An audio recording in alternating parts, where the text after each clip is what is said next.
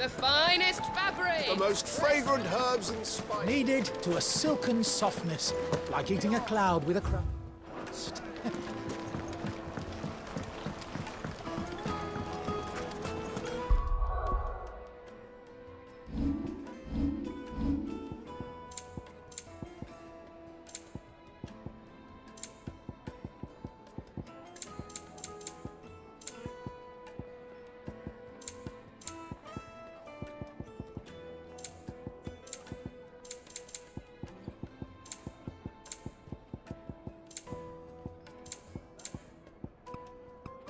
Made from the stoutest stoneware.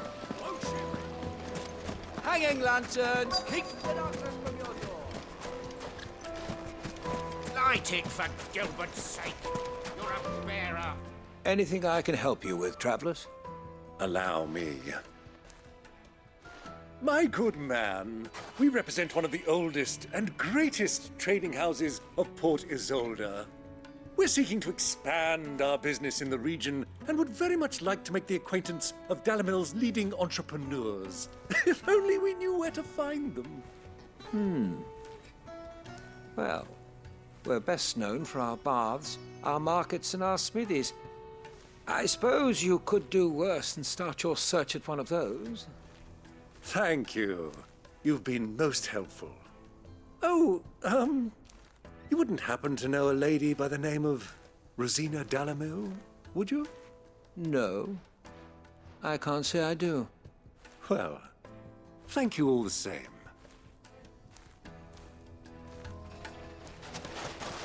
Dalamil is famous for its spas, its markets, and its smithies. Somebody at one of those might be. What do you want? Can't you see I'm busy? I won't keep you long. I'm looking for someone. A woman by the name of Rosina Dalamil. Do you know her? Never heard of her. Is that all? One more question. If I wanted to find the richest trader in town, where would you recommend that I look? Oh, that's easy. The Briar's Kiss. Won't find a finer smithy this side of the strait. The owner's only a young sprig, but he's got all the right ideas. The Briar's Kiss, you say? Thank you. I doubt this young sprig is the person we're looking for. You said Sid's contact was likely to be an influential sort. Influence comes with age and experience. Believe you me. Getting back to Drake's family.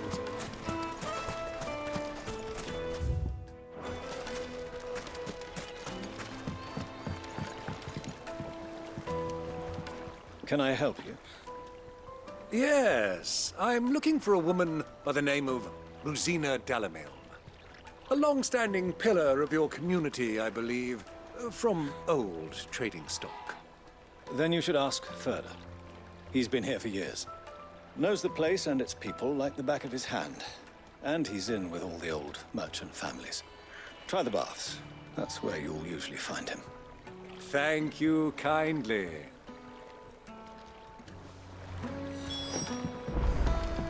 Well, it sounds like we have our man. Perhaps. Let's go and find out exactly what this Furder knows.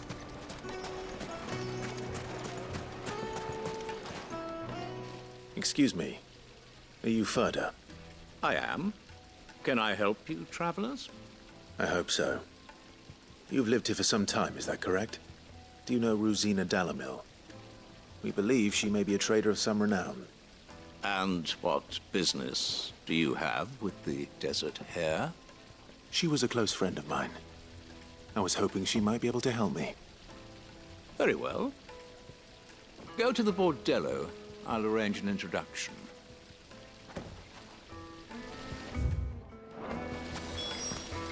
This town is truly blessed.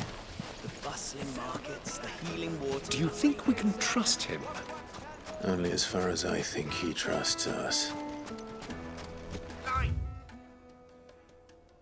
For Gilbert's sake. Fucking men of the wrong.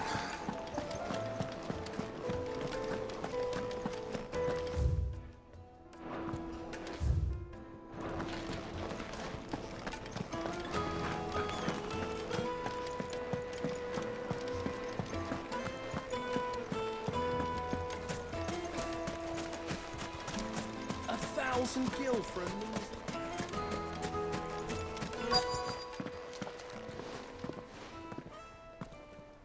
So you're the ones who've been sniffing around. I beg your pardon? Don't play the fool. Stick your nose in our business and you're likely to lose it.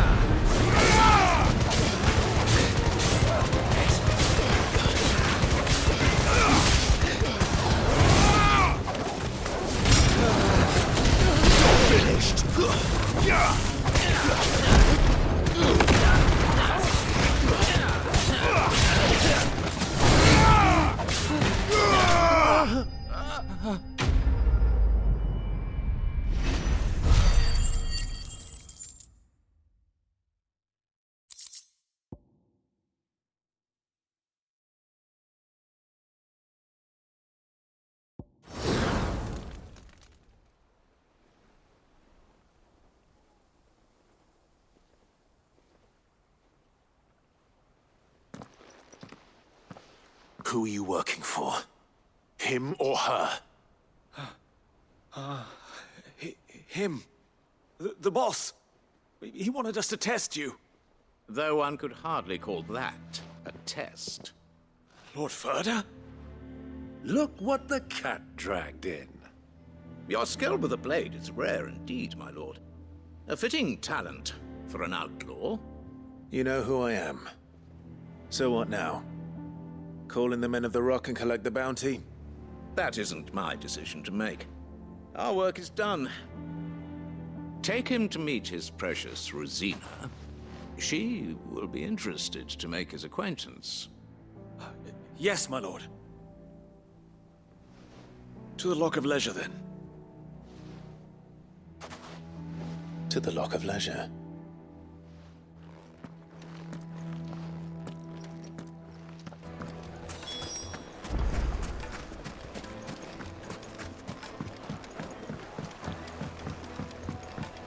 Light meat and dark. Fresh from the It would make a fine gift.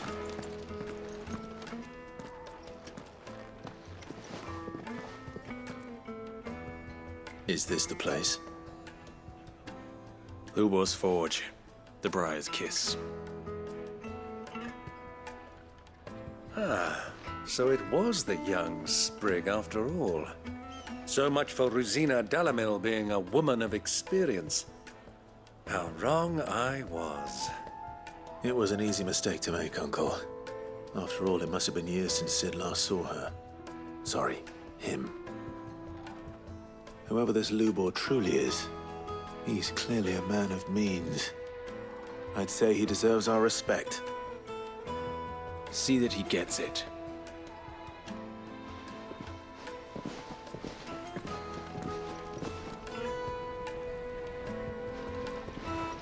Lubor, Lord Ferda told me to bring them to you.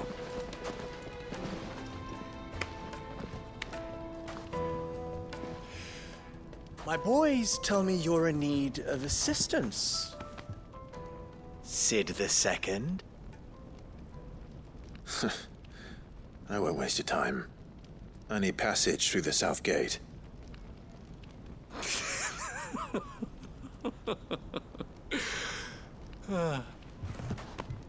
Tell me, what do you think is a merchant's most important commodity?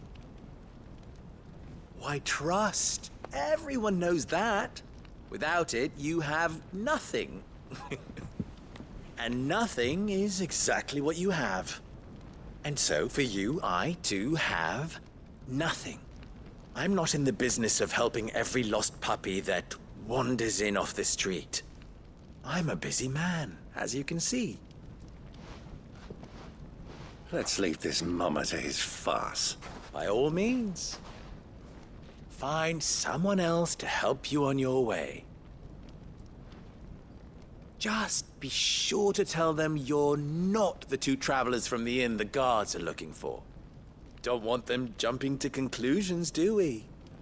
Why, you... So, what do we need to do to earn your trust?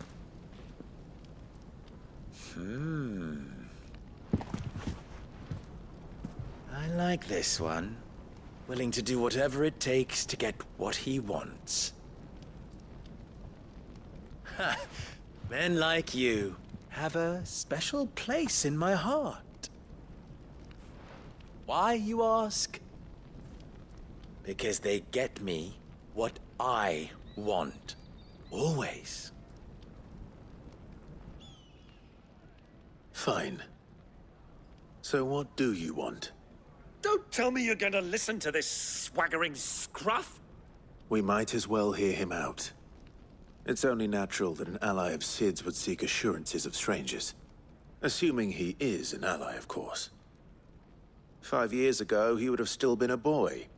And yet even then I had more good sense than a man, 5 times my age?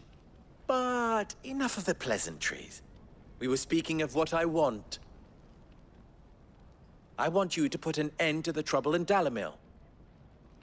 Return to me when you have done so, and you shall have my aid. Until then, I bid you good day. What trouble? If you're going to give us orders, be clear about them, damn you! Manners, Greybeard. One catches more damselflies with honey than with vinegar. What did you call me? My apologies. A word of advice in recompense. Follow the crystals. Oh, but that was 3. Oh, I'm making this too easy for you. Ha! It will be easy. Solving his little riddle should be like dealing with him. Child's play. Let us divide our forces, Clive. I'd rather not drag this parlor game on any longer than we need to. All right. Good luck, Uncle.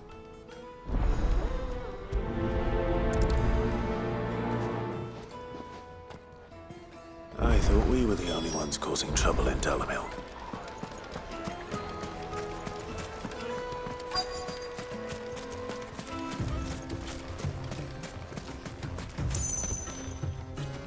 Excuse me.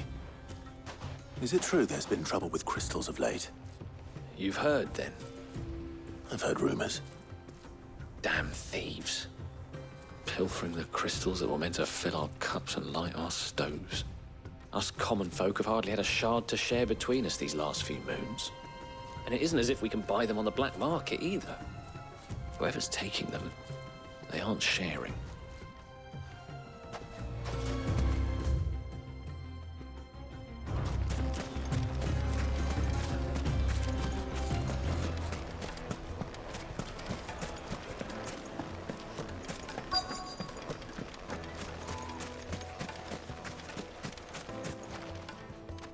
Do you have a moment?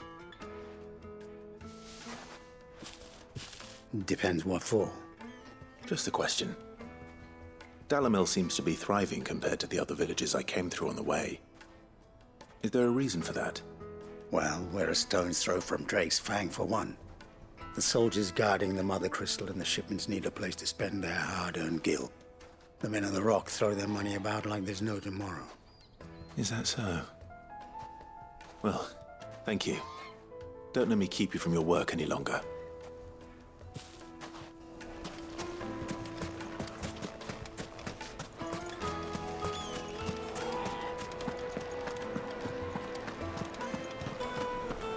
Take a sniff, good sir. Fresh bread, warm from the oven. You wouldn't believe how much he gave me. What can I do for you, soldier? Need that sword polishing? I'm not a soldier. Ugh, then be off with you.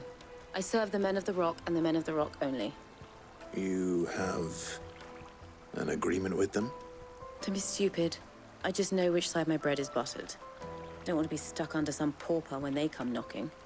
With pockets deeper than Zemeckis and an urge to empty them. No, just leave, will you? Before you scare them off. I think I'm starting to get an idea of what's been going on. I wonder if Uncle Byron's learned anything of use. They'll probably be back at the inn by now. Have pride of place. What was all that crashing and banging about before?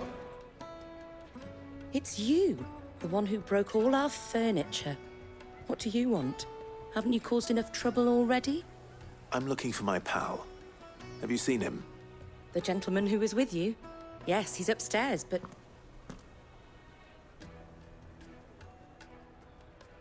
Thank you. I'll go and fetch him.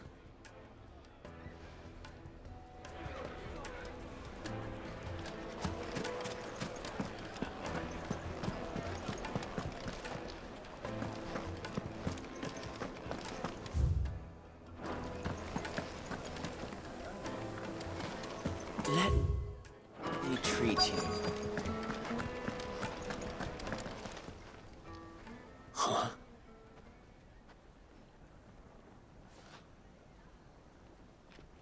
Will this suffice as a deposit?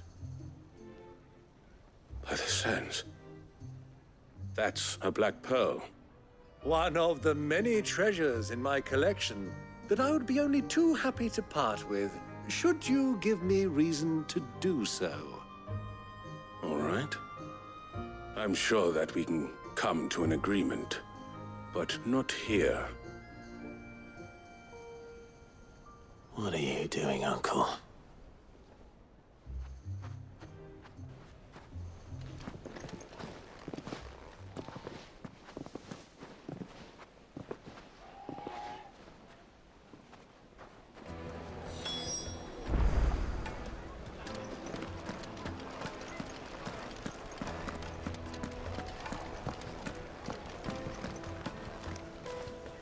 Care to explain why you're giving gifts to Kupka's men?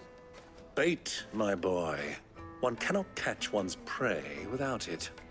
And I do believe I've snagged us quite the quarry. I started by asking around the markets as to where I might purchase crystals. I had no luck, of course. It's forbidden to trade in such things. But my uncharacteristic indiscretion just happened to attract the attention of those uniformed ruffians. They took me aside and said they could procure the crystal I sought if I proved I could pay for it. So the pearl was your proof? I thought they'd ask for more. A second-rate specimen like that would only fetch 500,000 or so. A small price to pay for admittance to the underworld. But enough about my little act of subterfuge. What did you discover? That the supply of crystals has dried up of late. And some people seem to think they're being stolen. Meanwhile, members of Kupka's private guard have been spending money all over town. I'll wager those soldiers you've been talking to have been siphoning off crystals meant for elsewhere, and pocketing the profits. I'll wager you're right. We'll meet with them then, just as you arranged, and put an end to the trouble Lubor spoke of. Ha! That preening popinjay thought this would be difficult. It just goes to show one should never underestimate a Rosfield. We'll soon wipe that smirk off his face. I arranged to meet with the soldiers in a secluded corner of the Velcroy, far from prying eyes. The perfect place for a spot of double dealing. I trust I can count on your support, if things turn sour. Of course.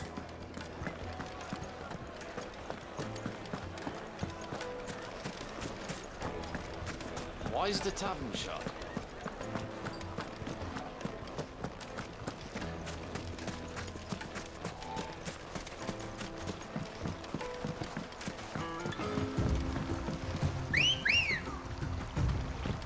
Let's go.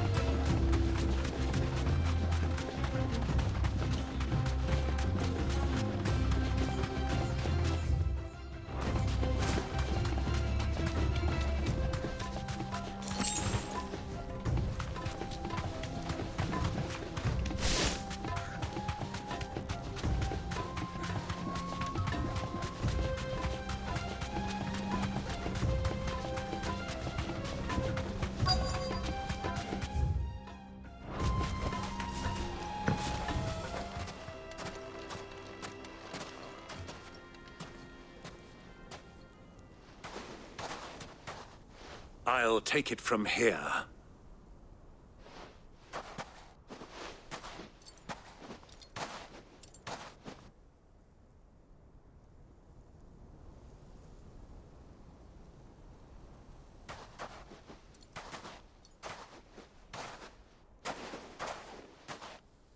I was beginning to think you weren't coming, my lord. You've brought your contribution? All the silver and stones I could scrape together at such short notice? You brought the whole 500 talents. That was the price we agreed upon, yes? If you've no objections, I'd like to see the crystal. Of course. Right this way, my lord.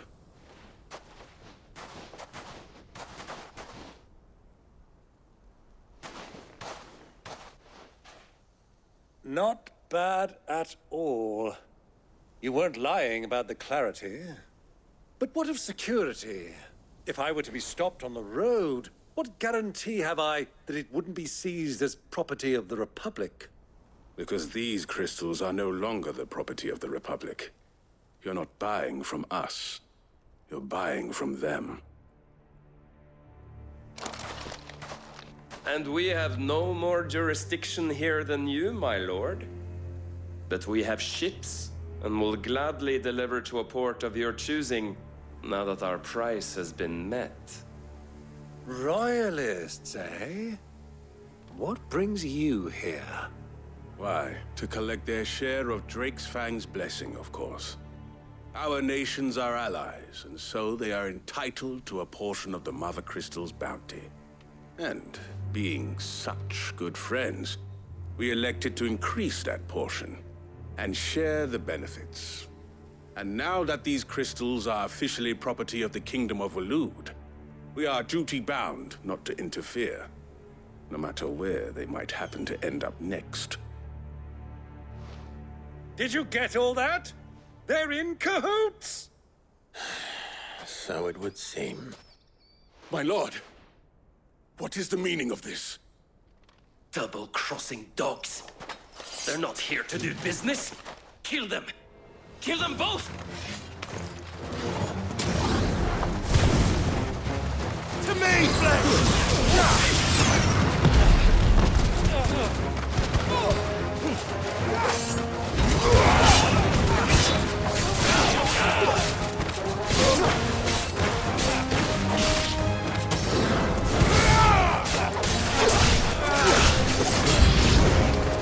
It's not over yet, Uncle. Good! I'm just getting warmed up!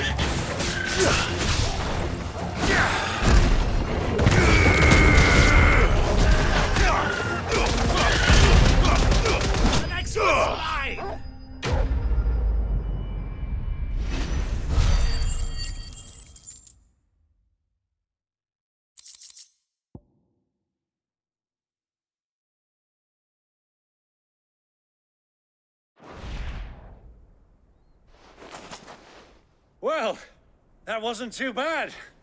How'd you like my performance, huh? I've often played the villain on the stage. I think I did the role justice. Don't you? Greybeard, you were magnificent. The battle scene was particularly thrilling.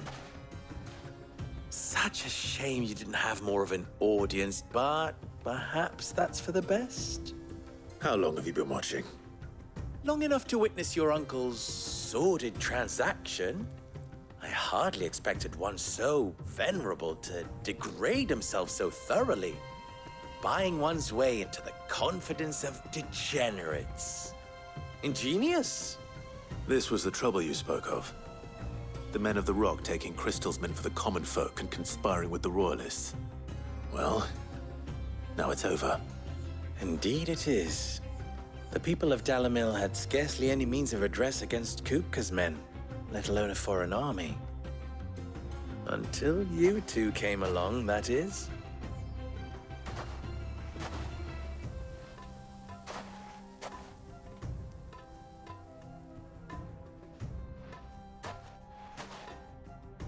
Well, we'd better get these crystals back to town. You won't mind waiting with them while I fetch a wagon.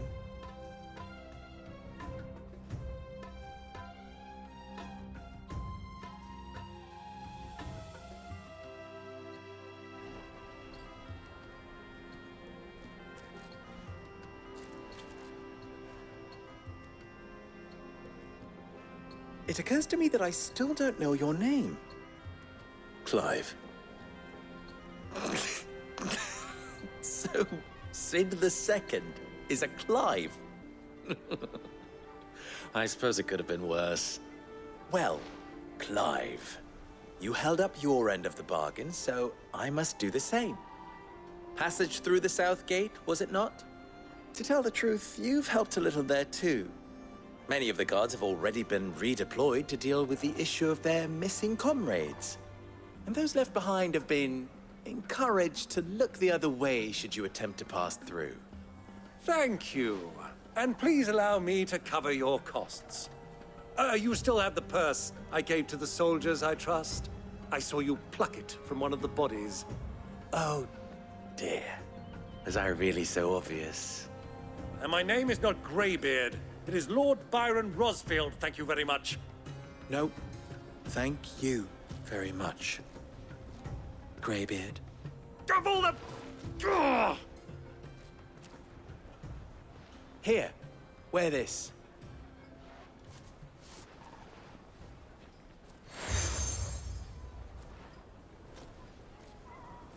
Any friend of mine who sees you with it shall be a friend of yours. Thank you, Lubor. And please, feel free to send one of my Stoluses back to your people. Tell them that Rosina Dalamil is back in bed with Sid.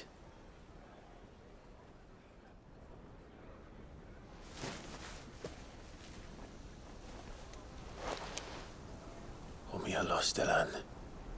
Tuisa Kelith.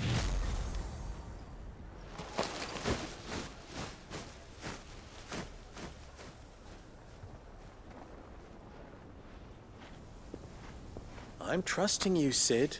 Or should I say, Clive. So be sure not to let me down. I have a reputation to uphold.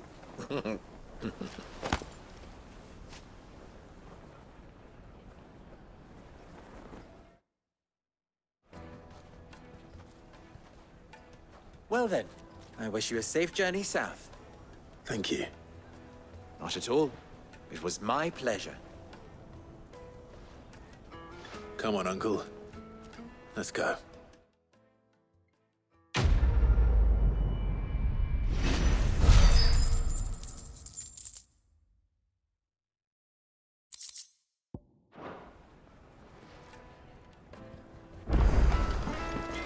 I've never even forged a button. Perhaps... I wouldn't put it past him. Neither would I. Oh, wait. Are you Clive? Sorry, my mind was elsewhere. I'm Sava, Master Luber's least accomplished apprentice. Soon to be former apprentice if I don't pass this test. Maybe I'm just not the resourceful type. People are buying up weapons faster than the Briar's Kiss can forge them, and here I am, unable to... He wants me to make a carving knife, one that embodies the spirit of Dalamil. Whatever that's supposed to mean. I don't suppose you have any idea what he's on about, do you? I'm afraid not. Never mind. Thought I'd ask. It was that, or pack my bags. I could give you a hand if you like. I know how busy the Briar's Kiss has been, and that Lubor needs all the capable hands he can find. I'd be a fool to refuse. So, where do we start? Good question. If I'm honest, I've never made any kind of knife before. And then there's this little riddle to keep in mind. The spirit of Dalamil. Nothing is ever simple with that man. The way I see it, there's only one way we'll be solving Lubor's puzzle. We need information. The more the better. You're right. There's no point fumbling in the dark, I suppose. Now, who to speak to first?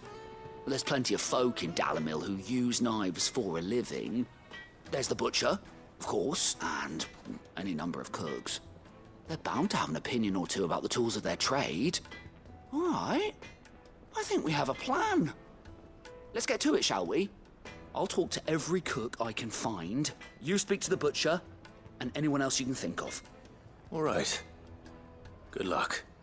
Let's hope that someone says something useful.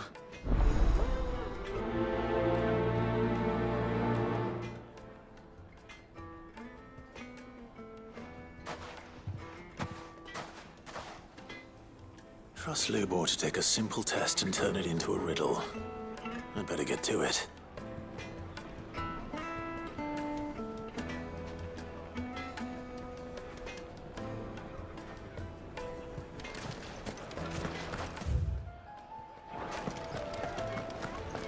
The finest fabric! The most fragrant herbs and spices from the Prince.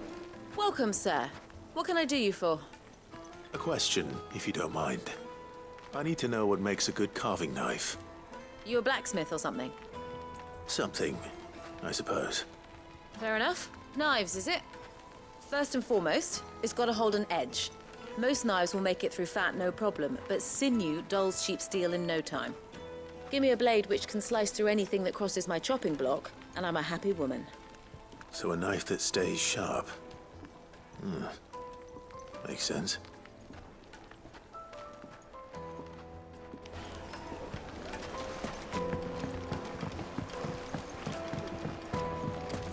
Plates and pots! Everything I've worked for. All those years of toil.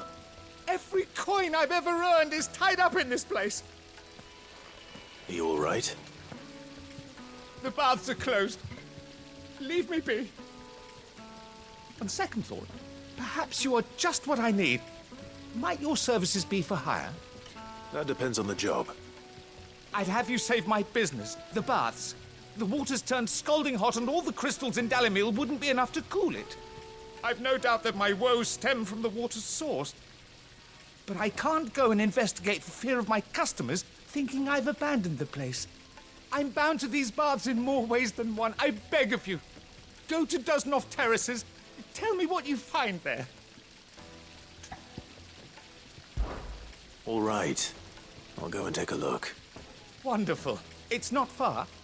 Leave the market by the south gate. The smell of sulphur will guide you the rest of the way. These baths are all that keep me from an ignoble end in a debtor's prison. My livelihood, my very life, is at stake.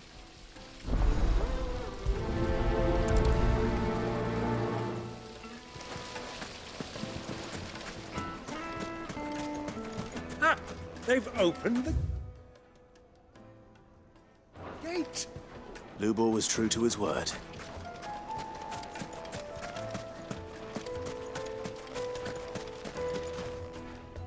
What is it?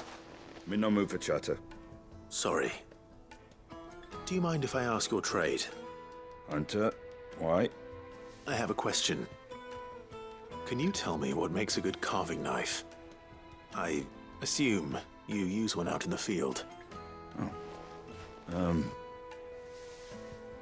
Has to be able to put up with some punishment.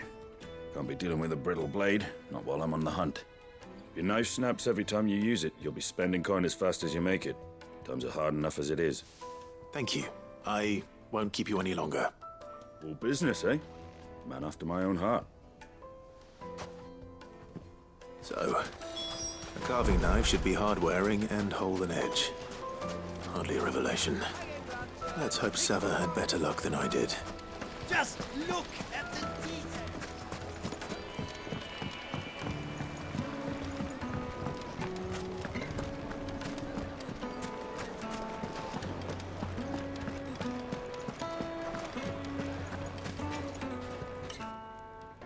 So, how'd it go? You learn anything useful, or should I be looking for a new trade?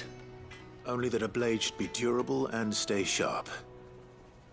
But I don't see how that relates to the spirit of Dalamil. I didn't have much luck either. All the cook said was that he needs his knives to be light. Too heavy and they do his shoulder in. So we're no better off than when we started.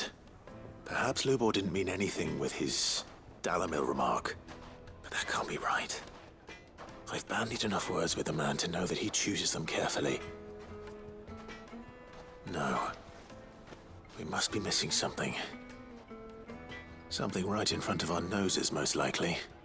No doubt you're right, but I have to make a start soon. I can't put off making this knife forever. Agreed. Lubor wouldn't like that much. Right. I've been trained to work iron. The cheap stuff, mind. But it's hardy enough if you don't hammer it too thin, and it sharpens up nicely with a bit of effort. Trouble is, it's either durable or it's light, meaning someone is going to be disappointed. Forge Master Lubor, probably. Is there no one else you can turn to? Someone who knows their metals, perhaps? The other apprentices know better than to help me with my test. But maybe there is someone I could turn to. A merchant, a favourite of Forge Master Lubor's, who sells metals to tradesmen passing through the Valcroy. I bet she'd know a thing or two.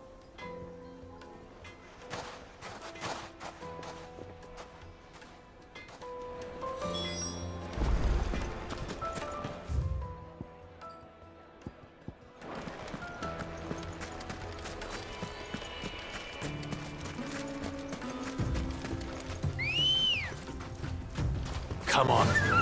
Faster!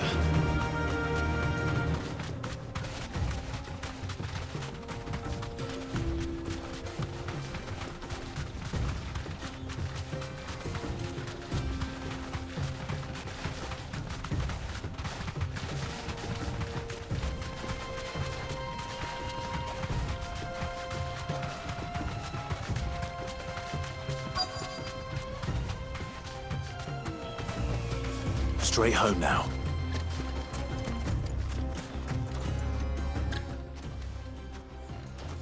Any luck? Or will you be needing help with your bags? Well, I asked her, but... you tell him. If you're looking to make a knife that will impress a master like Lubor, there are options. They're just not that viable.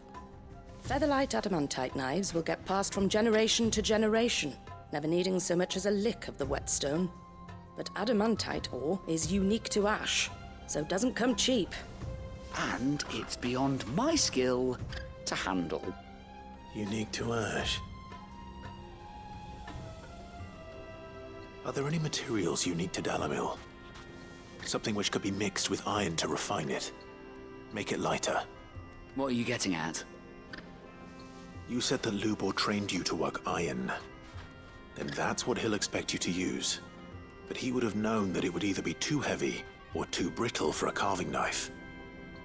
Perhaps his Dalamil remark wasn't a riddle, but a hint. If it's cheap metal you're using, then there's always limestone, I suppose. Folk first settled Dalamil to get at her mineral deposits. And, if you know the trick, it can be melted down in the furnace to drive out impurities from low-quality iron. Bloody hell! That must be it! I don't suppose you know the trick, do you? It's hardly my speciality, but I've been around enough blacksmiths to know how it works. Looks like I've got some learning to do. Clive, I hate to ask after all that you've done for me, but... The limestone? Fine. I can hardly abandon you now. Besides, I want to know if this is the answer to Lubor's little riddle. I can't thank you enough, Clive. You'll have no trouble finding limestone over in the terraces. The place is bloody made of it. Then I suppose I'll meet you back at the forge. Right you are. I'll see you shortly. So, do you crush it up, or just...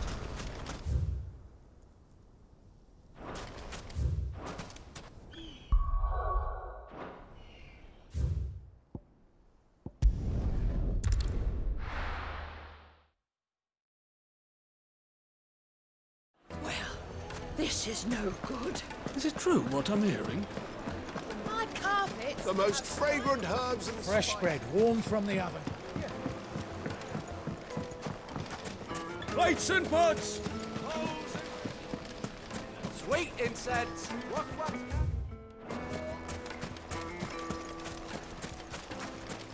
We should get going soon.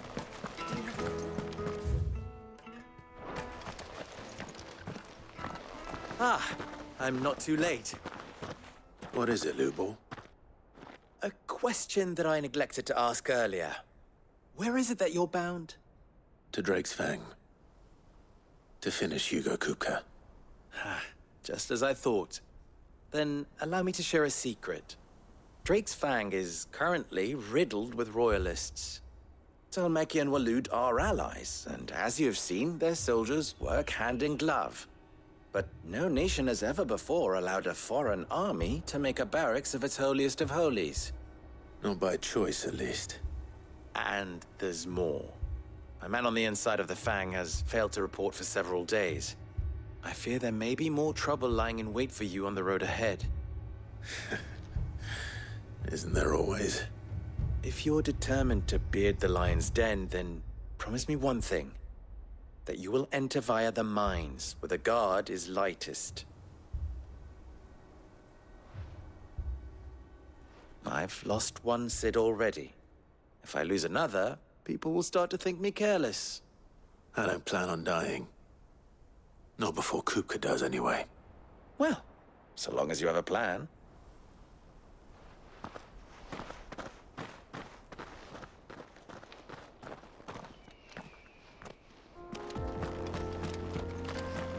Drake's Fang should be just beyond these springs. Shall we press on?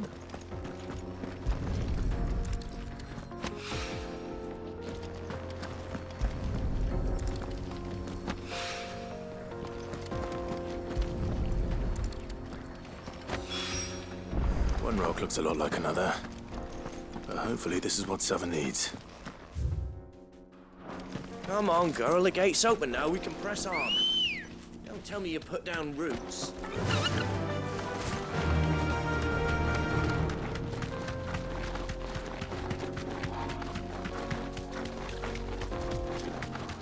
What the hell are those things?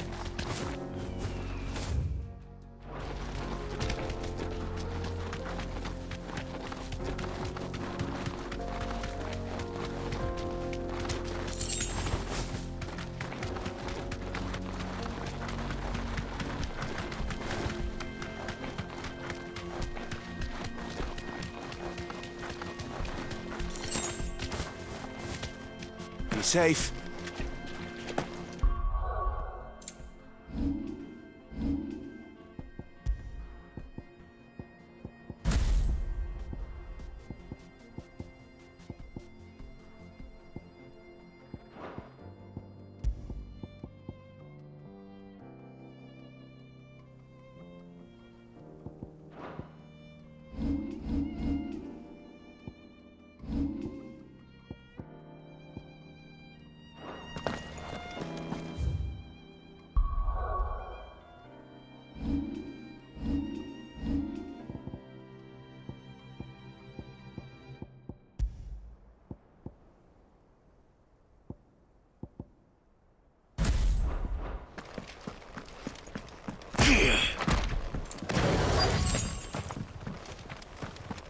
by the flames. That explains the heat.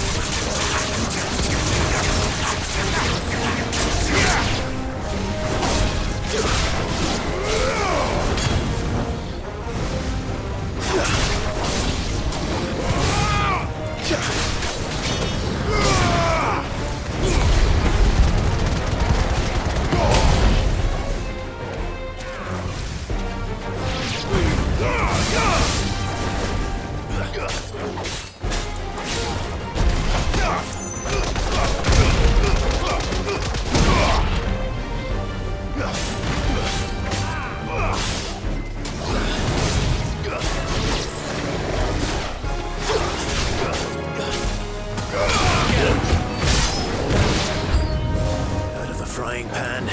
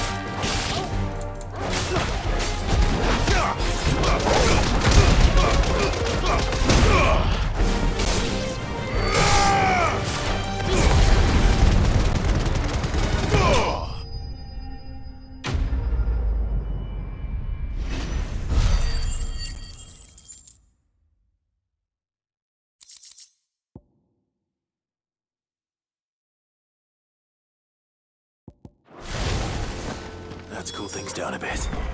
Let's hope it's enough to keep the baths from boiling.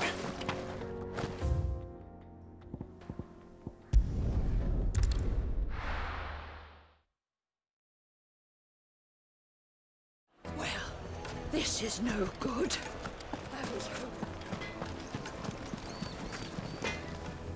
I wasn't sure how much you'd need, but I hope this is enough.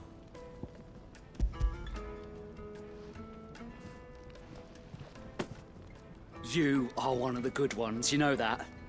You and that merchant both, she's got quite a gift for teaching that one. Now, time to see if limestone is the secret weapon we were hoping for.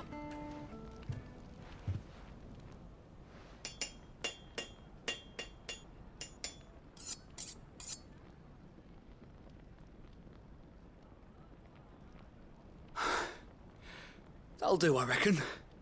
A knife forged from the very rocks of Dalimil. Her spirit, if you will.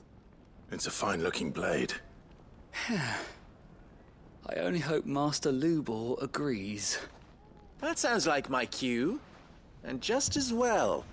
I was getting tired of waiting. I'm sorry, Forge Master Lubor. Let's take a look then, shall we?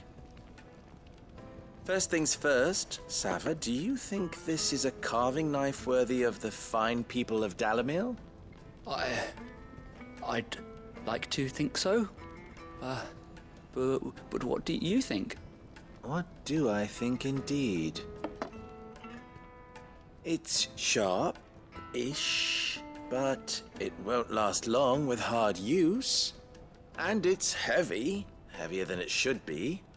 You might not think it just to hold it for a moment, but sell that to a cook and you'll never hear the end of it.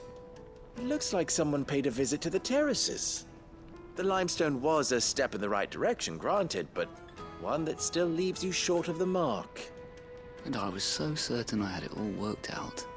I don't know who you found to teach you that little trick, but it certainly shows initiative. Next question.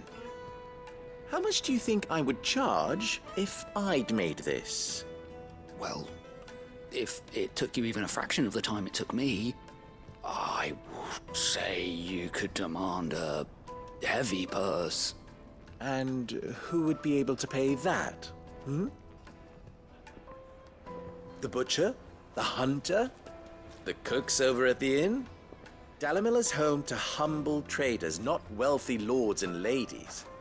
Rule number 1 in any business, Sava: know your customers. Yes, Forge Master. This is just about passable. But only just. I'd say you're worth keeping around a little longer.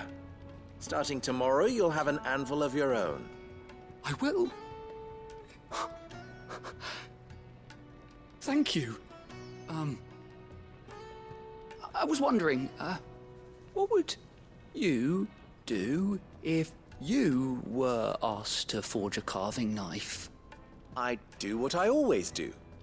Ask who it's for. If it was for the butcher, I'd make sure it holds an edge. For the hunter, I'd make it as tough as Titan. For the cook, light as a feather. And for the nobleman, I'd make it cost an absolute fortune. There goes a master, all right. It looks like congratulations are in order. I couldn't have done it without you. So much for the Forge Master's riddle, though, eh? The spirit of Dalimil had nothing to do with limestone or anything much at all. Meaning, I had you run around for no good reason. You've passed your test. That's all that matters. You'll have a forge of your own in no time. And when I do, I'll craft you the finest carving knife you have ever seen.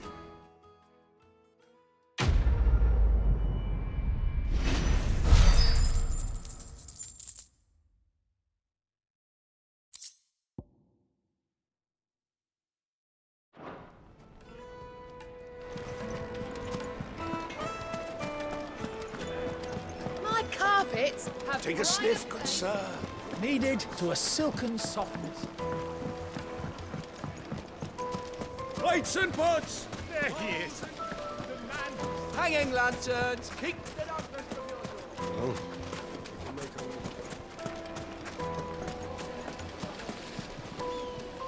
I was hoping we'd be seeing you again. The baths grow more bearable by the moment. It won't be long now before we are back to business as usual. I'm glad to hear it. Now, tell me this. What did you find at the terraces? What threatened to make me a pauper? Not what I expected, that's for certain.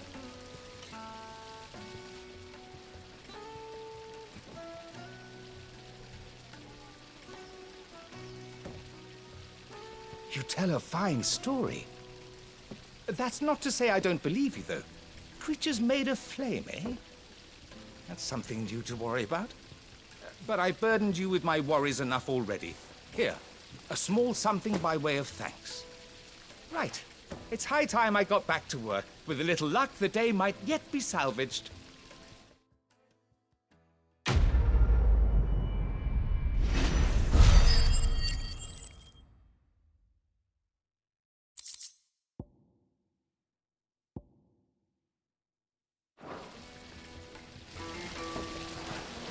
Just look at wheat incense. What? We should get going soon.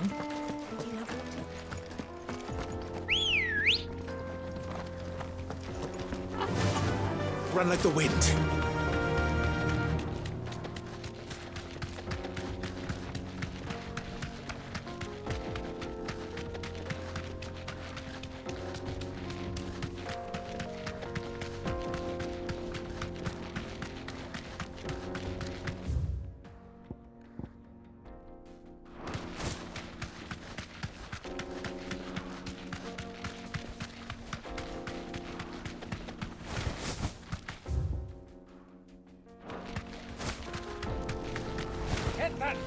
wagon fixed.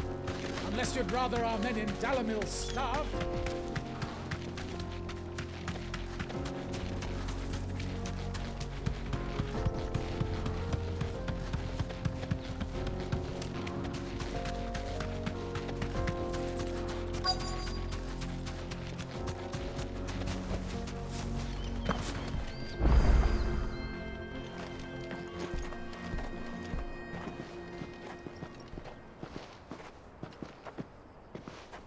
There it is. Drake's Fang.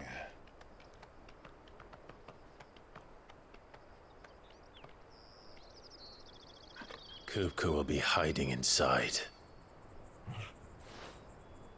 Along with goodness knows how many guards, all on highest alert. You'll need to keep your wits about you if you're to reach him.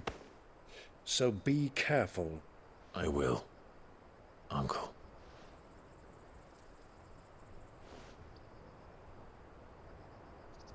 Before you go, Clive, allow me to apologize.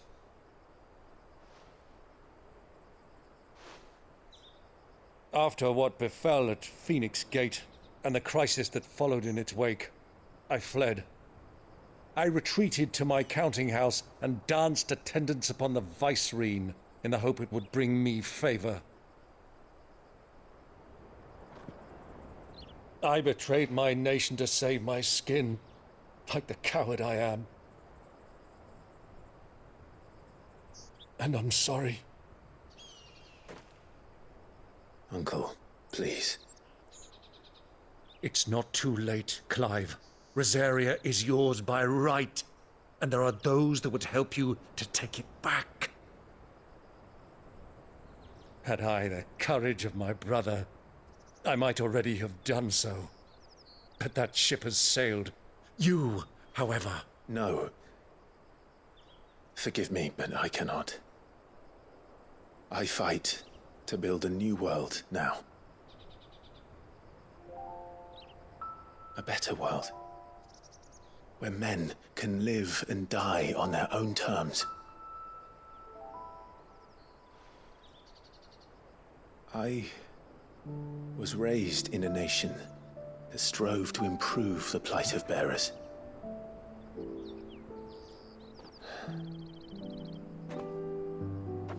Only later did I realize that spark of freedom did not arise by chance, but was kindled by my father. You would see me follow in his footsteps. And that is exactly what I mean to do. Not by ruling Rosaria, but by extending his ideals to the whole of the twins. Though every soul in the realm may judge my actions heresy, I am certain my cause is just. You really are just like him, you know?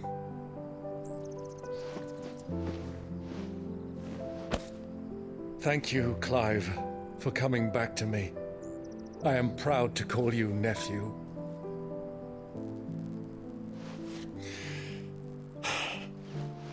Well then, this is where we must part ways. Wish me luck in convincing my Canvarian friend to share his considerable talents. I mean to plunder his coffers and prove myself worthy of a place in your merry band. Till then, my boy. Till then, go safely, Uncle. And you, nephew. We have much to catch up on, you and I. I shall expect you to regale me with the tales of all your adventures when next we meet. You can regale me too, Torgal.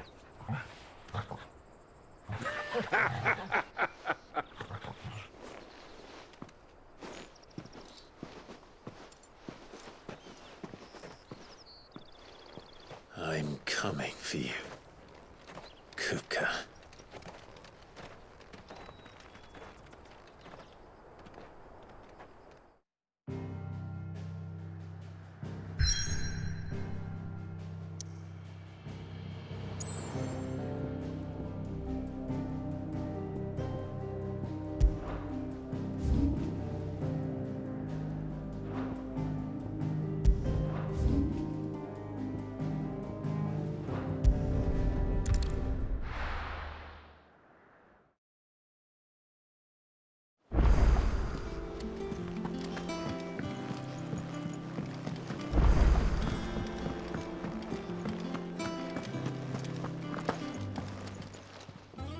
And what can I do for you?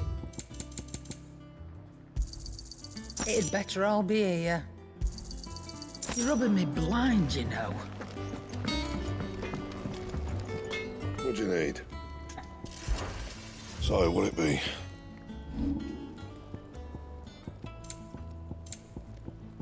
That it? Fine.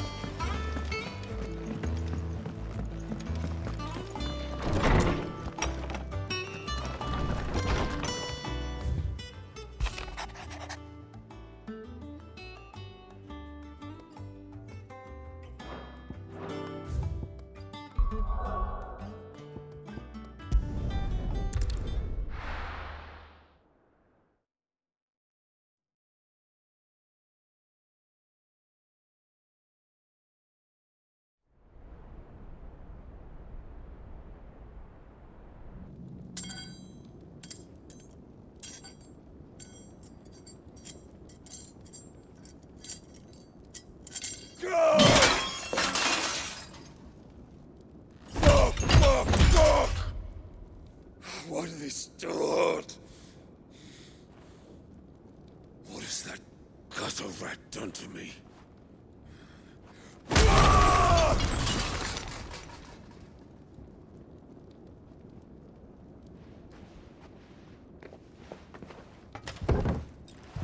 Out of my sight, witch! I'll kill you, Rossfield! I'll rip out your heart! I'll tear you limb from limb! Peace, Hugo. The table shan't hurt you any longer. He sought to humiliate me. Me! If you hadn't interfered, he would be dead! You truly believe you would have triumphed had the battle continued? Titan would have ground him into dust! And how would he have done that without his head? Shut up! You weren't strong enough, and you call yourself a dominant. Or rather, you did. You mock me, Harbert.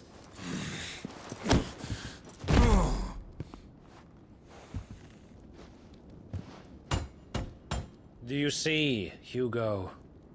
You are weak. Fuck! But so long as that fire burns within you, there is still hope. There may yet be a way for you to take your revenge. Tell me, what must I do? Please, I'll do anything. Just tell me.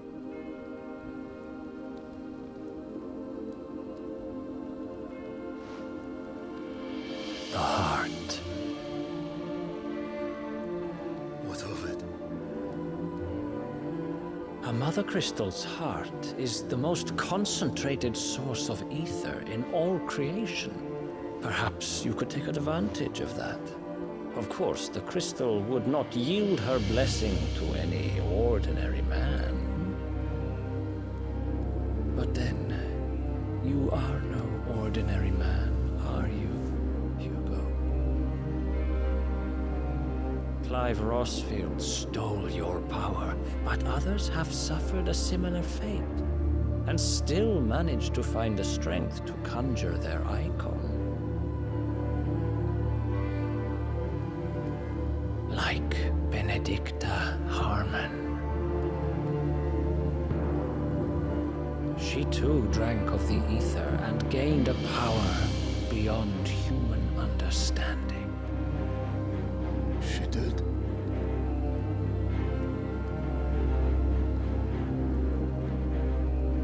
Benedicta. Benedict.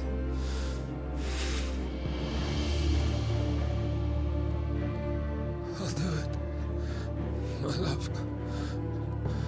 I'll avenge you.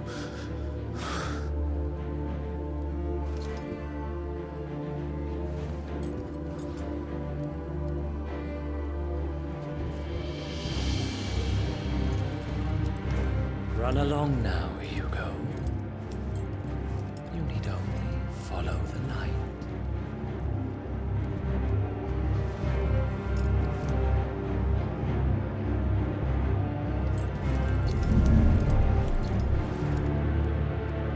Euthos is here. Very well, it shall be so.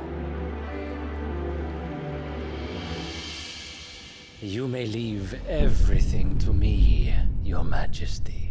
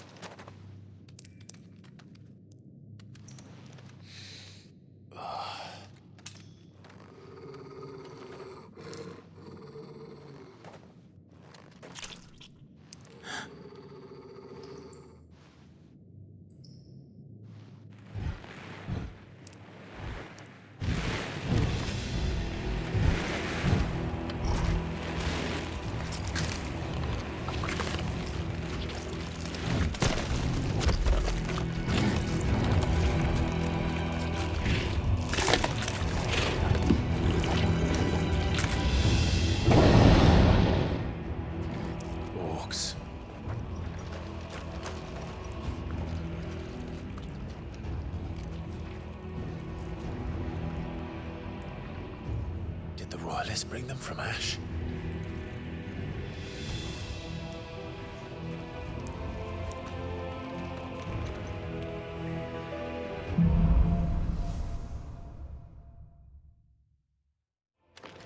Are the beastmen part of the Waluda army now? How the hell did that happen?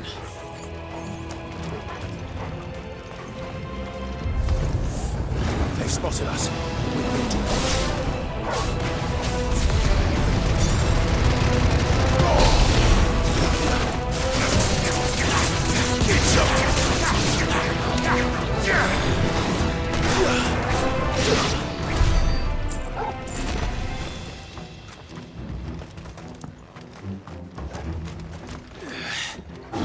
Taken over the entire mine.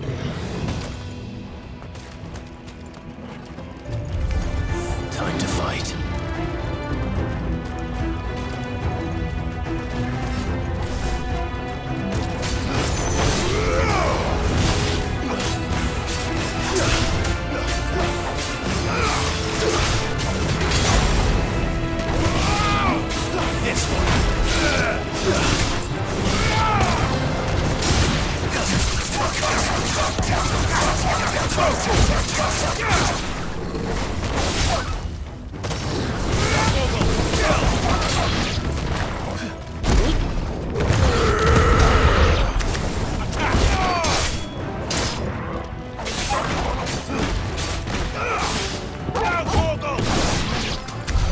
So much for the men of the Rock. Dhalmekia's finest.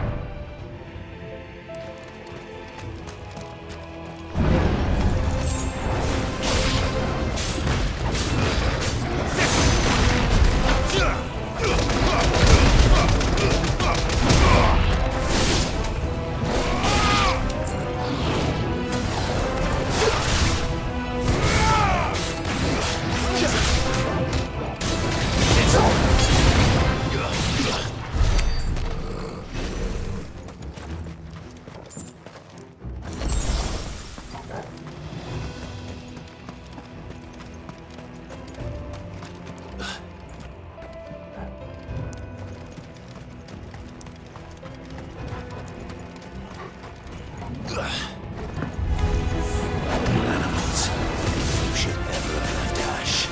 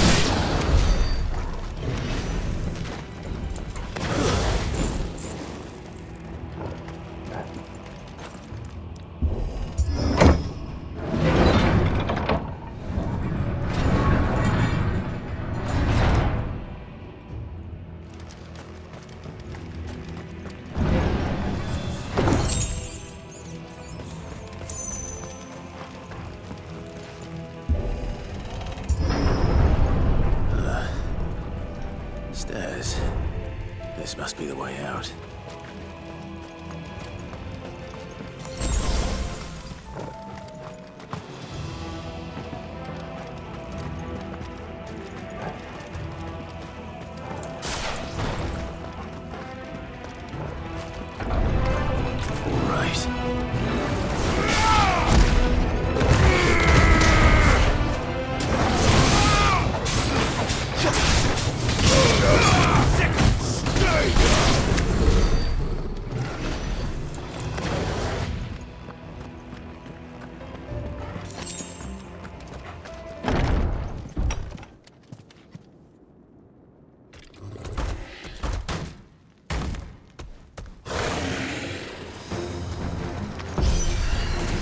I won't be sneaking past this one. How did they get in here?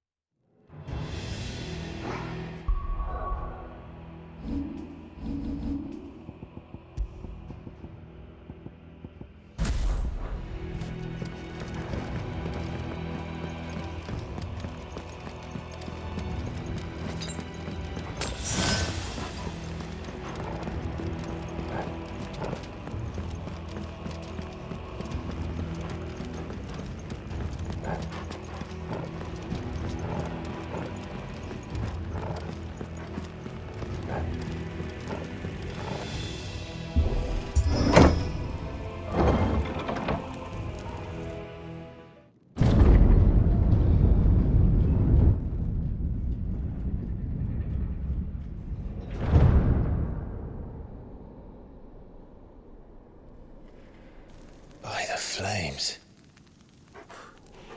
Come on, Torgal.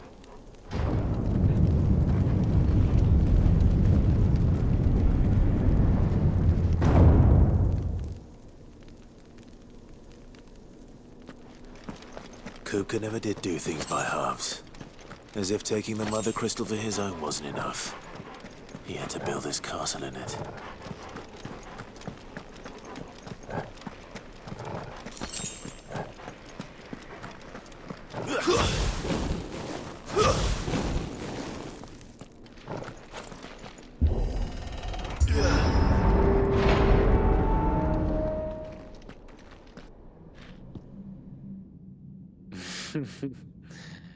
Let the trial begin.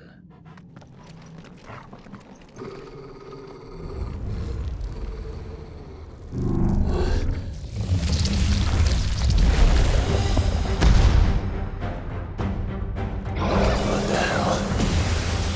With me, Torgal.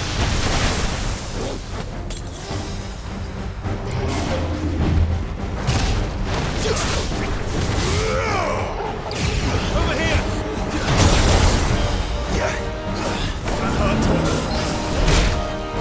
Soil!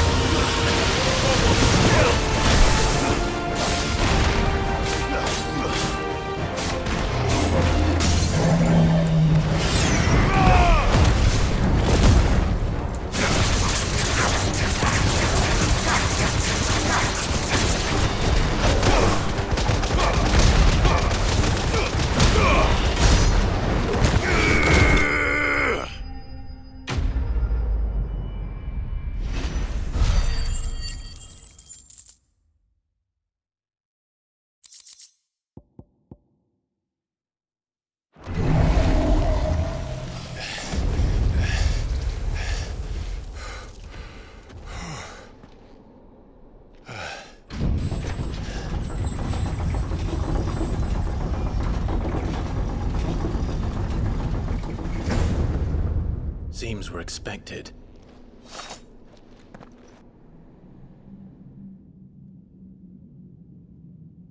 So this is the power of Muthos.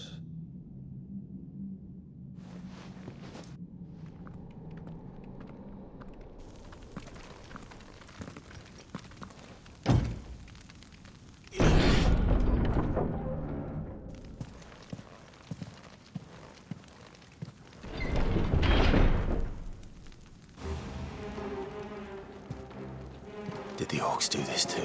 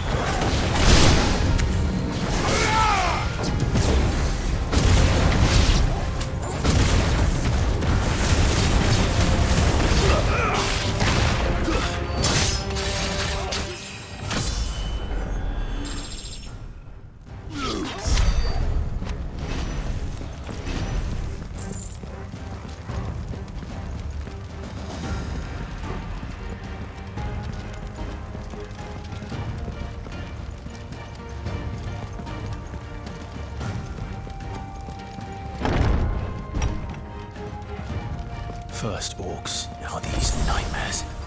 Is this your doing, Ultima?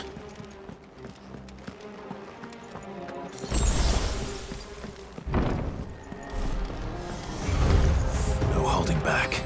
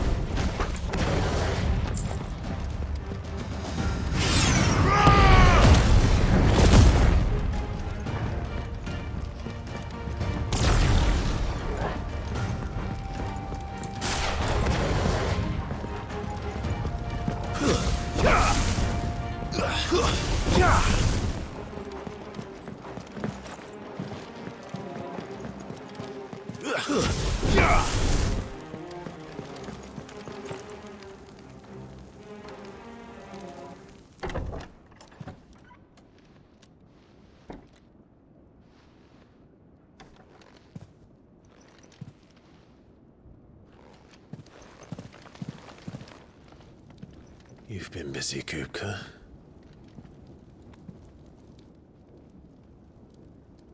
But where did you go?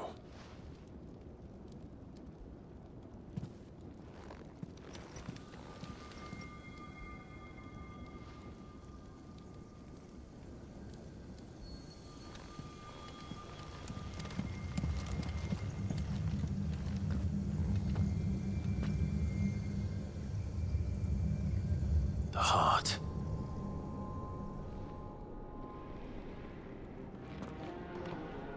He's in the sanctuary. I can feel it. Come on, Torgal.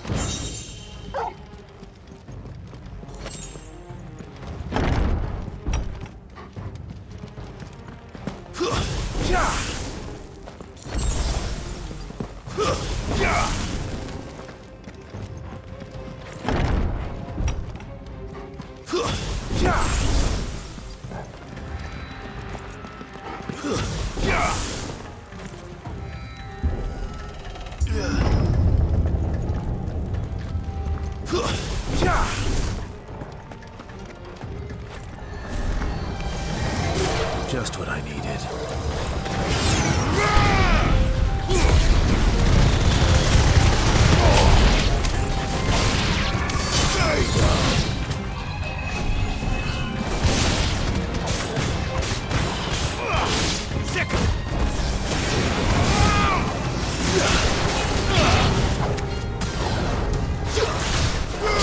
Get him!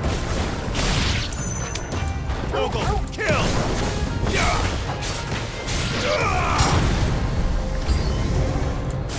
Titan!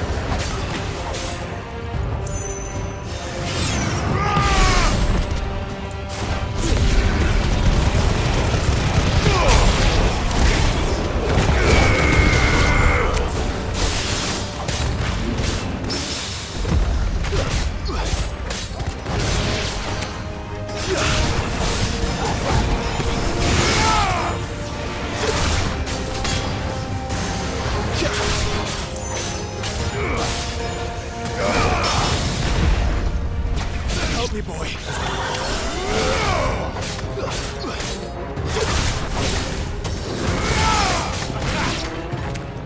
Over here!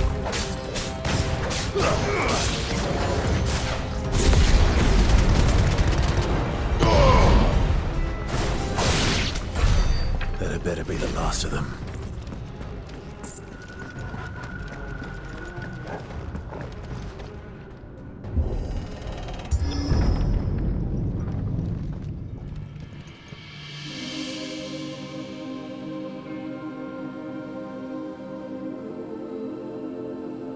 Benedicta, my everything. I've missed you so much. Kuka!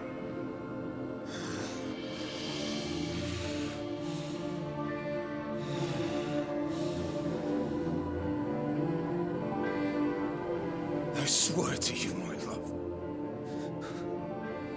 we will never be parted again. What's wrong with him?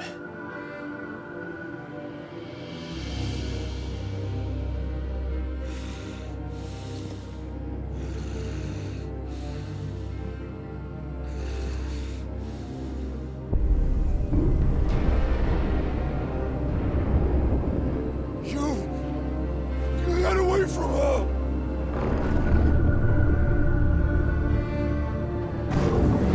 Benedicta!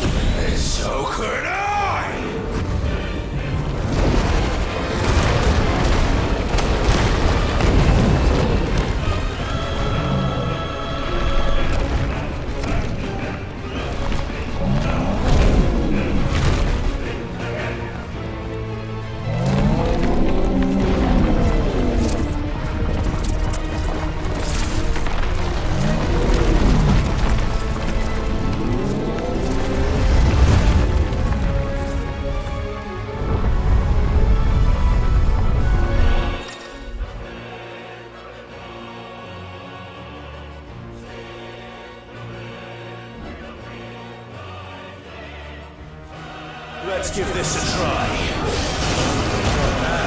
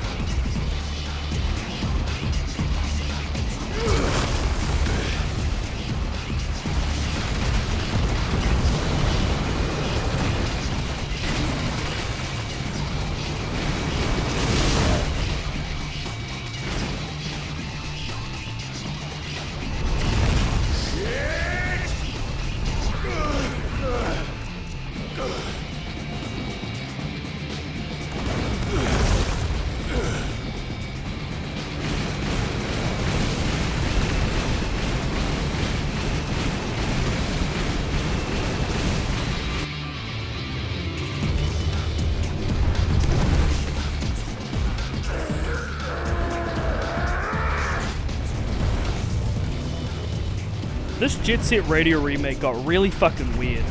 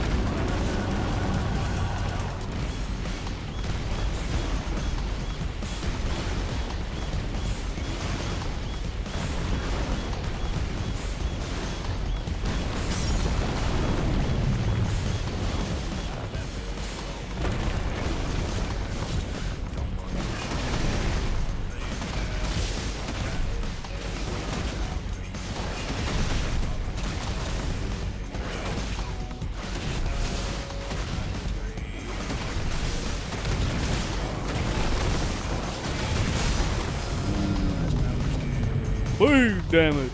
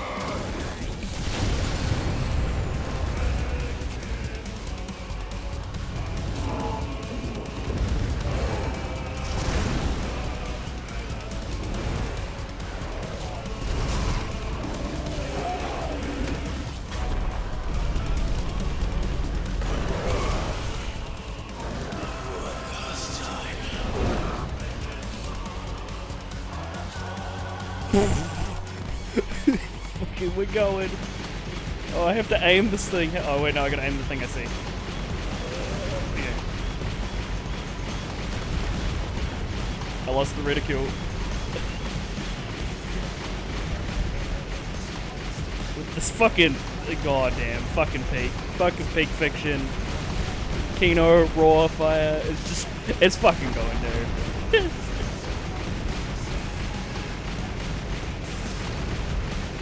I fucking got a hellfire! Get it out of here!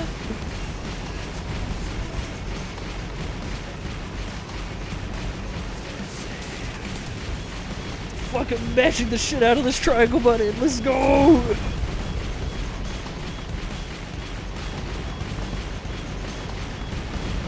Oh, Jesus.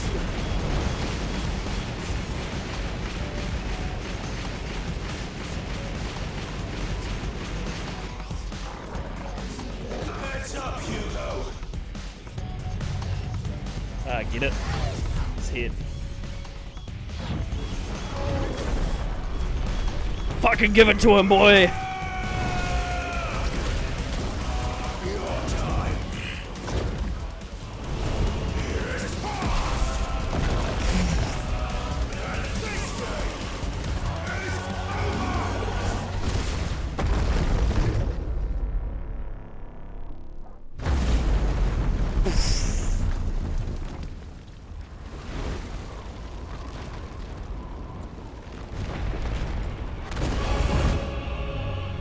Oh, she's back! He's not done!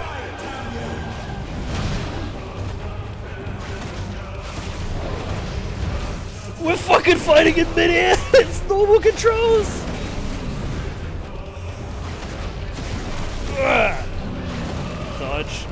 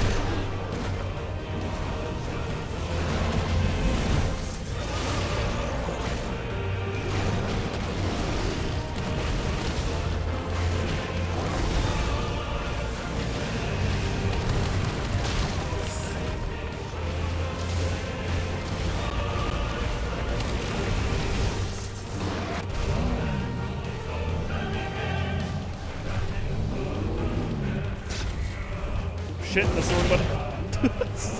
That was not square.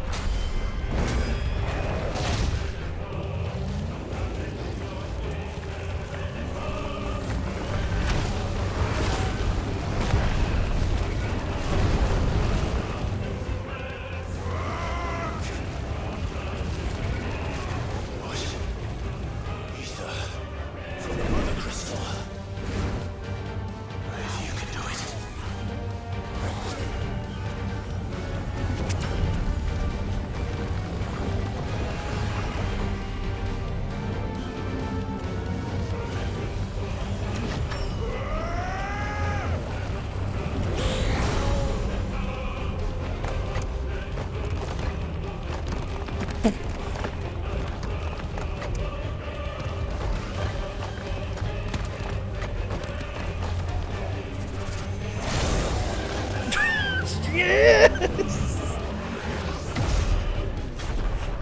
Fucking rock arms, let's go!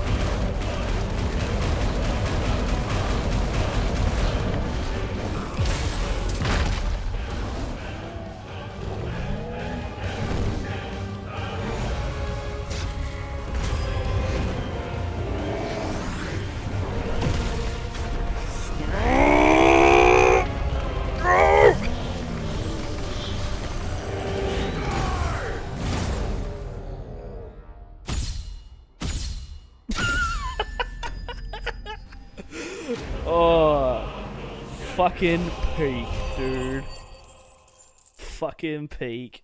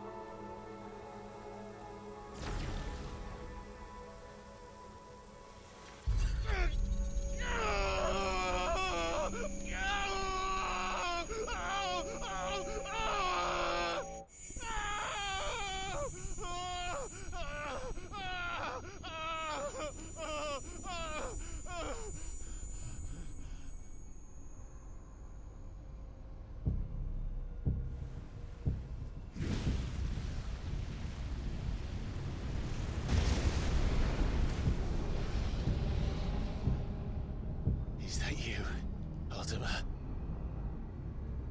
What do you want? Your soul is tainted with worthless human will, yet your thirst for power remains undiminished. With every sip you take, you grow in strength, and soon you shall achieve perfection. I don't know what you're talking about. You will accept us, Mythos. It is inevitable. You were created for this purpose, and you shall serve it. Never!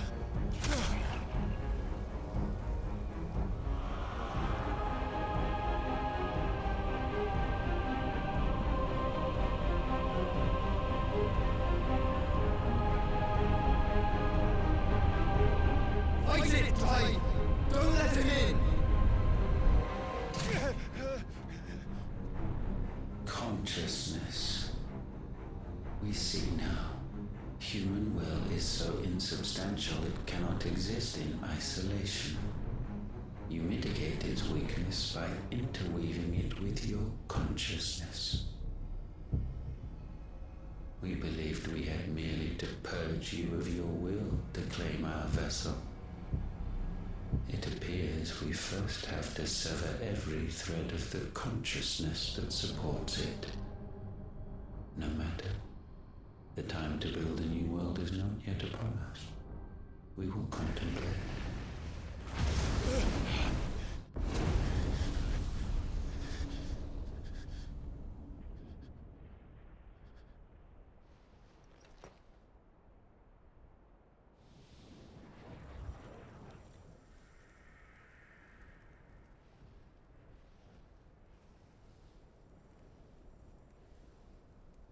Thank you, Joshua.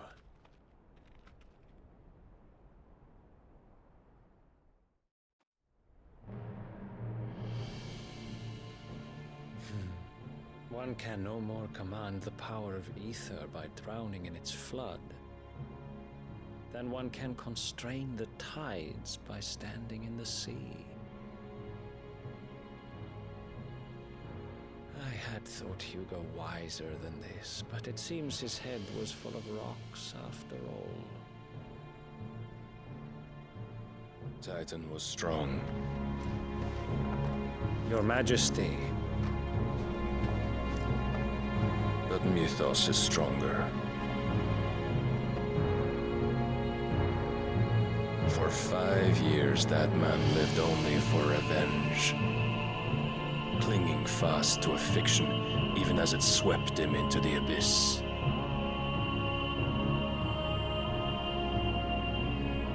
One cannot change one's nature through force of will alone. Only the Almighty can do that.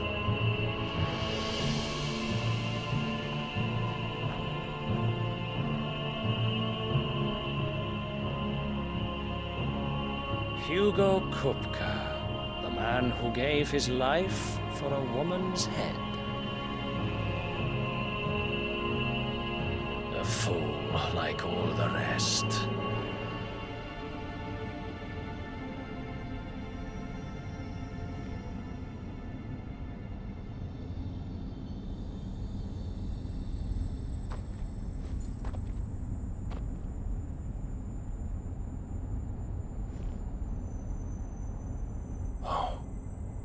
That the death of a mother crystal should be so beautiful.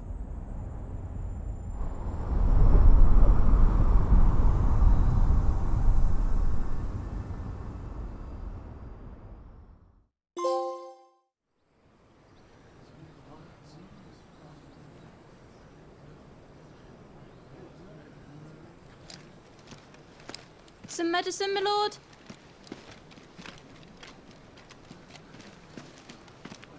I have salves, potions, anything you need. Stop bothering me, urchin, or you'll feel the back of my hand.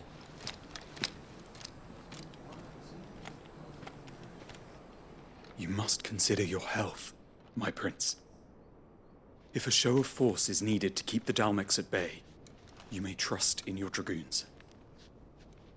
I beg you to call on Bahamut only as a last resort. His strength comes at too great a cost.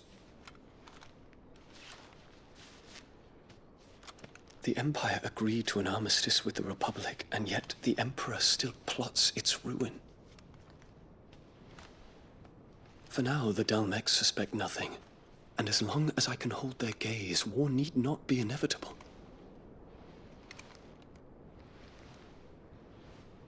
But more than that, Bahamut is the champion of the Empire. When our people look to the heavens, the sight of him gives them hope.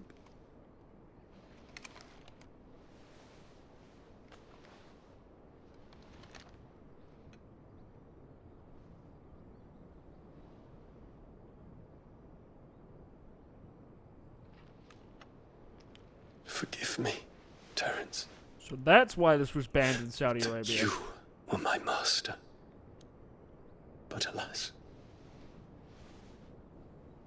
I will always be your loyal servant.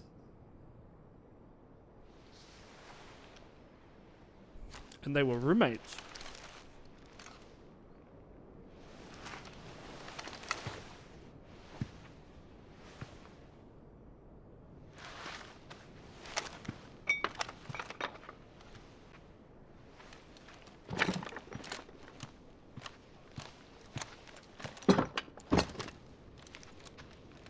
Should the Council's brazen maneuvering prompt the Republic to tear up their own treaty and launch a new assault, our soldiers would advance to meet them, cutting across the Central Isles, but not in time to prevent their forces from breaching the southern defenses and storming Twinside. And so the capital would become a battlefield. Thousands of innocents would die. I cannot allow that to happen. There is one small mercy, at least. You will not be forced to do battle with Titan.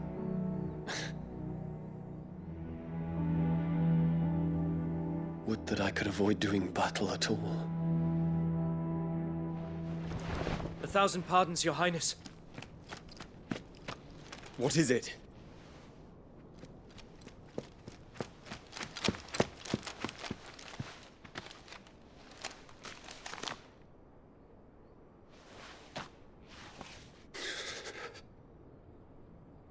Olivier has been made Emperor.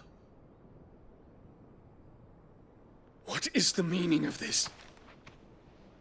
My father's orders. What were they? Quickly! Yes, Your Highness. His Radiance requests that Your Highness maintain position here and... Ah!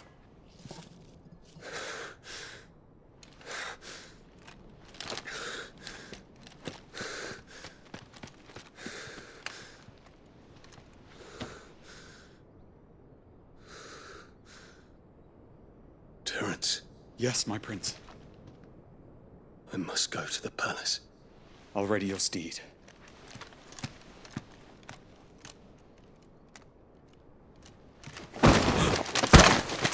What is it now?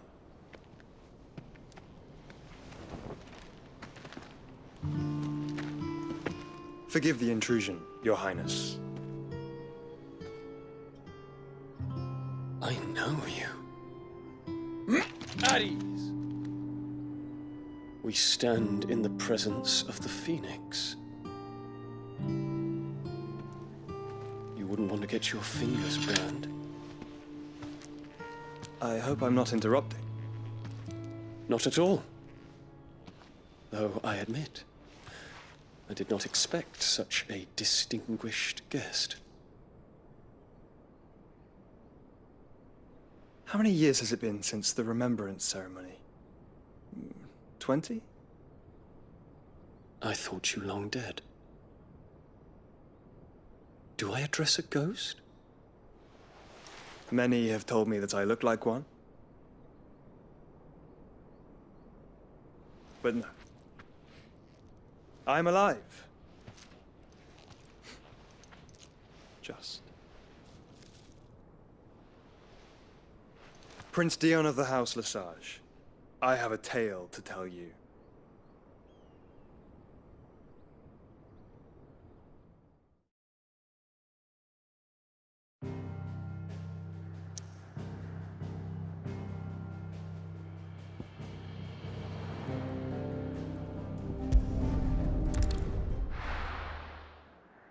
We got 2 more.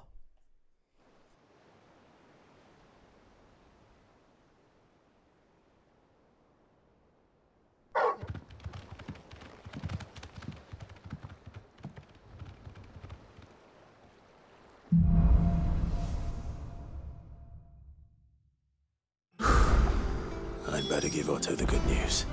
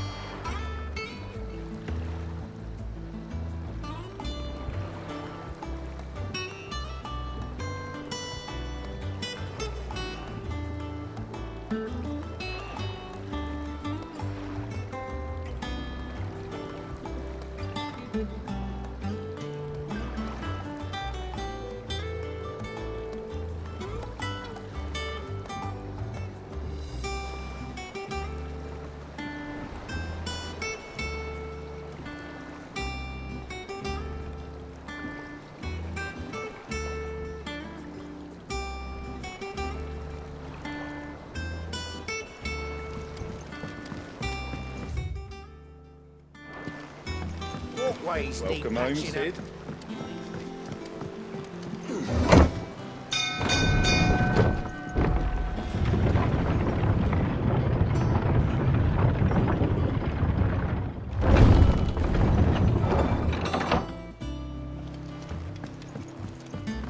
What became of Kupka? Why haven't we heard anything?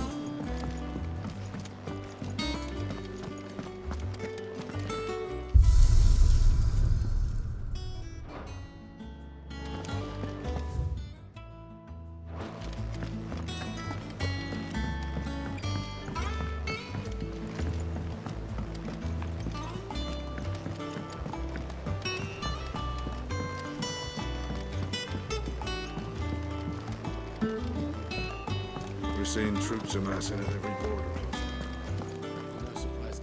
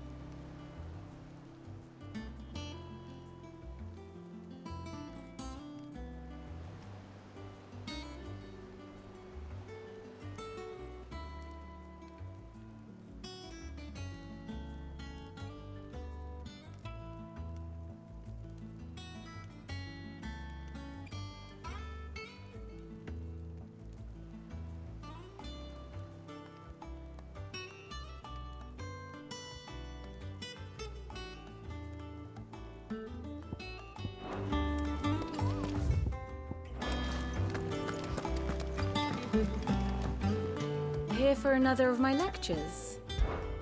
How may I help you today?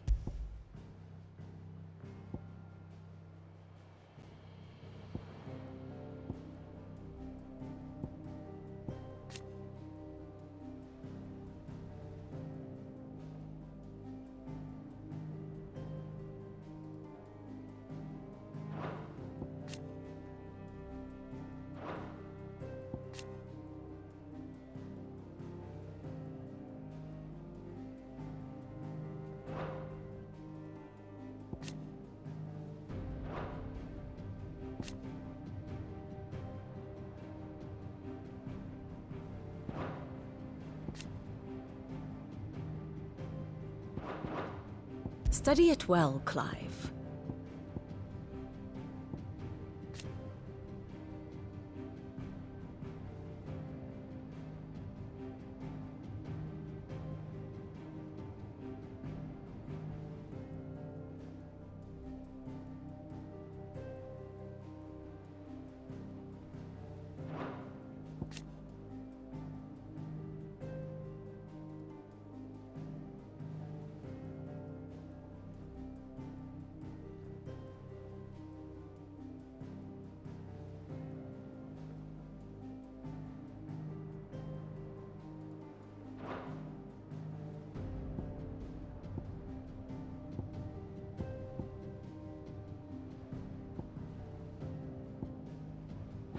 Thus ends today's lesson.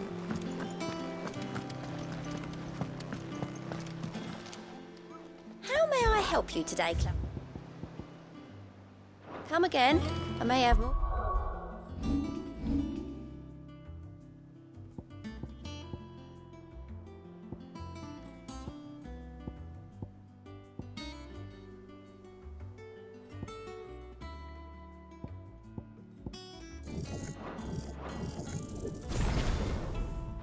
For ya.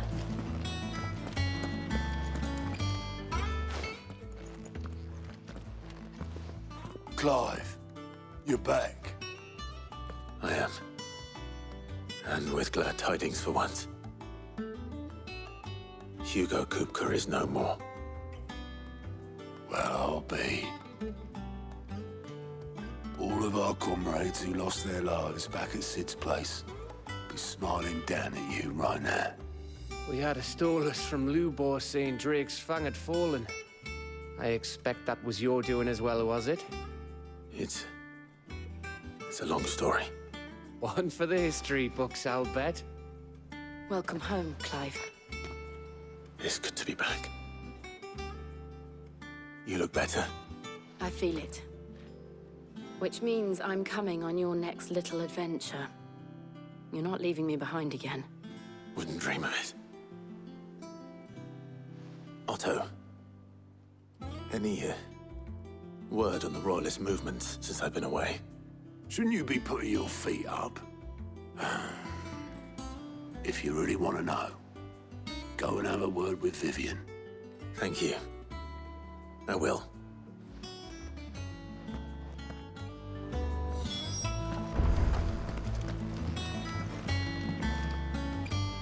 Ah, the conquering hero returns. And with hardly a scratch on him. I may have picked up one or two. Well, the fact that you came straight to me instead of visiting our resident physiker suggests that you picked up something more important. A scent. The scent of Waludas. The very same. But whatever plans Kupka was hatching with the Royalists, he took them to his grave. As did his men. Slaughtered by the orcs who'd taken over the Fang. Orcs, Vivian. I've never seen such creatures in Storm before. The Waludas must have ferried them over from Ash, but why? Why work to rescue Kupka only to invade his home, the mother crystal of an allied nation, and let both fall? It makes no sense. Do you know the tale of the blind men and the Adamantus? One can often be led astray by focusing too closely on individual details.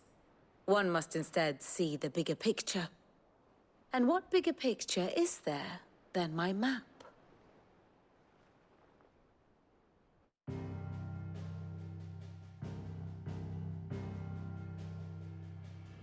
The Kingdom of Waloed claims dominion over all of Ash. It is a nation forged by the bloody conquest of Barnabas Tharm, the dominant of Odin. The Canvarian War of Independence in 849. The Battle of the Twin Realms in 865. The Battle of Belinus Tor in 873. Wheresoever his armies fought, Odin was found where the fighting was fiercest. But of late, the warrior king appears to have laid his sword to rest. Battle rages for control of the crystalline dominion. Yet Tharm sends not a single ship in support of his Dhalmekian allies. Meanwhile, the Blight ravages great swathes of Ash. Yet warlike Waloed shows not the faintest interest in laying claim to untouched lands. So why go to the trouble of sending an army of orcs into the heart of Drake's Fang, only to make no attempt to claim the Mother Crystal for Waloed? It can hardly be for lack of men. Tharm's armies rival any in the Twins. No.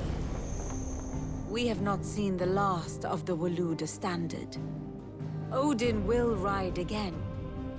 It is but a question of when. And on that day, who will be trampled underfoot?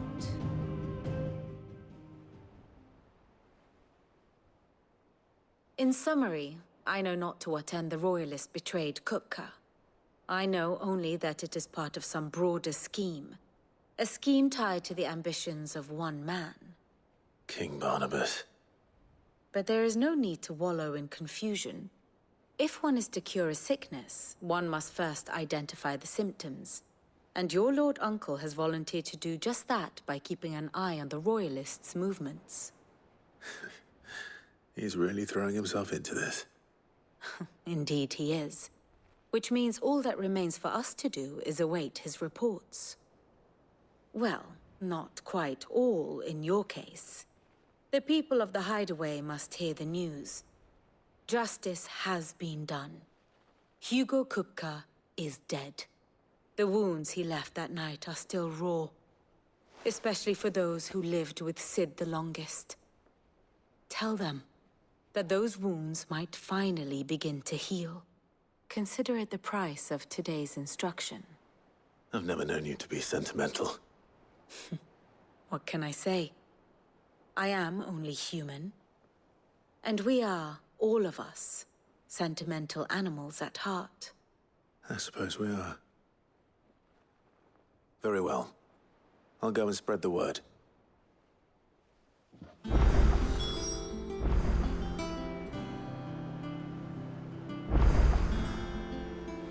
Ah, my favorite pupil.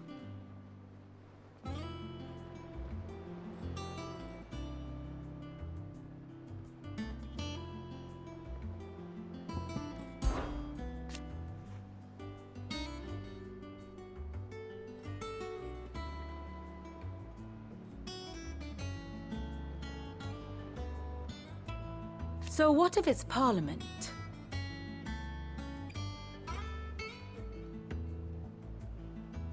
Which leaves but one man.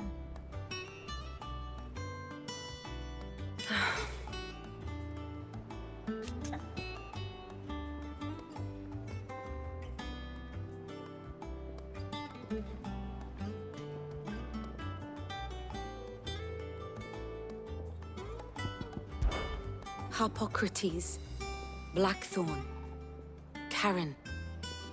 For veterans such as these, Sid's hideaway was a sacred refuge. Kupka took something from them, and now you have avenged that loss. They should be the first to hear the happy news.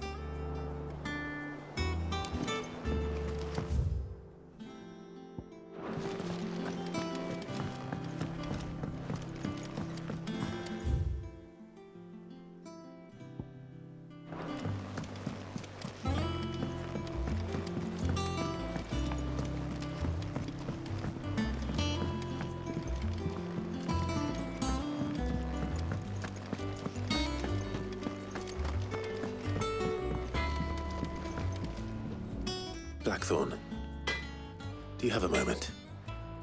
What is it? I'm busy.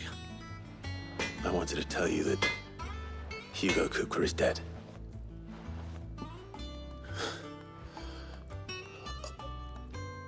I can't tell you how long I've been waiting to hear those words. This is it then. A new beginning under a new Sid. I'll try to live up to the name.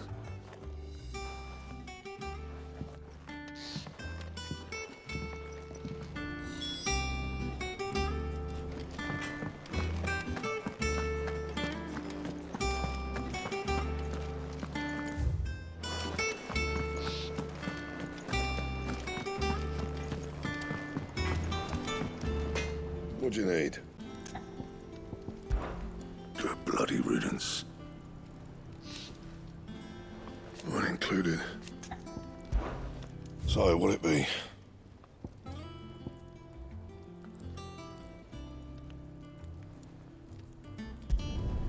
Should last you a good while.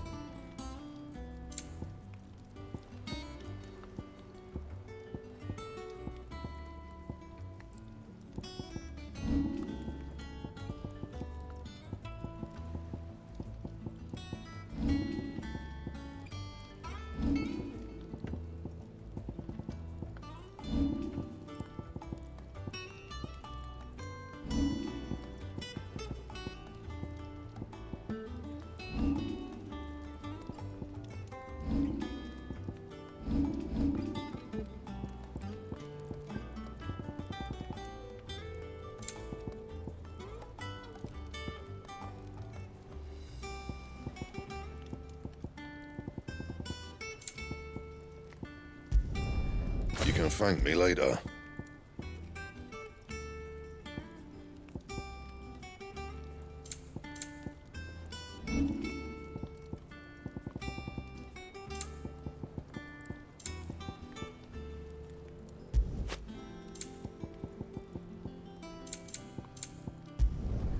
Not bad, if I do say so myself.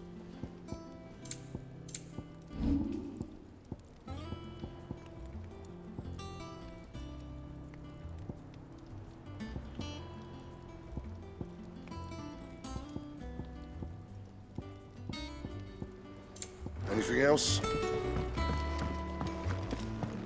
Well, come on, Clive. I was hoping you'd be back soon. Well, Nothing escapes you, Lady Karen. It's true.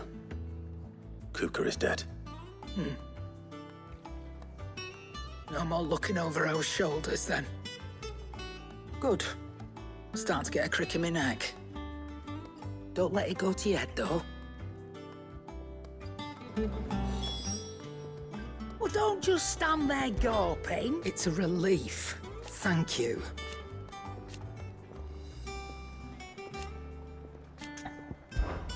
If you're gonna buy something, be quick about it.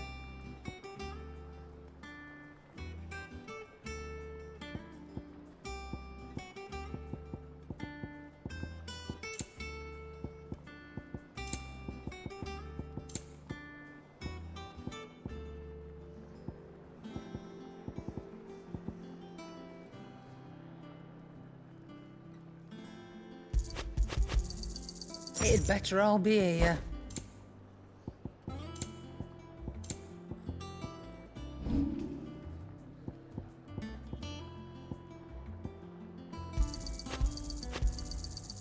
I reckon I can find a buyer.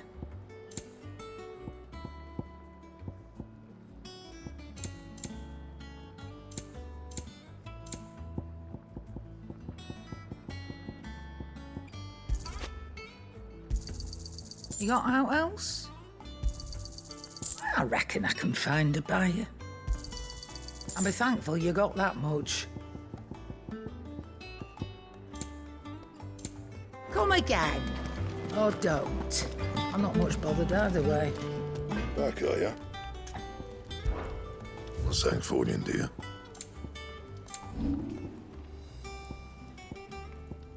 Don't waste my time. You ain't got the stuff.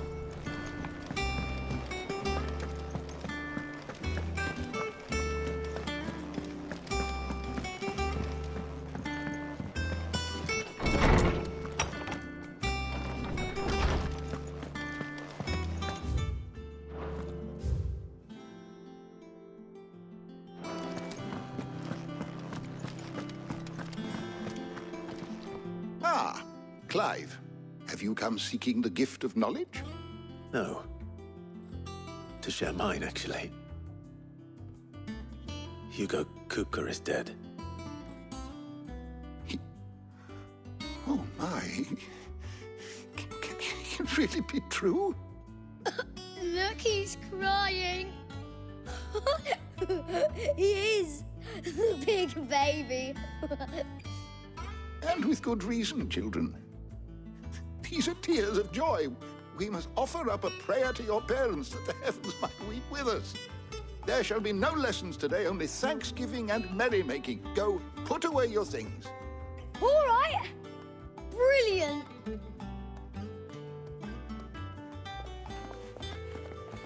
Finally, a new dawn has broken. It has. Thank you, Clive. I cannot wait to share the good news. Hippocrates. After Kuka fell, Ultima came to me. I need to know what he is.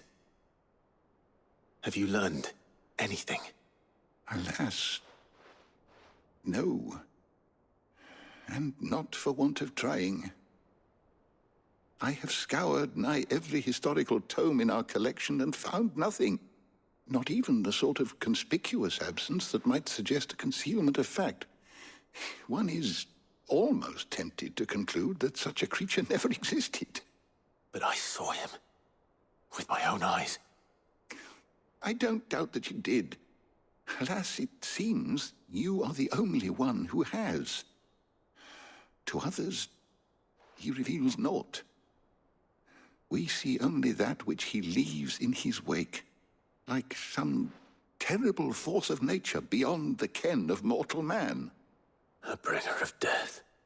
Whether the Ultima you met with was the being itself, or merely another projection of its power, I know not. But until I do, my investigations shall continue. Thank you. It means a lot. Right. Let's see if Otto has anything else for me.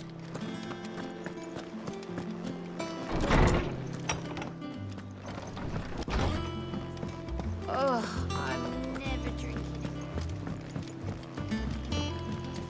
I'm telling you, it's true.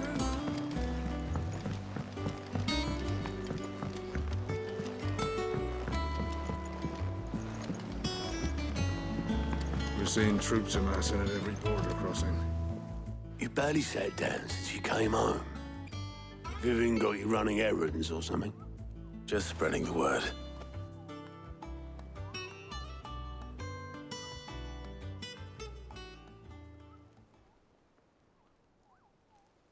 So, the Professor's got a soft side, has she? I'd never have guessed. No. She was right, though. Everyone was glad to hear the news. Ah, but you ain't told everyone. I can think of plenty of friends back at the old hideaway who'd sleep more peacefully for knowing. Not least of all Sid. You should tell him. You're right. I should. And I will. Well, when you do, be sure to take Mid with you. She's been going at it hammer and tongs down in that workshop of hers, trying to do her father proud. I can't remember the last time she visited the old sod's grave. Very well. I'll suggest it.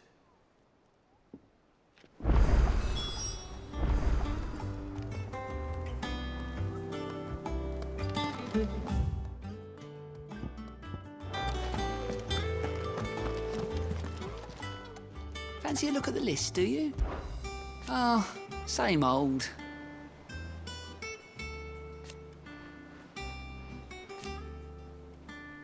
So, it was luck, and luck alone. But now, thank you. Here you go.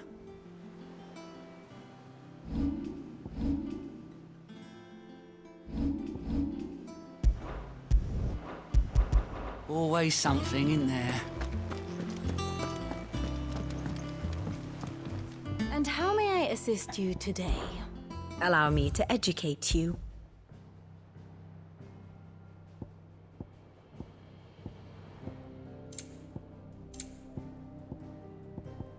The state of the realm is ever-changing, Clive.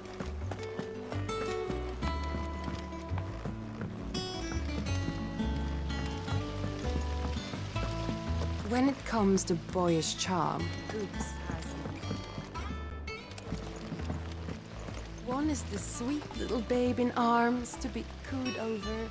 The other, the naughty little boy who'd pull on my pigtails.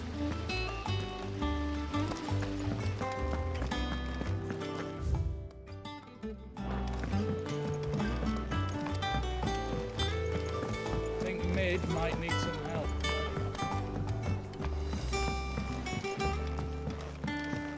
If I don't come up with something soon.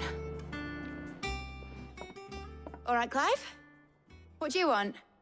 I'm going to visit Sid, and I thought you might like to come with me. Sorry, I'm too busy for all that right now. I've got to get this thermal displacement stack sorted. Thermal...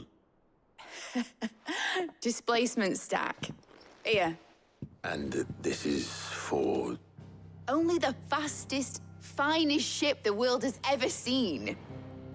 The Enterprise. Me and my dad designed it together. Where other vessels rely on the fickle winds to drive them through the water, ours is fitted with mithril engines. And those things have got more push than a behemoth in a bad mood, and more heat than all the hells put together. Which is where the stack comes in. I may have already talked some tight-lipped shipwrights into putting the hull together for me in a little dockyard in Canva. But the stack's a bit more involved, so I'm building it here. Thing is, it's so involved that I'm running behind and it's starting to hold things up over at the shipyard. I'll come and see my dad, though, when I'm done. Whenever that is. Is there anything I can do to help? Good old Clive. I were hoping you'd say that. First things first, I need some parts mecking. The stack will be made up of 3 major components. There's the plating, here, that channels hot vapors away from the engine. The helm over the top, that disperses all that heat into the air. And the shielding around the sides. That stops the rest of the ship from going up in flames. A full suit of armor, then. Probably best to take it one piece at a time. Then you'll need to start with the plating. Everything else fits onto it. I've got the designs and the list of materials here. Show these to Blackthorn.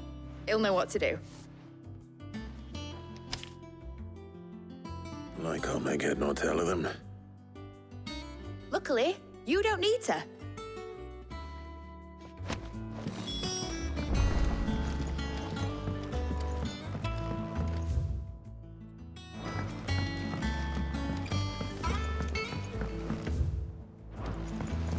Editors started reading books that don't have any pictures in. It hasn't been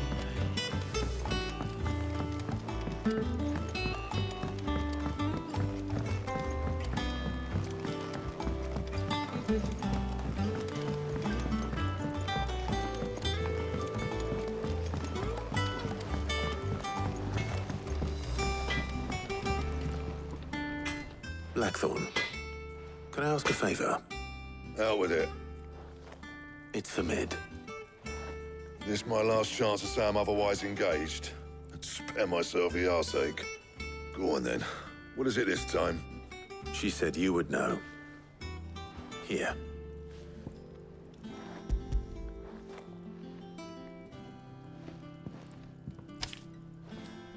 Krieger's teats.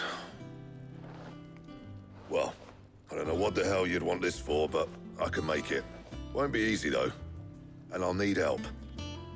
Get Gavin-Otto in here, will you? All right.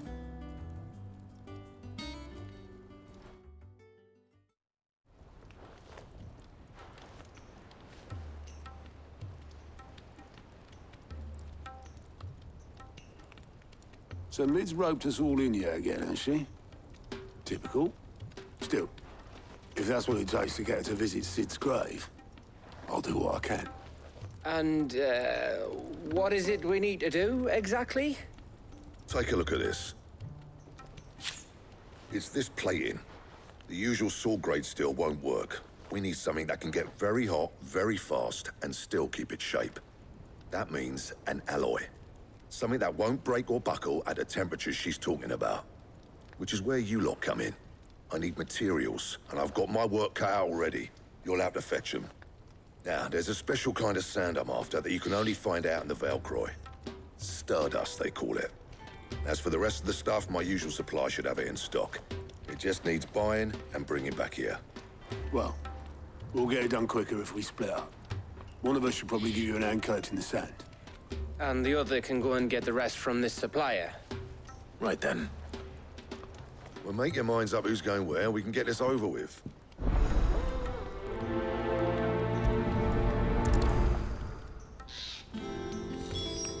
Up to you who you take to the desert. I mean, Gav's good in a fight, but he don't have my winning personality. Ah, don't listen to him. You'll be in the lowest of low company with either of us.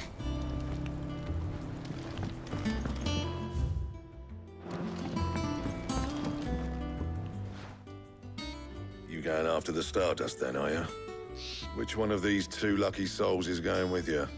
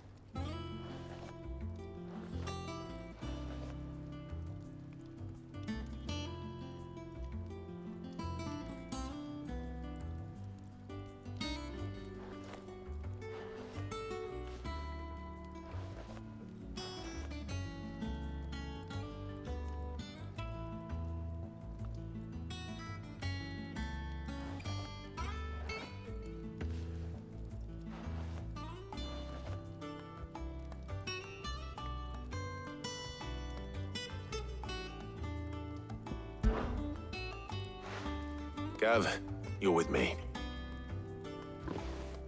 All right then. So, where do we find this stardust stuff? There's a river that runs through the southern reaches of the Velcroy. It's the black sand that washes up on its banks that you're after. Southern reaches of the Velcroy, eh? That's down past Dalamil. I'll go and scout the place out. See about hiring us a wagon to bring the stuff back to. All right. I'll meet you by the river. While you're off having a paddle, I'll pick up the rest of the stuff from Blackthorn's supply. Take care. You two, eh? Don't go letting them fleece ya. Fleece me? I'd like to see him try. In your own time.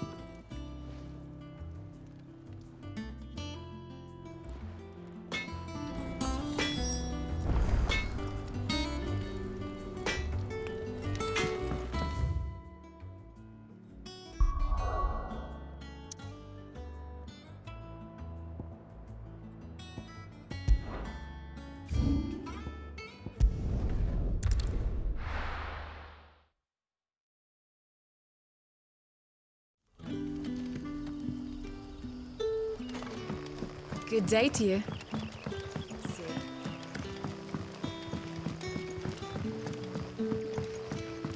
The crystals we get from the table. We are taking a new cell. Ah, Clive. Your timing is exquisite, as always. I have a concern which you may be able to assist me with. Go on. There are whisperings afoot of shadowy figures having been sighted outside the village.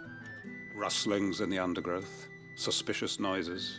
My people fear that they are being watched.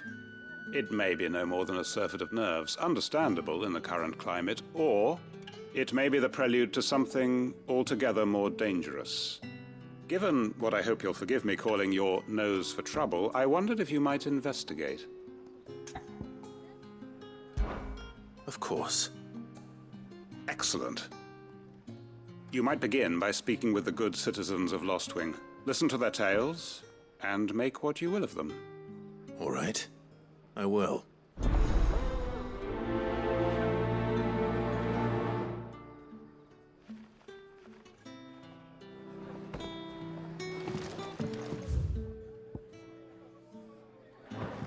Hello. Right. Let's see what the people of the village have to say. I better find out if this is just nerves, or something we need to take more seriously.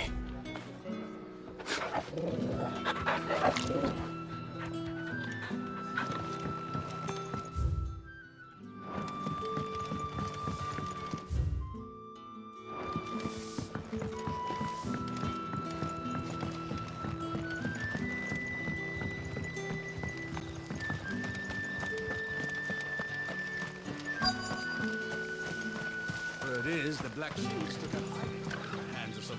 Excuse me. Quinton mentioned strange figures having been sighted near the village. Have you seen anything? Nah, not me, Gov. I heard the rumours, though. I'm here most days, right next to the gate, and I ain't seen nothing out of the ordinary. Don't worry. Any shady characters try and slip into town this way, and I'll soon come running. And shouting, most likely. All right. Thank you.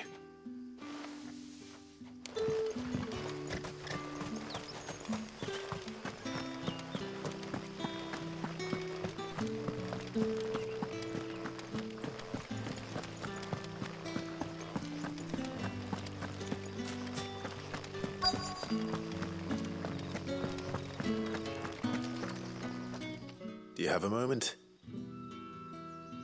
There's talk of suspicious figures in the woods. Have you seen anything out of the ordinary? No, but I've heard something. Sound of scraping metal, like someone sharpening a sword. Where was this? In Lorbert's Pass. Was out foraging for herbs when I heard it, screeching out from between the trees. Ran back here as quick as my legs would carry me, and I ain't been back since. I see. I'll look into it. Thank you.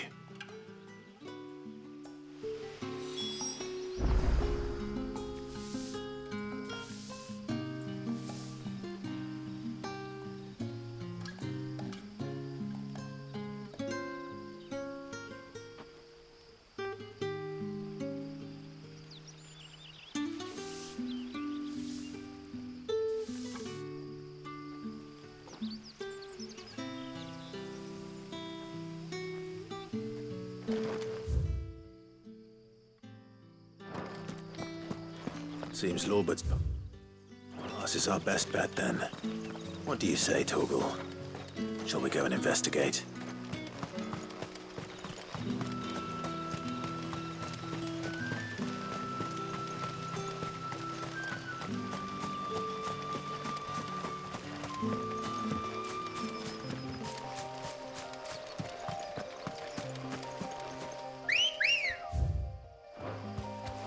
Ready, go?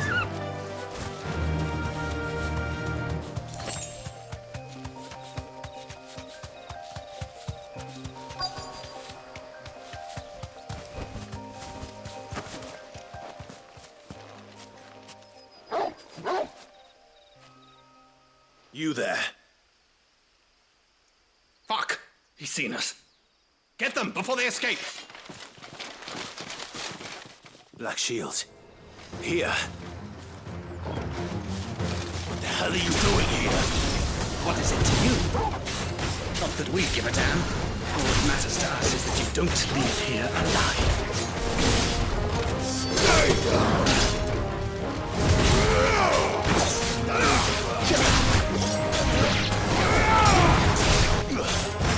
Over here!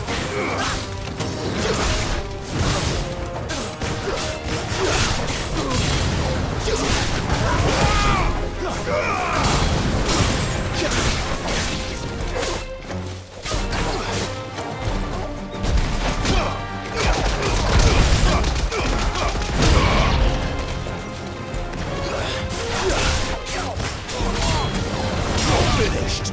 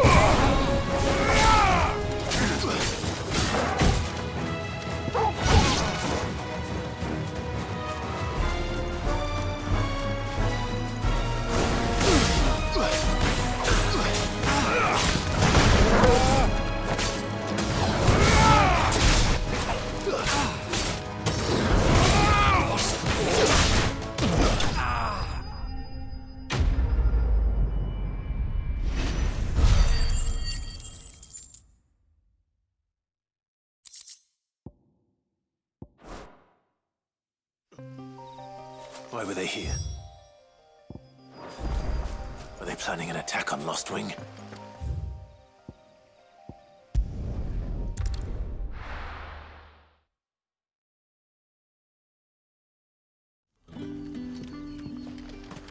Good day to you.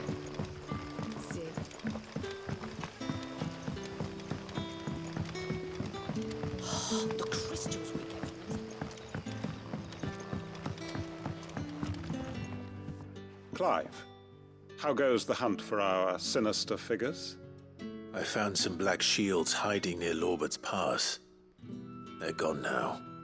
Black Shields. The Empress's former bloodhounds. Though they serve another master now. One who means to root out and destroy both me and those I care for. And it would appear the pack has finally caught the scent of its prey.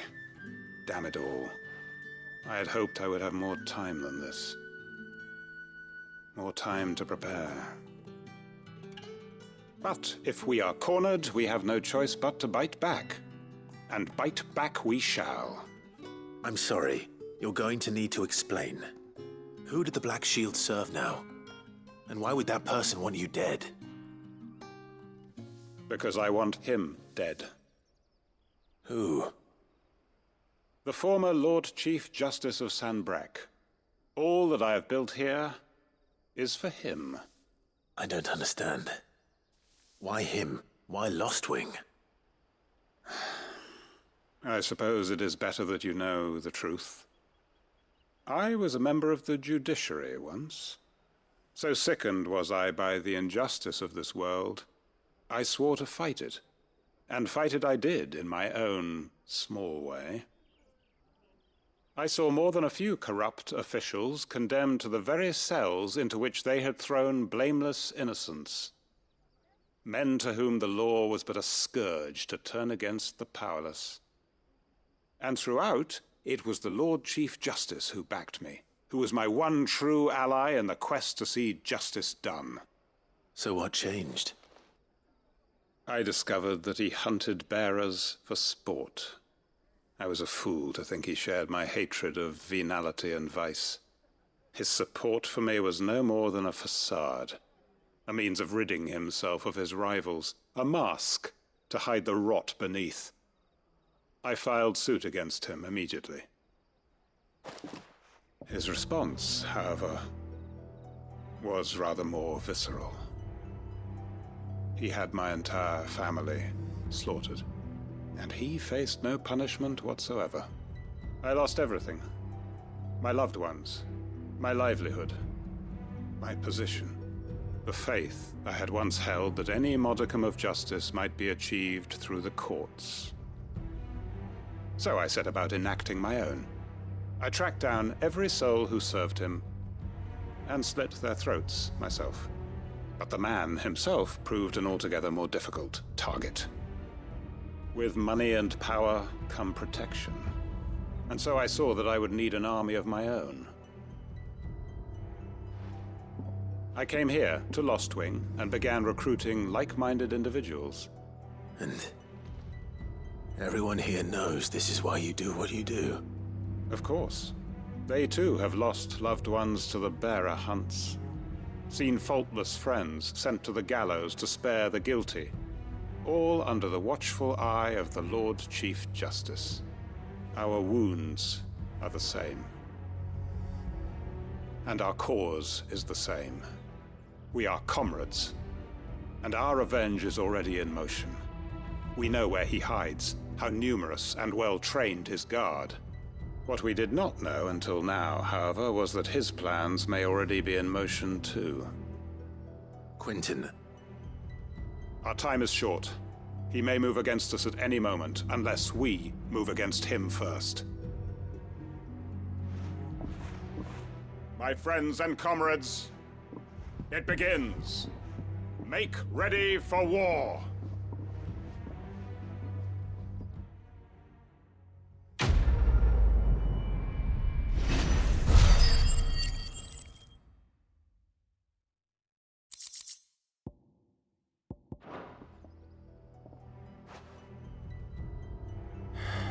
I'm not going to change his mind.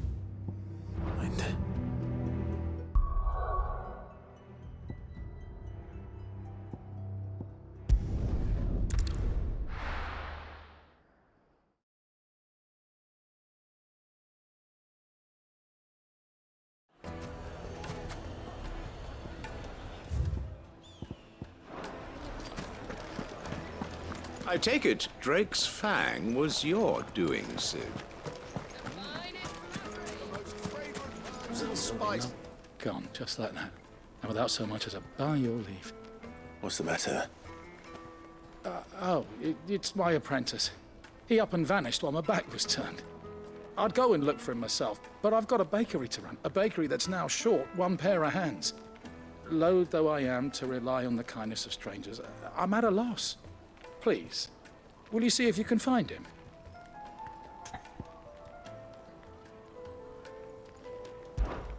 I'll see what I can do. Do you know where he might have gone? I wouldn't be surprised if he was off somewhere mooning at Drake's Fang. He used to work there, you see. Poor fool left his heart in its hollow. All right. Then that's where I'll start.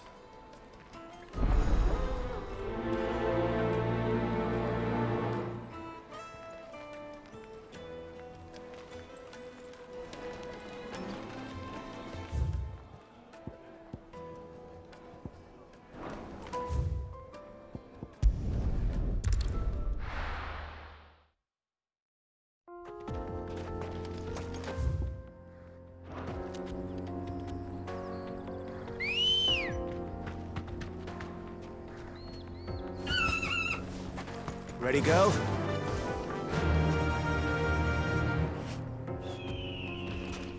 Run like the wind.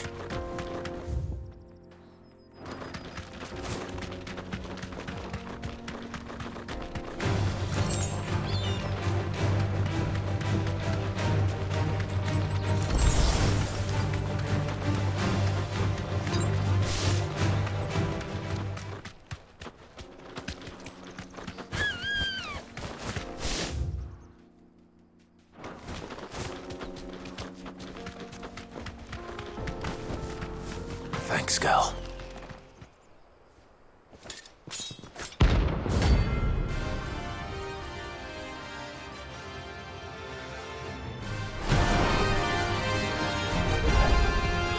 My blade yet hungers, and so do I. Come, let us feast on your flesh. Your feasting days are over.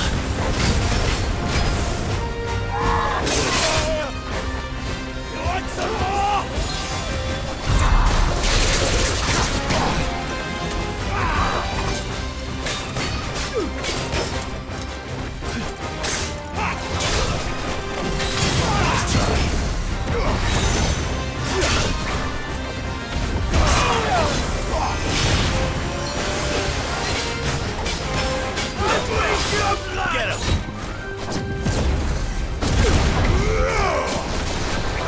Too slow.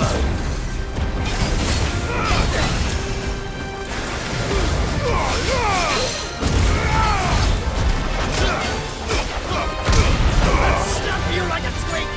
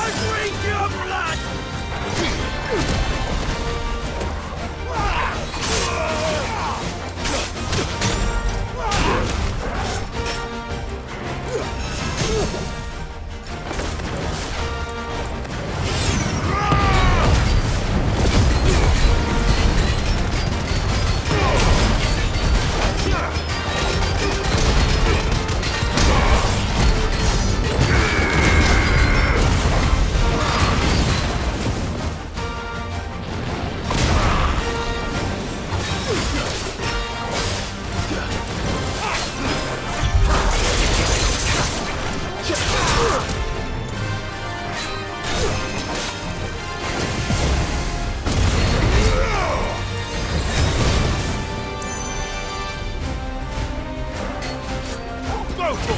I'll snap you like a twig!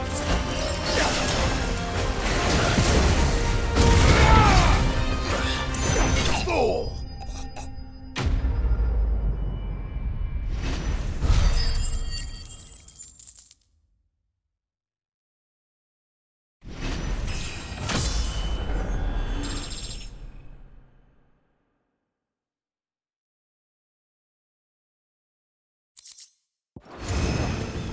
Those who kill for sport deserve no better. Come on. Yeah!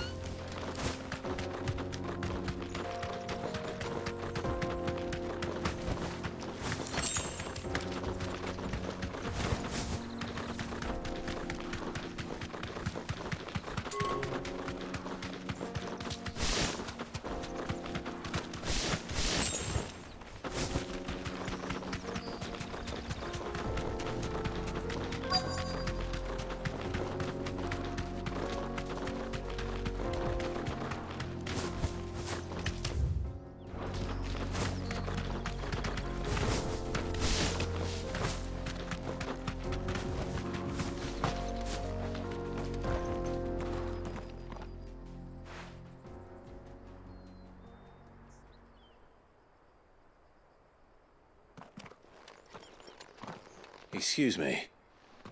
What do you want? The baker sent me to find you. I am a sorry, selfish sod, aren't I? Certainly not a baker. Master must have ruled the day he took me in. Time was the sight of the Fang used to calm my nerves. But now look at her. I take it you missed the Mother Crystal. I hated her, but she was all I knew. Worked her mines for years. And when she shattered, part of me shattered with her. I had to trade my pickaxe for a rolling pin, but I'm no good at baking. Every loaf I touch collapses. My bread's as hollow as I am. She was the only thing that could fill the hole inside me. Oh, I loved her, damn it. But now she's gone. She's never coming back. What am I supposed to do? I ask her. How does a shell of a man learn to live again?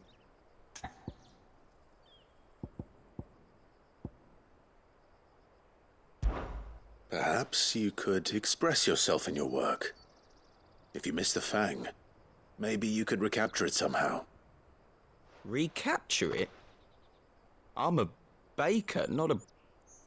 You know, you might just be right. What a fool I've been! I have to get back to the bakery right away. Thank you. Thank you, my friend. You've opened my eyes. Wait.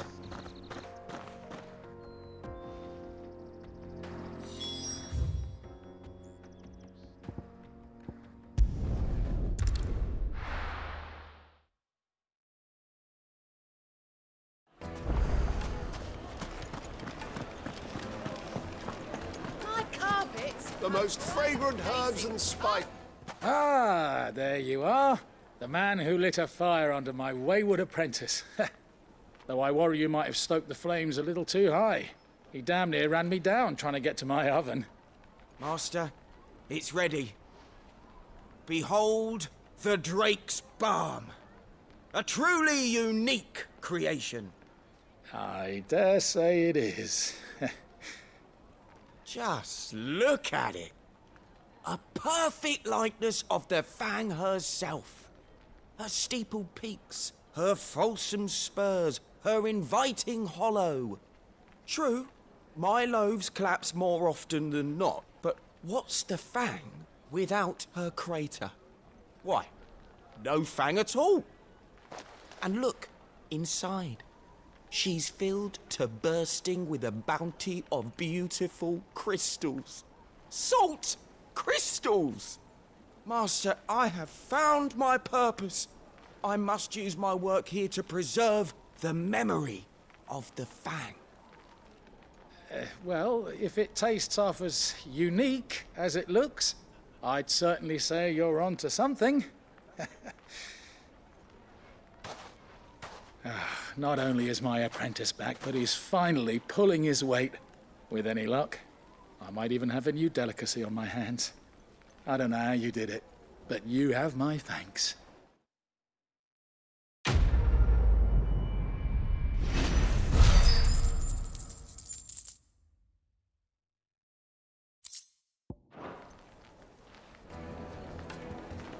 Now, Deuce...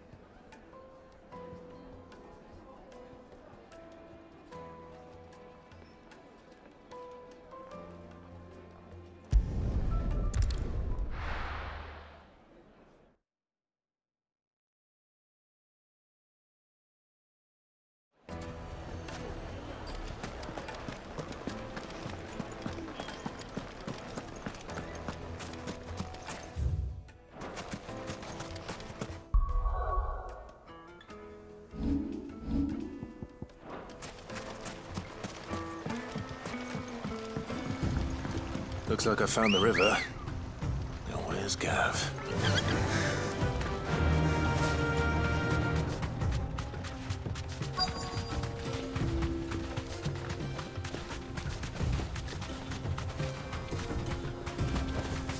Thanks, Gal.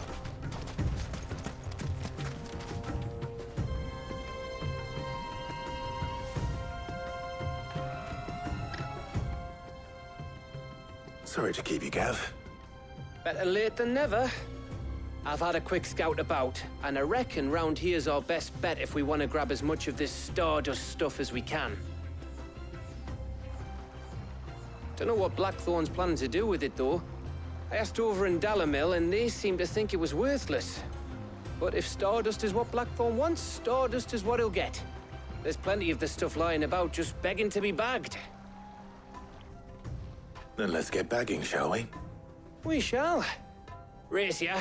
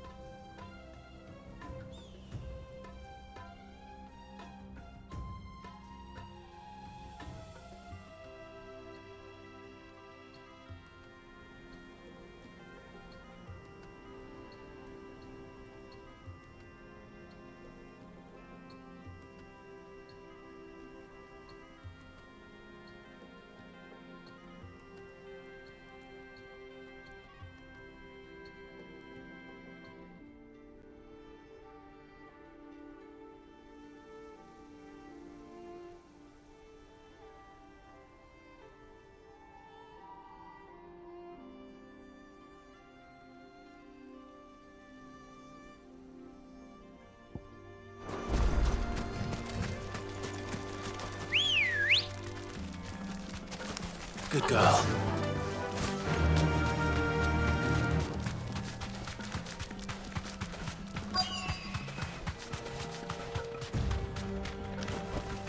Be safe.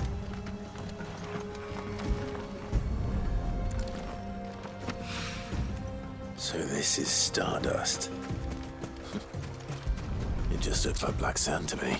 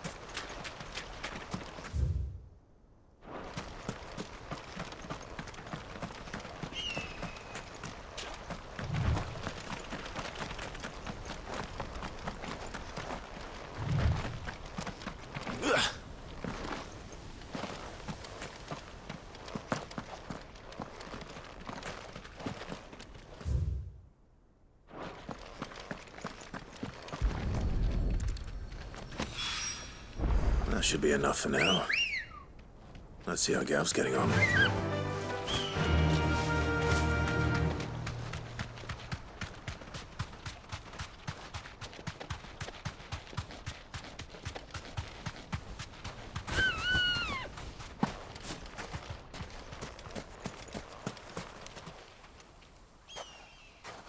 You finished?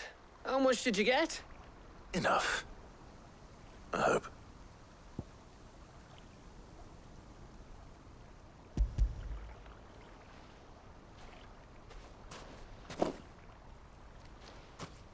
Oh, you win. That might even be enough for old Blackthorn. Hey, before we go, do you mind if we have a chat?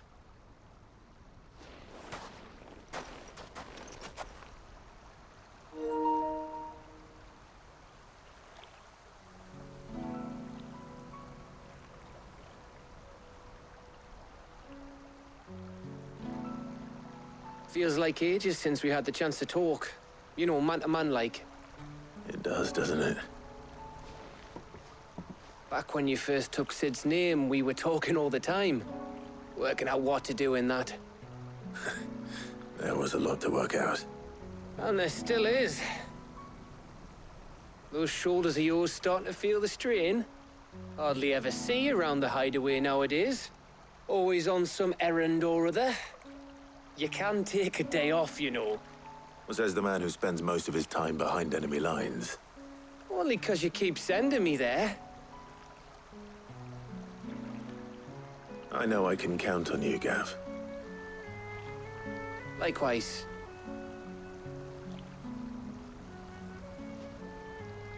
So you keep sending me wherever you need to, and I'll keep going.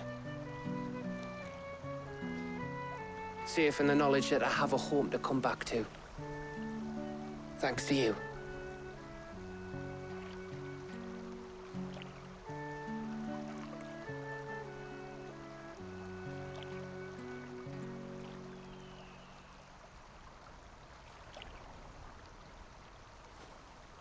Right.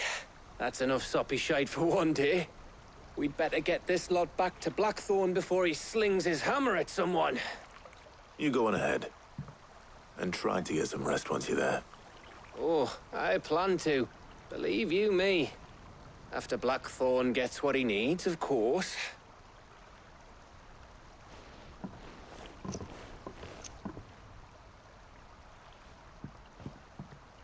Right. Ready to go home, boy?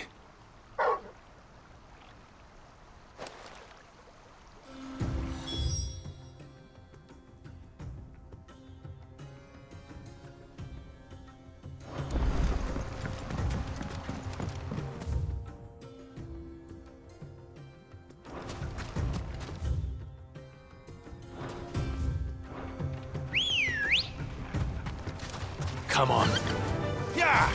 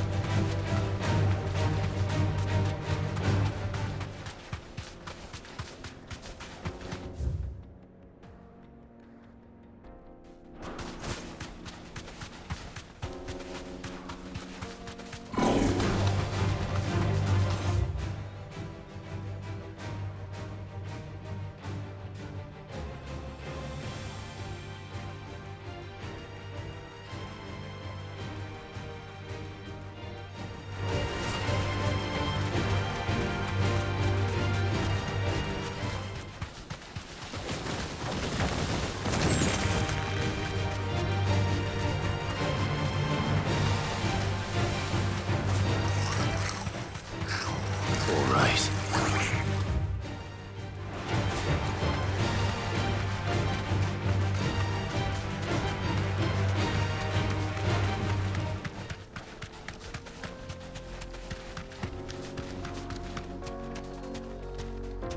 Straight home now.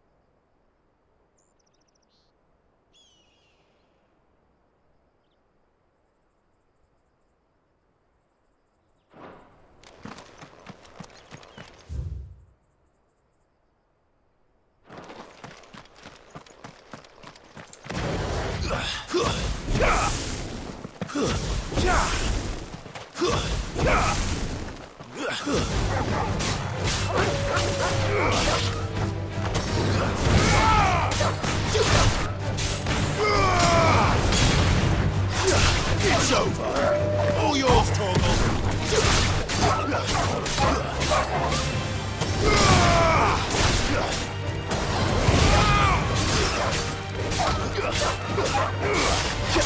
Second! Go time!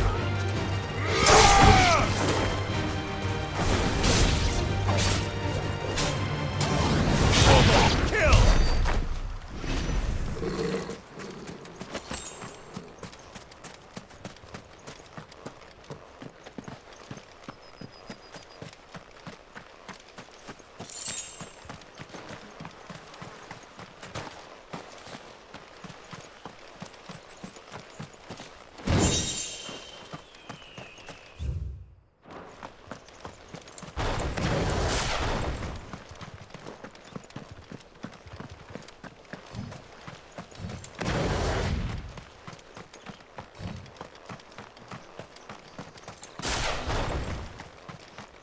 This must have been a fishing village. Before everyone left. Time to fight.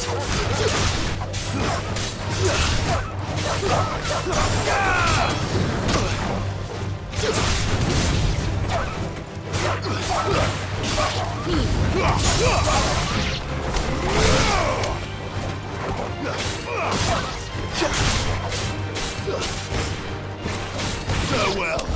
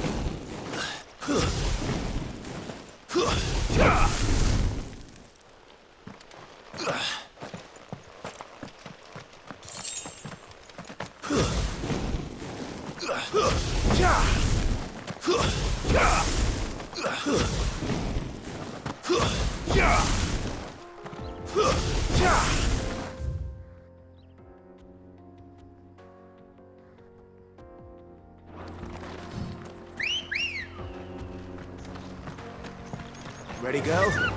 Fly, Ambrosia.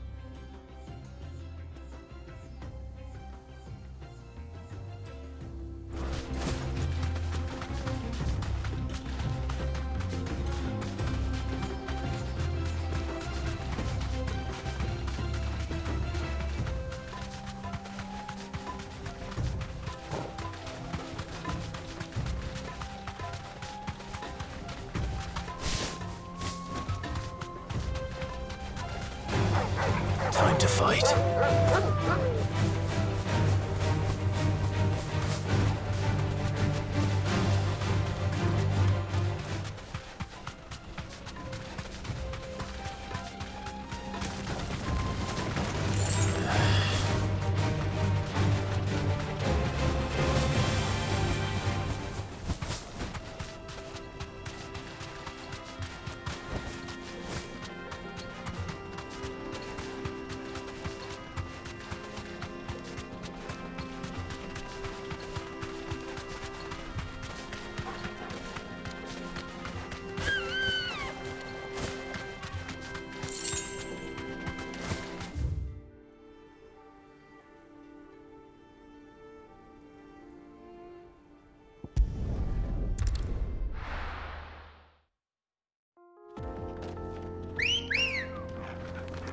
Let's go.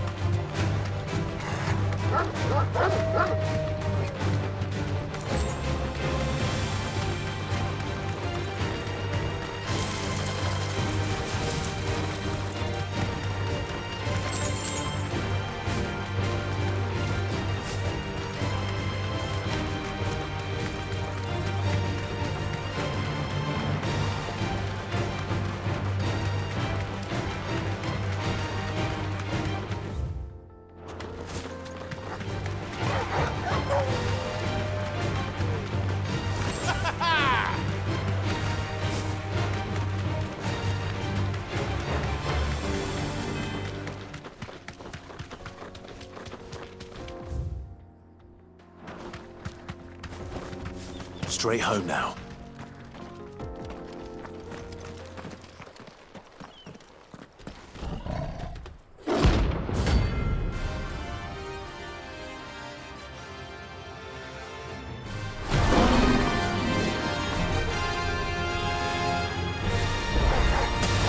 Playtime for the pack, is it?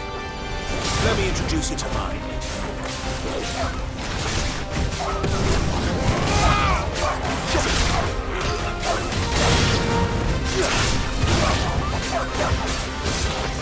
Over here! All yours,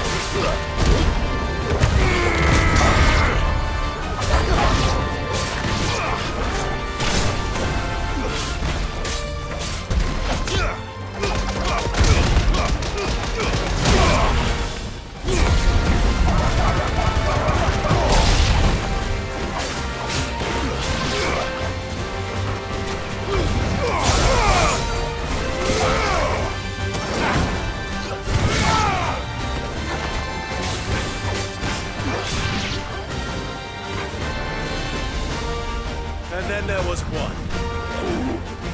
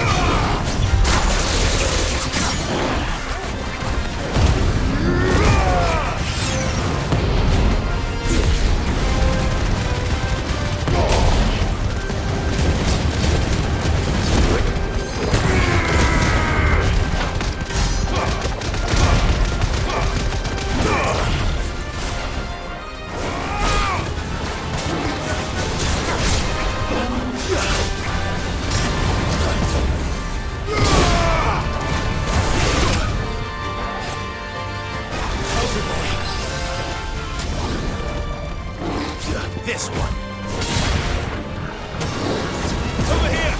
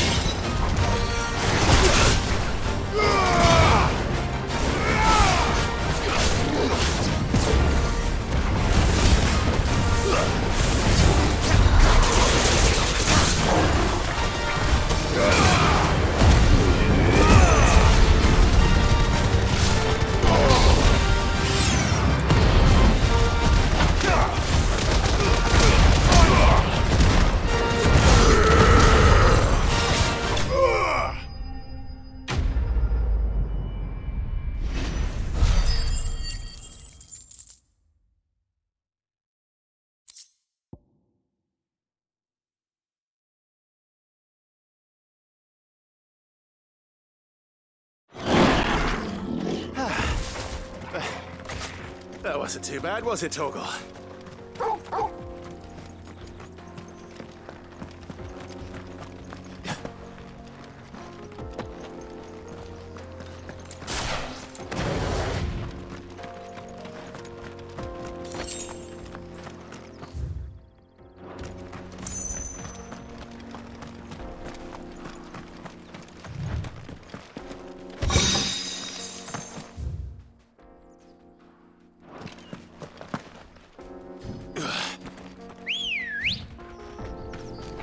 Come on. Run like the wind.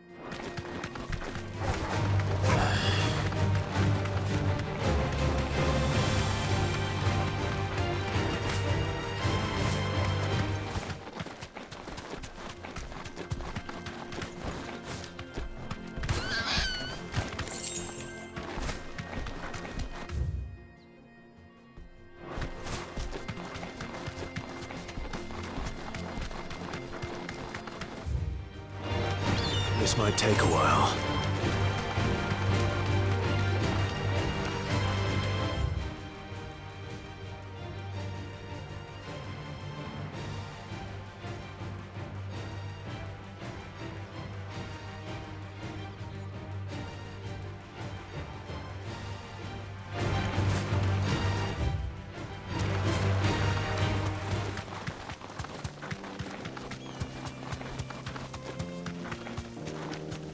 That's it!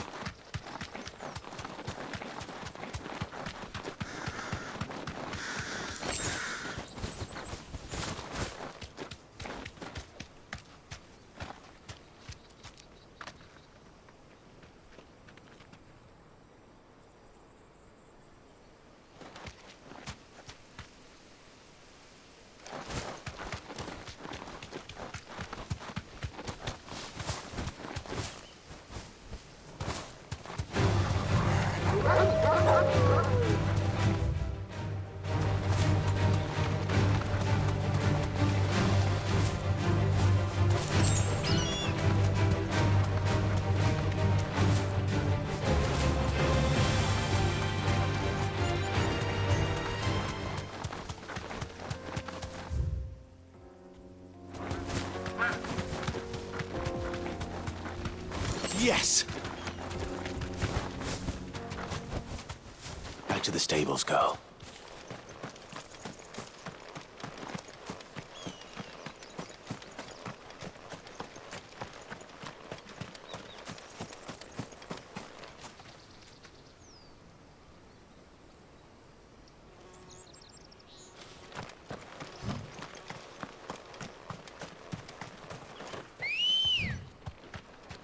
Ready, girl? Yeah! Yes!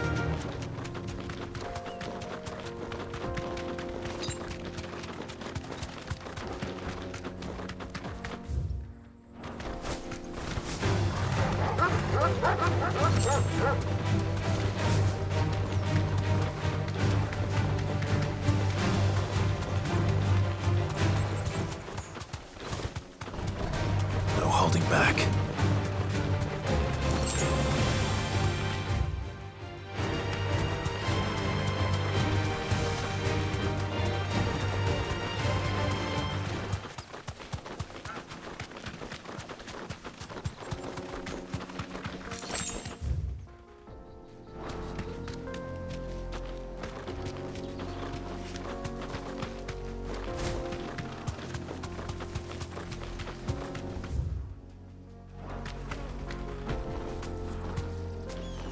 That'll do, girl.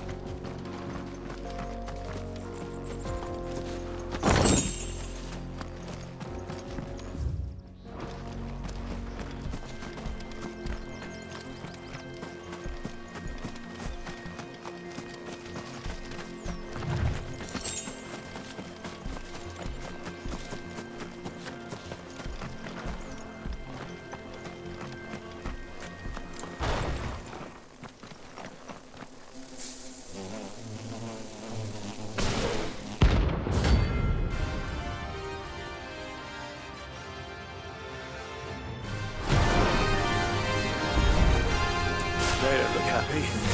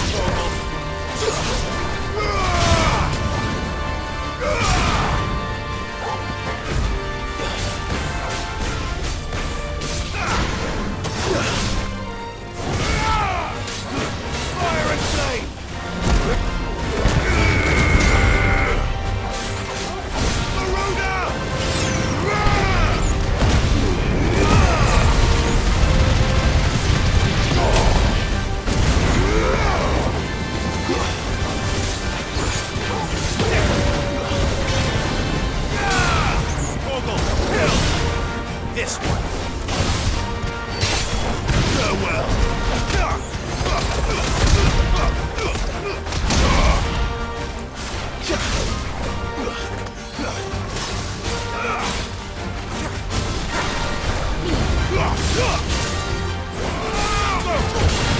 Now, Torgal!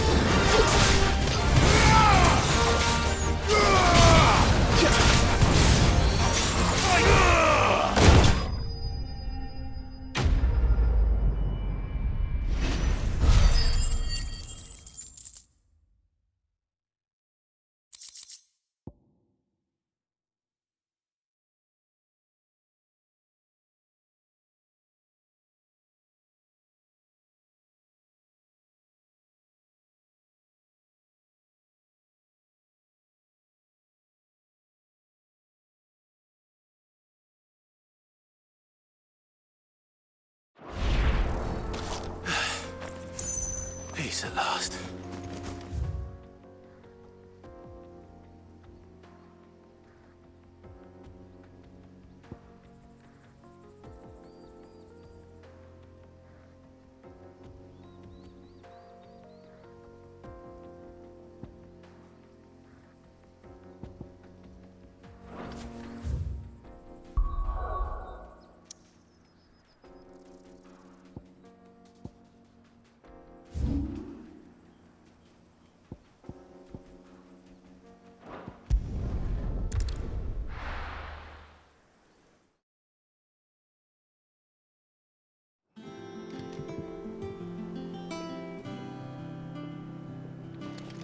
Let's hope this is all Blackthorn needs.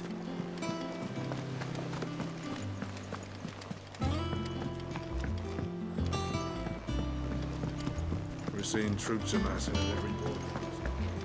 No surprises there. Oh, I wasn't expecting you back so soon. Kuka. But when I close my eyes,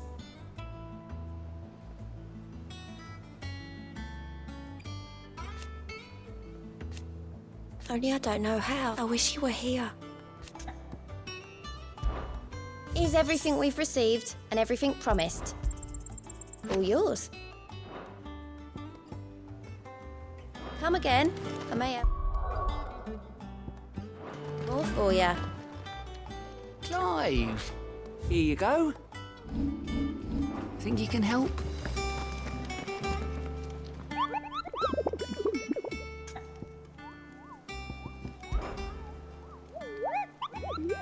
You mean the Iron Kingdom?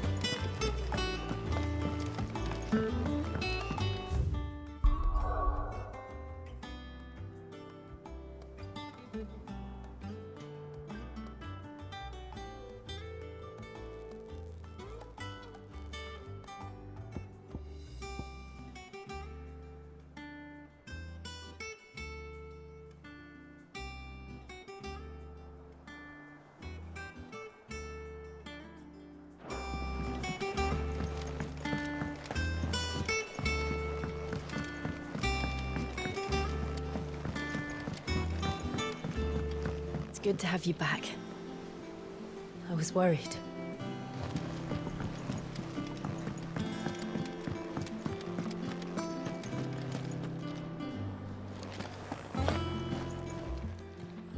Is it business or pleasure? If you're gonna buy something, be quick about it.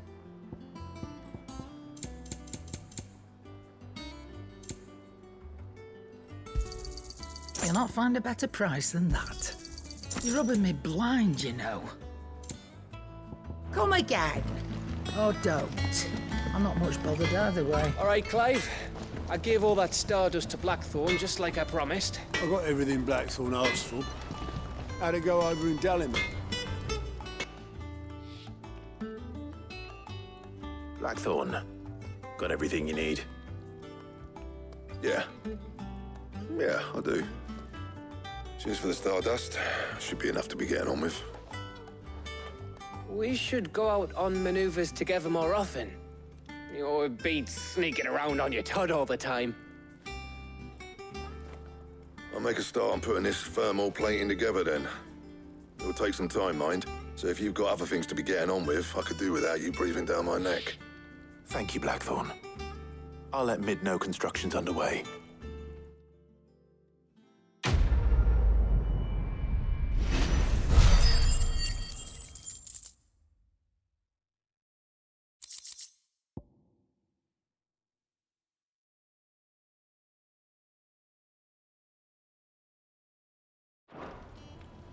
Suppose we'd better be getting back to work too. Give us a shout if you need anything.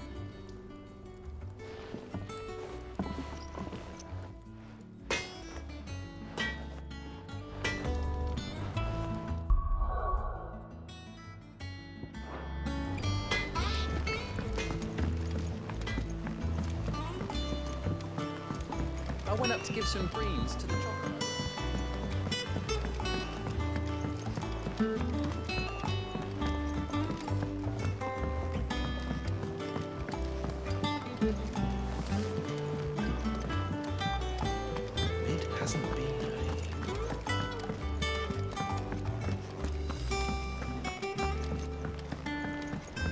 editors started reading books that don't have any pictures.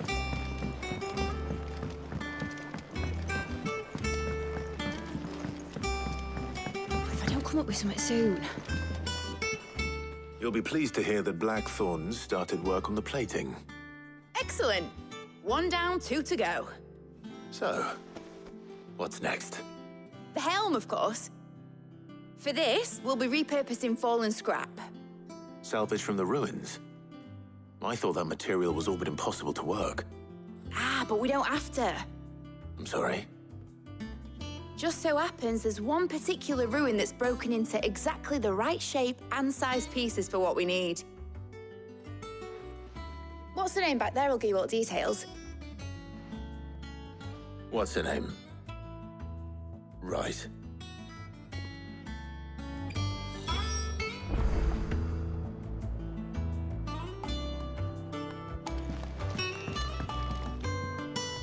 Oh, Sid, is this about the helm?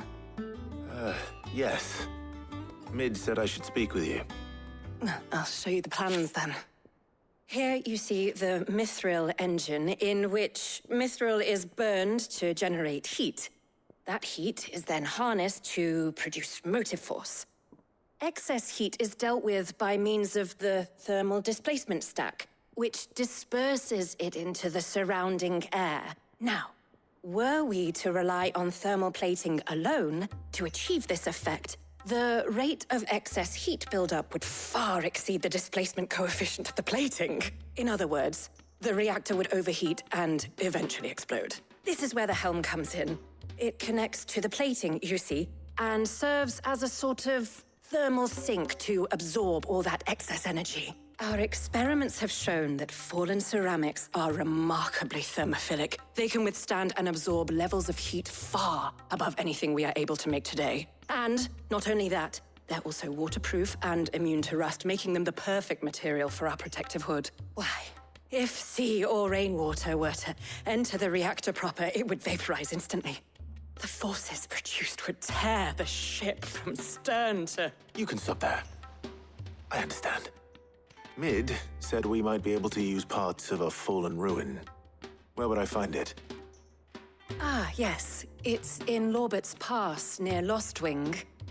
The thing is, well, I probably should have arranged to have the pieces we need brought here sooner. You see, a certain unwanted visitor has taken up residence there. It's no longer a matter of just walking in and taking them. It's, going to be considerably more dangerous than that.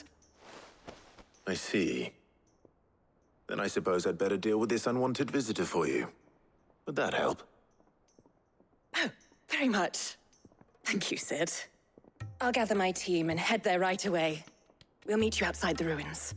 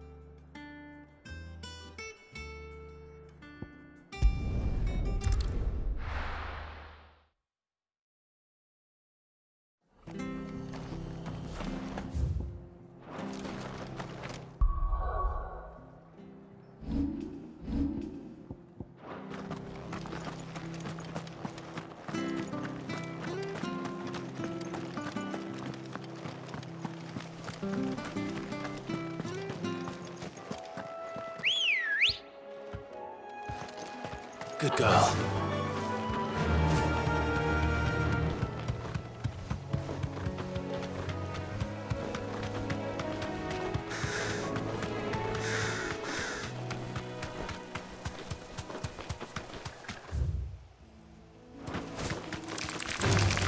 All right.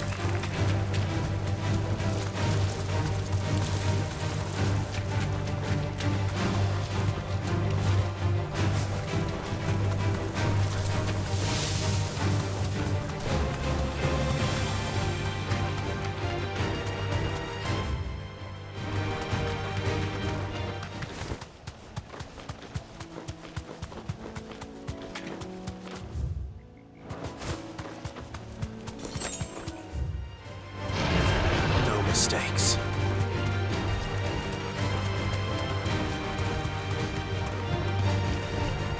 I can walk from here.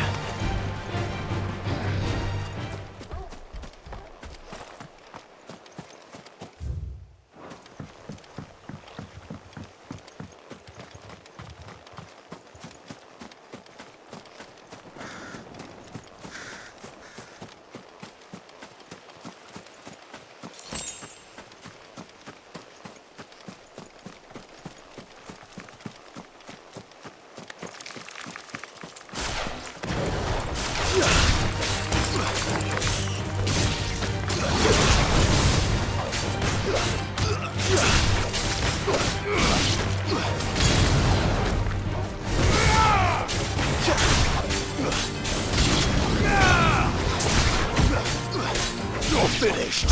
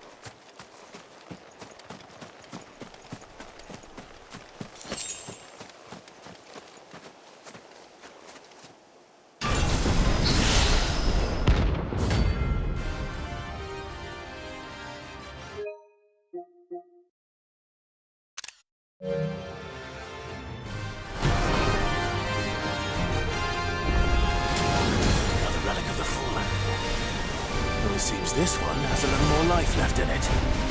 All right, then.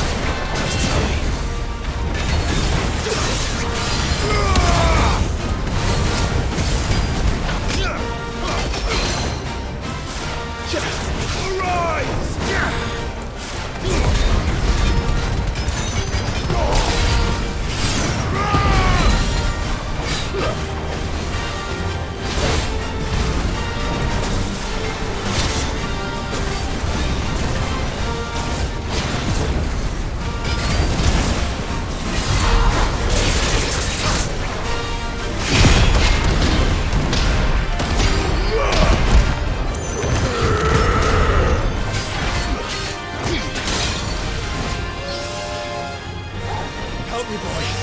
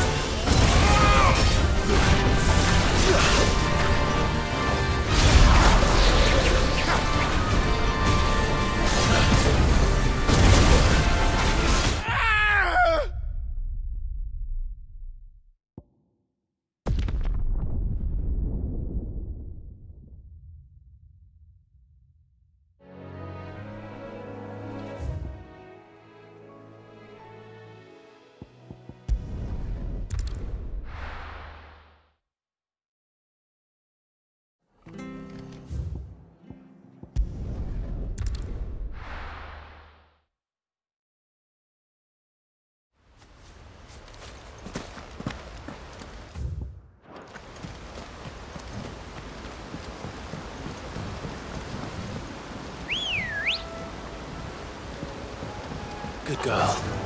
Faster!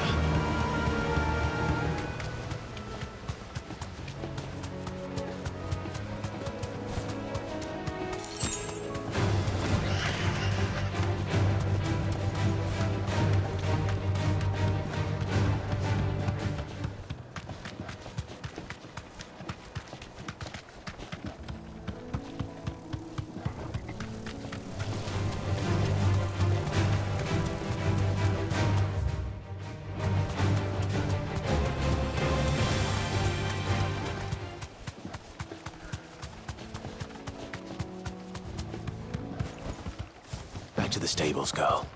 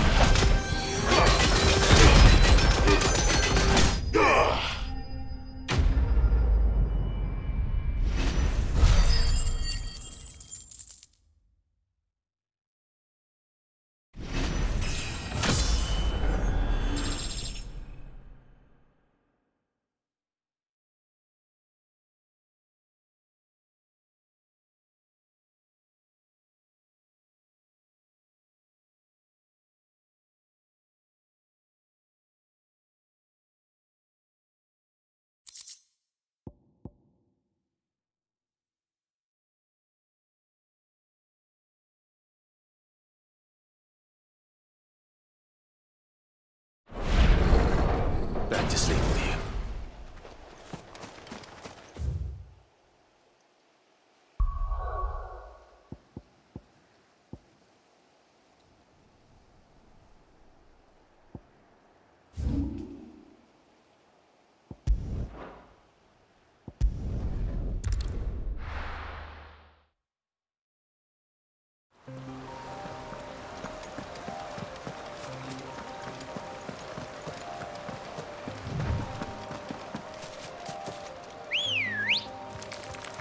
Good girl. Yeah!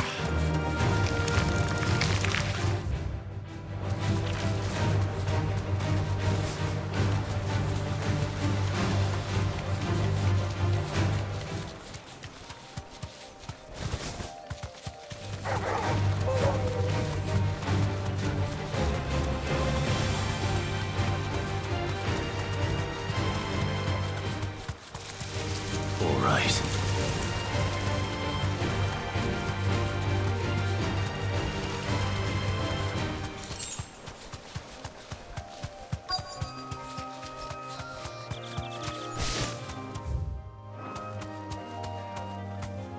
Thanks, girl. Oh, there you are, Sid. Thanks so much for coming. The, ruins are just over there, as is the creature I told you about, I'd imagine. Would you mind? Of course. I'll be right back.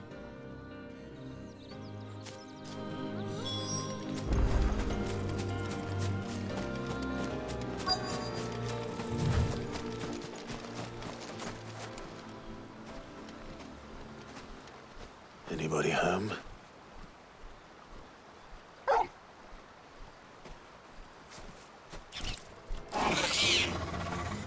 This must be our unwanted visitor. Time to go.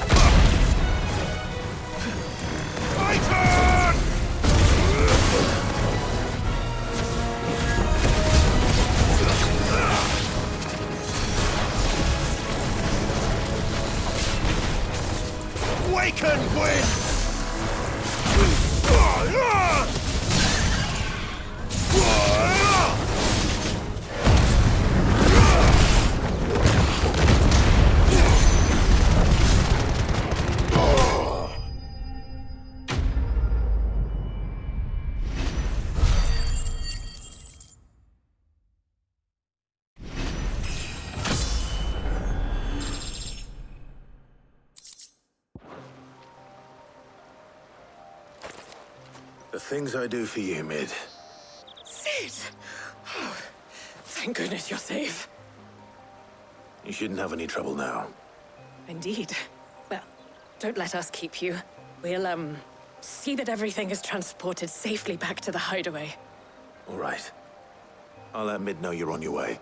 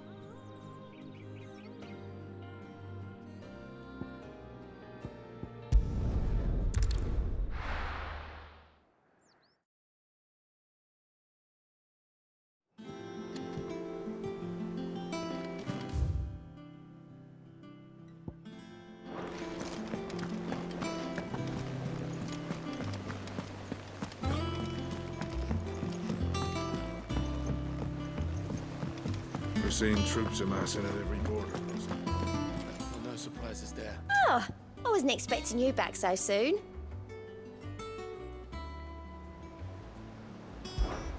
Your benefactors are a generous lot. You earned this. Best of luck out there, Sid.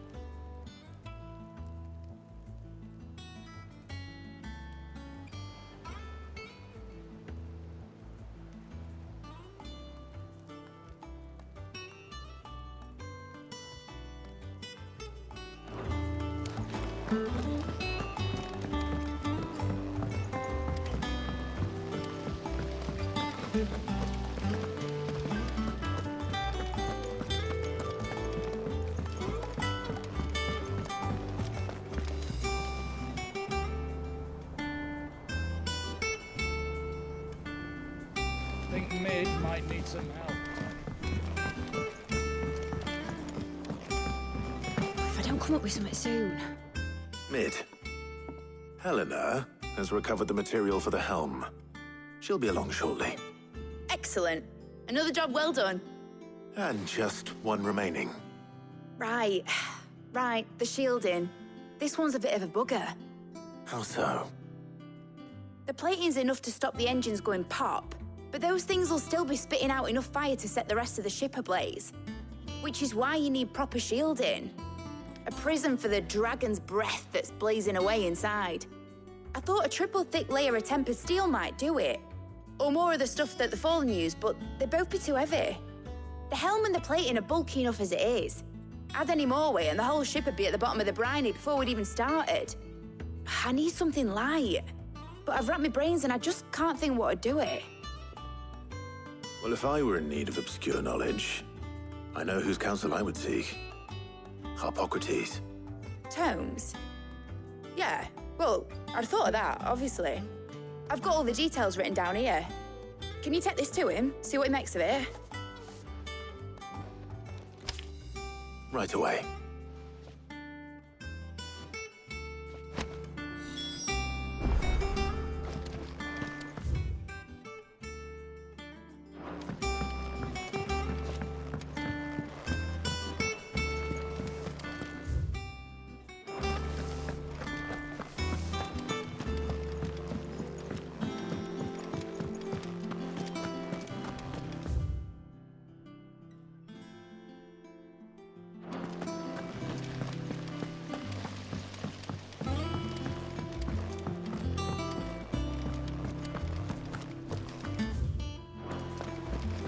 We're seeing troops amassing at every border crossing.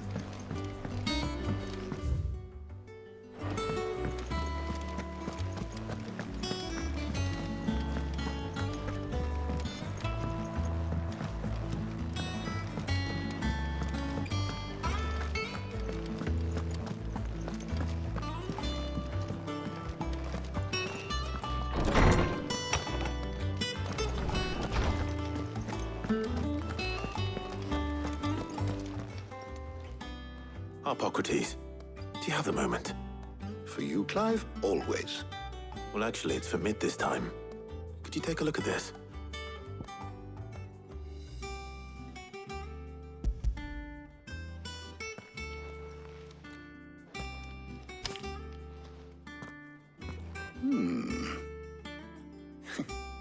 Shielding for a mithril engine?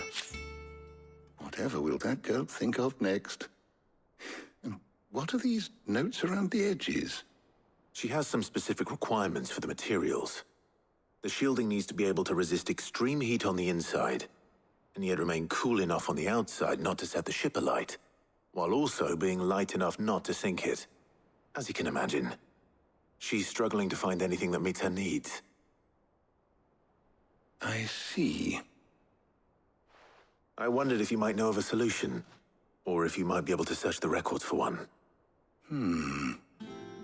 Perhaps it is not a different material she requires, but a different approach. What do you mean?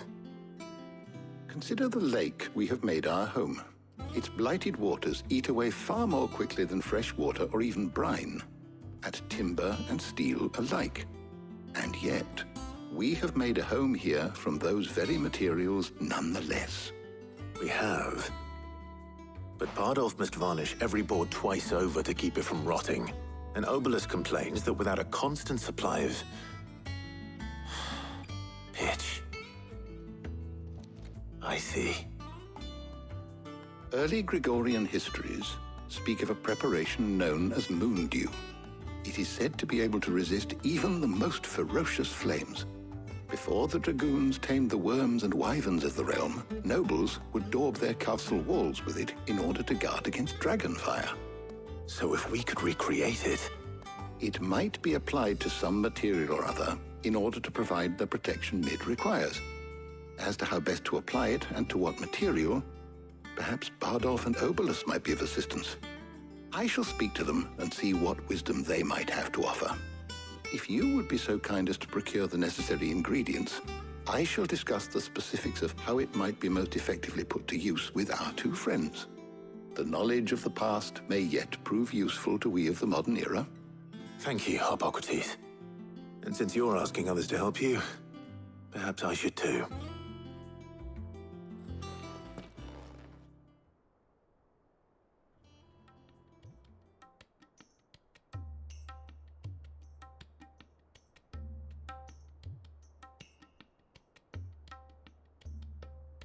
So you need a hand, do you?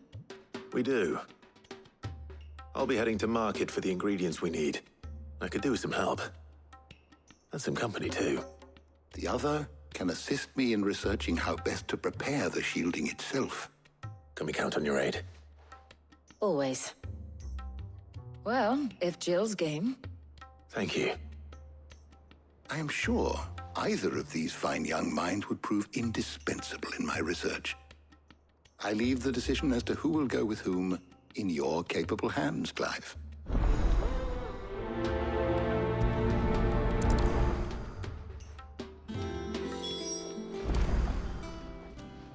So, Clive, have you made your decision?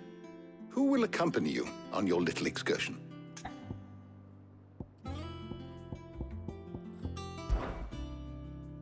All right. So, what are we fetching? I have taken the liberty of preparing a list. Here. Garlic? Conch shells? Are you sure this is the right list? Looks like the ingredients for someone's supper. Though these items may seem mundane, they have potent effects that are rarely exploited, effects for which they were once highly prized. So much so, in fact, that they were harvested almost to extinction, hence moon dews having fallen from favor. Now, of course, they can be obtained with ease. You should be able to find everything you need at the market in Northreach. Well, isn't that convenient? I was hoping to be able to make a trip over that way sometime soon. Need to speak to an old acquaintance. I'll meet you there. All right. Stay safe. I'll see you later, Clive. Good luck with your research.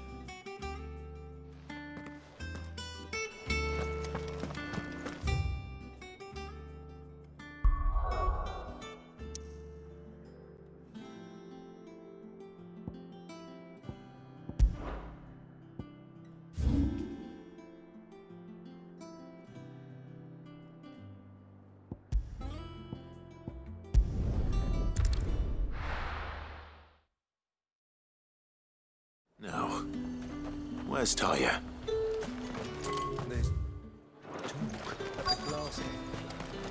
And what can I do for you?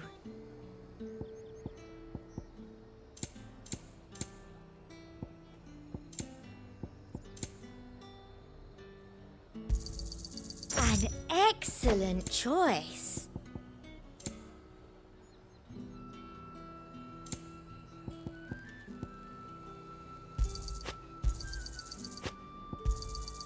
You've a keen eye.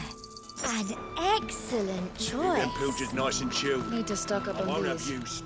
There you are, Talia. Ah, and there you are. We shouldn't have any problems finding what we need in a place like this. But if time is of the essence, perhaps we should split up. Take a few items each. All right. What shall I look for? Let's see now. Why don't you take the garlic and the pepio nuts? Meet me by the gate when you've got them.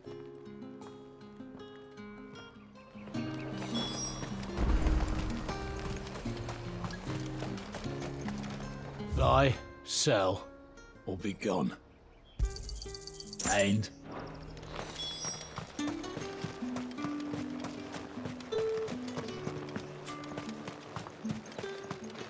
what can I interest you in today? I trust it's all here. Keep fighting the good fight. Hopefully Talia's finished too. Fresh cuts. Come and get them. Up. You'll not find a bruised pippin in the bush. Well, did you find everything? I did. Here.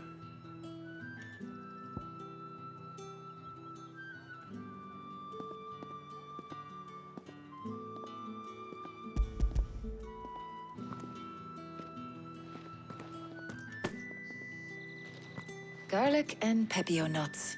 Job done. We should get this back to Tomes then. He'll be waiting.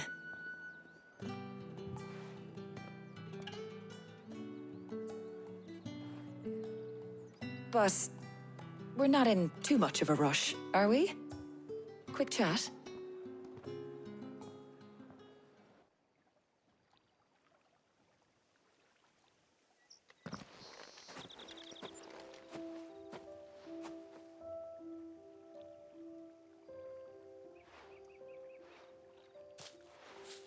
Do you know, I think this is the very first time we've been out on an errand together.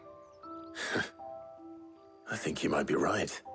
In all the years since you and that scowl of yours first appeared, you haven't invited me out once. For shame. Well, it seemed long overdue. And you did say you had some shopping to do. I was hoping to restock my supplies of herbs and liniment, yes. You and Jill alone burned through them like wildfire. No luck, though. My usual supplier's not here, and I refuse to pay the prices these gougers charge. I'll ask Karen when we get back. What is it? Oh, Just memories.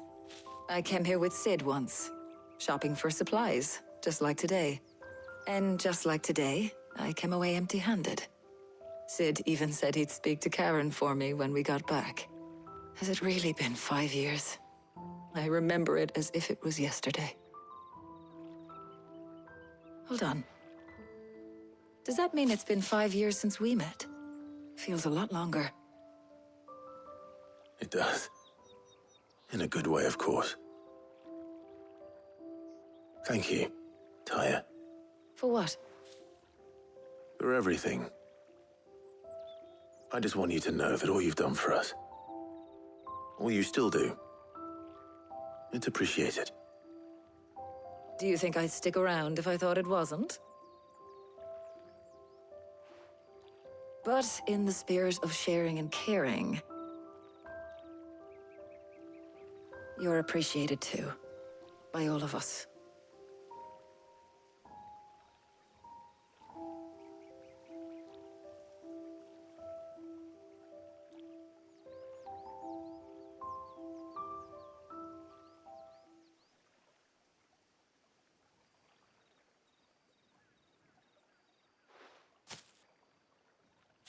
Well, I think we've tarried long enough. I ought to get these ingredients back to Tome so he can make up this concoction of his. I'll meet you back at the hideaway, all right? All right. And thanks again. I heard you the first time.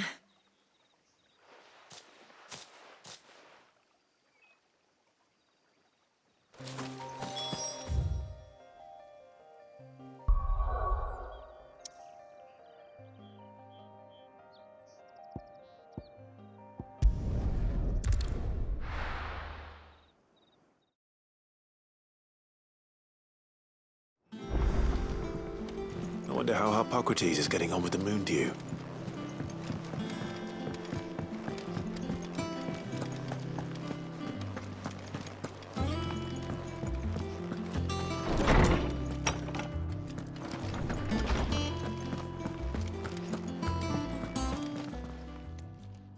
How's work on the shielding progressing, Hippocrates?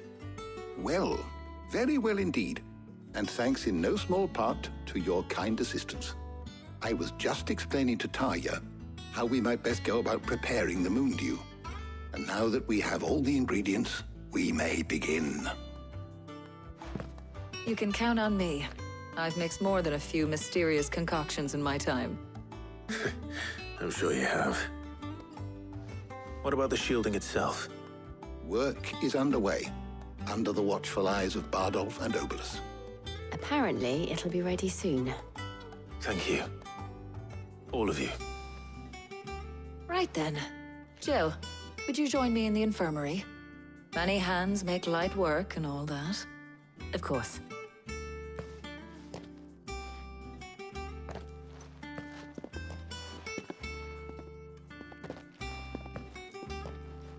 Oh, and Clive. It was good to talk. We should do it again sometime.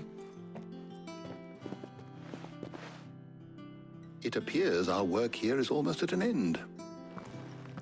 A shame. I was enjoying playing the man of action for once. When both the shielding and the moon dew are ready, it will merely be a matter of applying the one to the other. Followed by a rigorous process of testing and retesting, of course. Perhaps someone ought to warn young Mid of that. Leave it to me. Thank you, Hippocrates.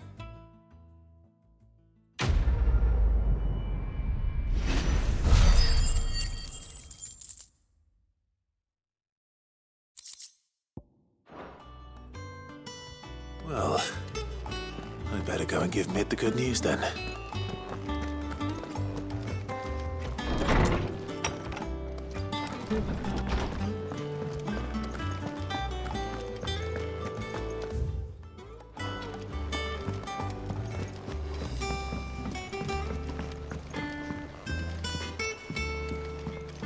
What do I have to eat to grow as tall as you, Mr. Stelz?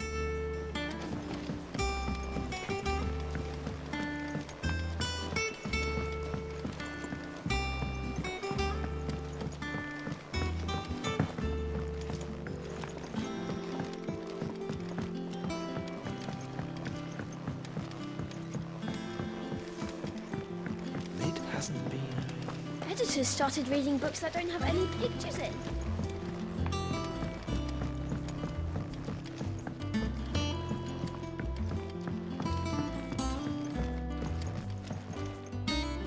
Sorry to keep you waiting, Mid. But you'll be pleased to know that work on the shielding is underway. You found something for it? In a manner of speaking, Hippocrates knew of a substance that's highly resistant to heat.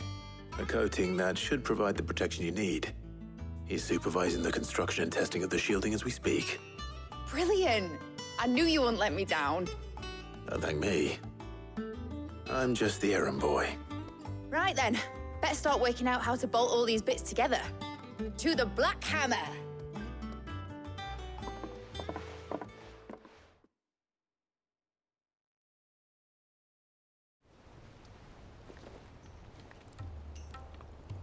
You know, when I got into the smithing game, I thought I'd be making swords and shields, not thermal bleeding didgeridoo-dahs. Displacement stacks. Same difference. Whatever you call it, I ain't putting it together in here. It's cramped enough as it is. Let's take this outside. Mid, you get all the parts lined up on the deck. I'll take care of the rest. On my way! Oh, and bring me the biggest hammer you can find. This is gonna require some precision walloping.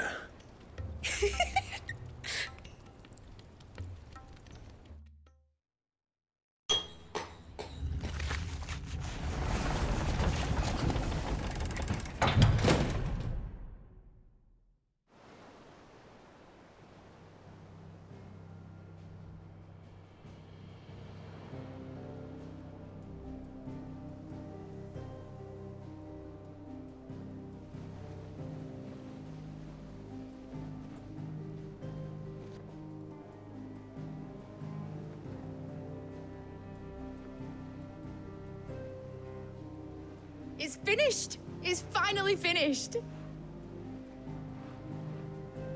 Thank fuck for that. I'll be feeling my hammer arm for weeks.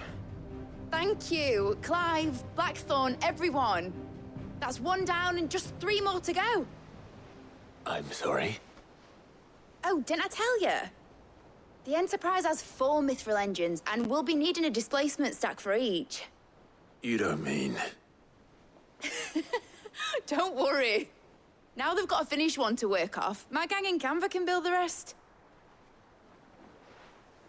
Good luck to them, I say. Right, I'm off to get a sling for this elbow. Any other work comes in, keep it to yourselves, eh?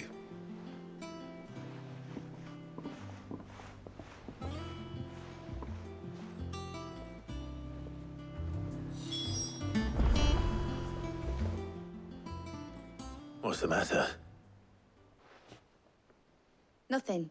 Just daydreaming. Thinking about the Enterprise sailing off over the horizon to shores unknown. Searching for a land untouched by the Blight. Just like me and my dad planned. So if the worst came to the worst and every scrap of soil in the Twins turned black, we might still have a chance. That's what she was meant to be.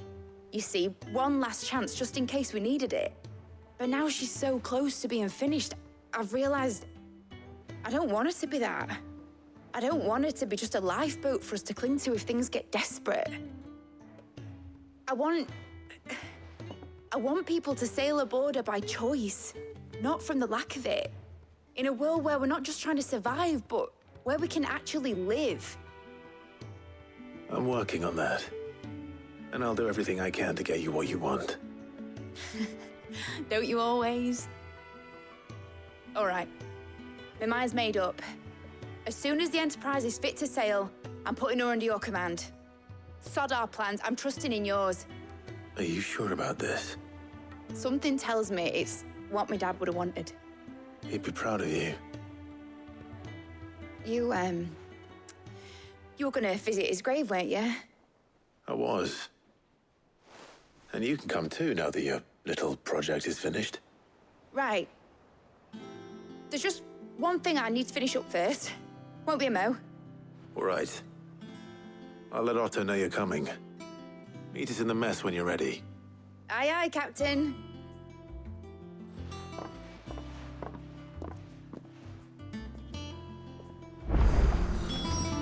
They told me she was building a ship.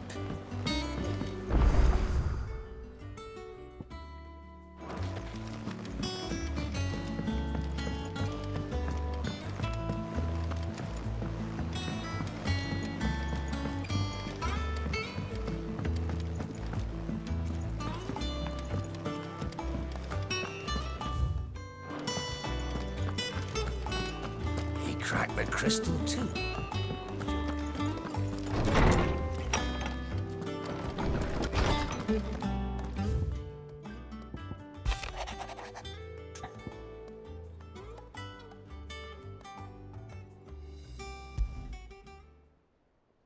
Trouble with the ledgers.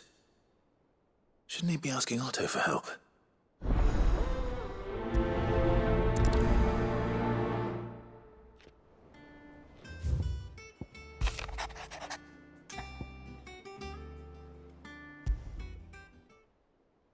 What could be wrong with Torgor? He seemed well enough when I last saw him.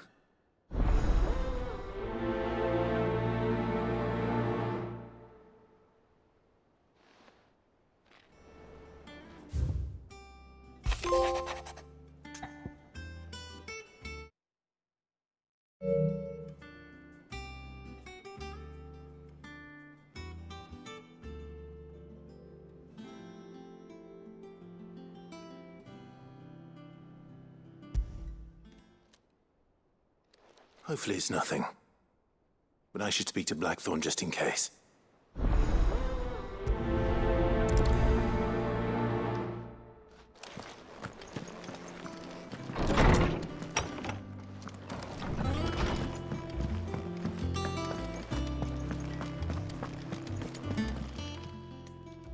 I got your note.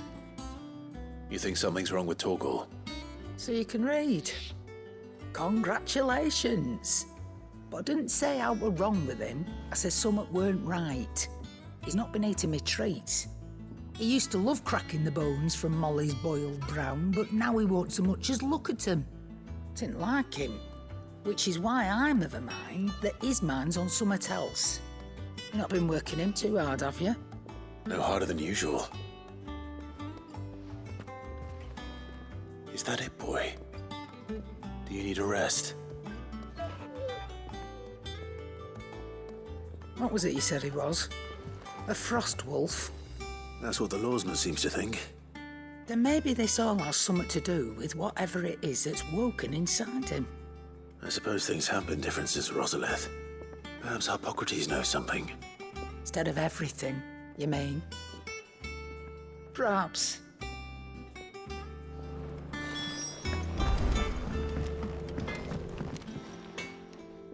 Blackthorn, do you have a moment? Not really, no. This won't take long. I just wanted to ask how you're getting on.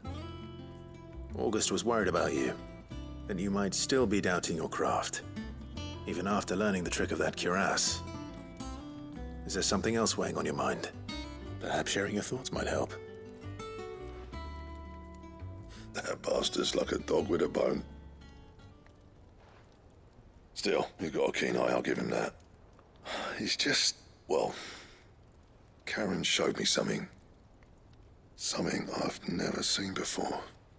And that was? A sword. An odd-looking thing with a single-edged blade. The metal itself wasn't anything to write home about, but fuck me. The edge on it. You could slice a man clean in two with a weapon like that, and he'd be halfway home before he even realised he'd been cut. So that's what's troubling you? Nah. Not troubling me exactly. More distracting. Can't stop thinking, how do you get an edge that sharp? It's driving me mad. And if you knew how to do it, we could arm the curse breakers with even better blades. That's about the size of it, yeah. I'll see what I can find out. Sharper swords are always welcome. And we can't have our master blacksmith being distracted. You're a soft touch, you know that. But I can't say I'm not grateful for it. Good luck, eh? Thank you. Let's see what Karen knows about this sword.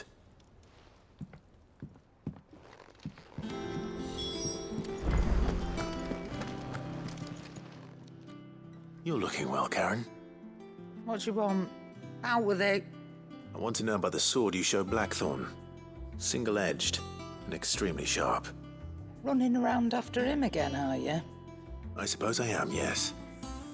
But I need to help him find out how to work an edge like that. It's driving him to distraction. Little wonder, I suppose. There's not many like that make it as far as the twins, and those that do go straight into private collections. Which made it nice and easy finding a buyer. Can you tell me who bought it? Where is it now? You think I tell people who my clients are? Suppose you're not likely to go nicking him off me, are you now? Fine. If you stop mooning at me like that. Lord Ignac's the man you want. Delmecian bloke. Collects weapons and the like. And he's got more money than sense, which is why he's one of my favourite clients. Reckon he'll still be at the inn in Dalamil, where I left him. Thank you, Karen. Oh, and he's a touch eccentric, if you take my meaning. I appreciate the warning.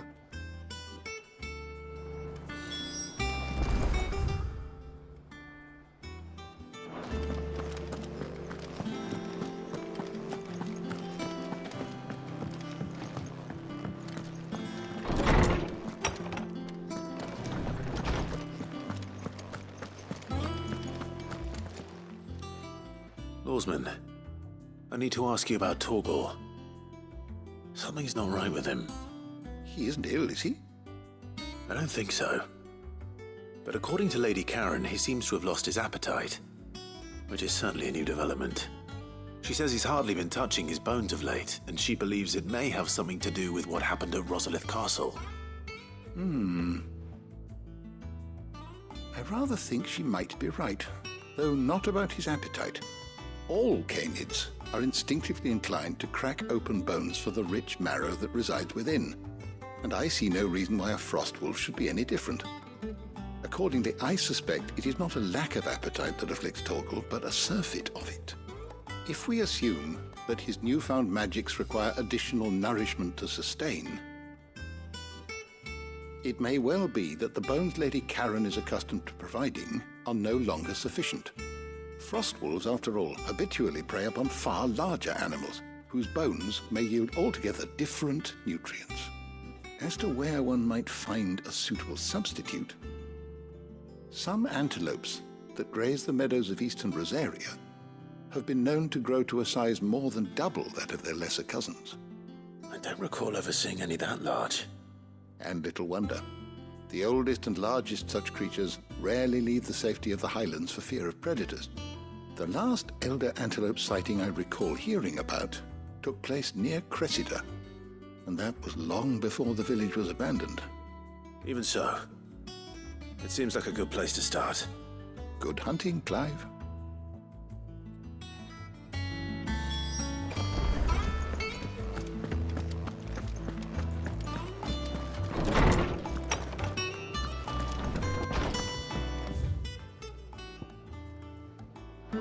Oh, I'm never drinking again.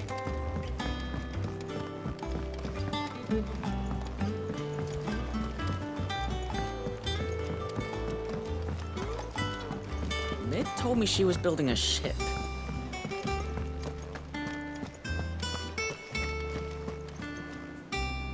Clive. That's why I'm here. Shh. Otto might be listening. Is this better? A little. Listen.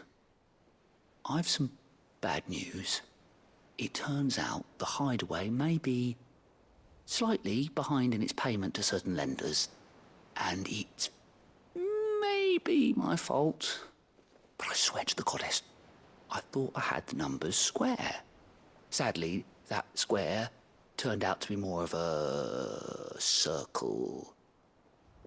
Zero, you might say. I can straighten it out, I swear, but it's going to take some time, and I'm going to need help keeping it from Otto. Bit late for that, I'd say. There you are! What a surprise! So let me get this straight. You forget to pay our lenders what they're due, And instead of coming straight to me, you get Clive to come to you. And I hope he'll dig you out of the hole you've dug for yourself. Clive, the man in charge of the place you've been cheerfully trying to bankrupt. And you thought this was a cunning plan. Why? Well, who needs paying? Oh, just Martha. And the dame. And, well, Lady Karen. But only 500 talents. We owe 3 of our most trusted friends 5 million gil. Each. 5 million each. They lent us the bulk of the money we used to rebuild the hideaway, you see, and, well, I must have made some sort of oversight. Those ledgers were my responsibility, and it was my decision to entrust them to you. This is my fault. Do we have that much to hand? I can always ask my uncle. No, we don't. And no, you won't. We've lightened Lord Rosfield's purse enough. After the king's ransom we had off him, he deserves better than to see our begging bowl. Besides, we'll need to learn to stand on our own if we're gonna make this work. All right. But that doesn't mean you have to shoulder the burden yourself. Is there anything I can do to help? There might be. How'd you fancy taking these to Martha and the dame? Rocks. Rocks, he says. Worth 1,000 talents apiece, these are. A little something Sid and I set aside for when times got lean. And I reckon 15 million in overdue debt probably qualifies. I just hope our associates' eyes are a bit more discerning than yours. I'm sure there will be. Should be me making the rounds, really. But you know how it is with this place. Orders to bark, arses to wipe, and all that. I know. Which is why I don't mind going in your place. Go. Do you know why I only gave Master Clive here 2 star rubies? Because you'd rather Lady Karen killed me. Because I'd rather Lady Karen killed you. Yes. Well, I suppose this is goodbye then. Don't worry. I'm sure Karen will understand. Really? Do you think so? No, I don't.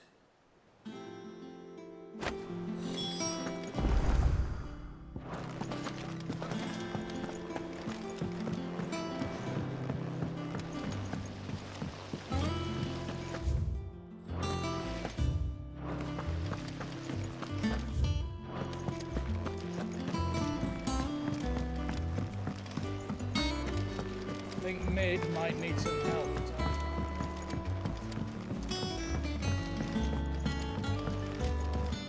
Well. Here, Sid. Reckon you might be just the man to help me out of a bit of bother, if you've a mind to. Let's hear it. Well, it's about this alembic the chief's got me making. Lovely bit of kit it is. Bung in a solution you want splitting, and it will separate it out, just like that. Problem is, it won't always get rid of all the impurities. And with some of the stuff we need it for, that ain't good enough. Which is why I've been looking for something to filter the liquid we'll be cooking off.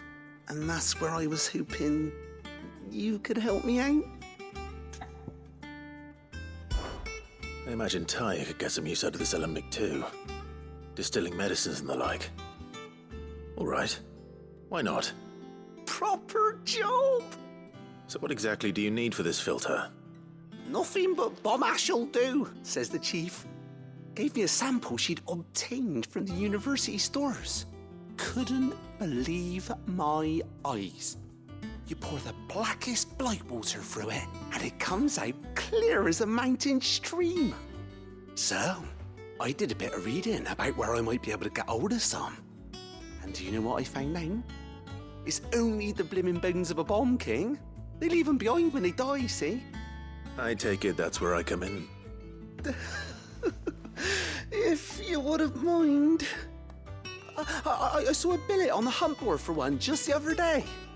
Would have gone myself, but, well, fighting dirty great balls of flame isn't exactly my forte.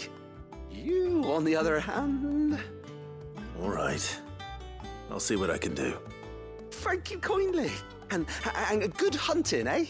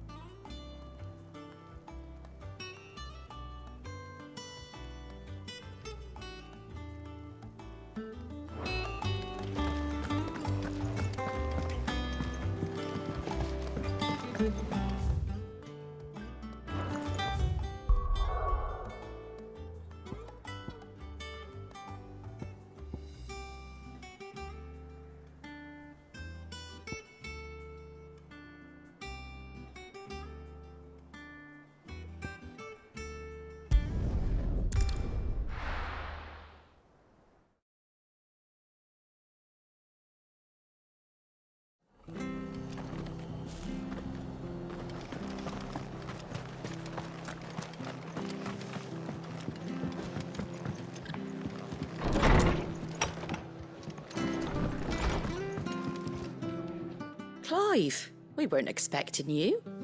I wasn't expecting to be here, but it seems we still owe you a considerable amount of coin for your help with our rebuilding efforts. And though I doubt it's what you were expecting, we were hoping you'd take this as payment.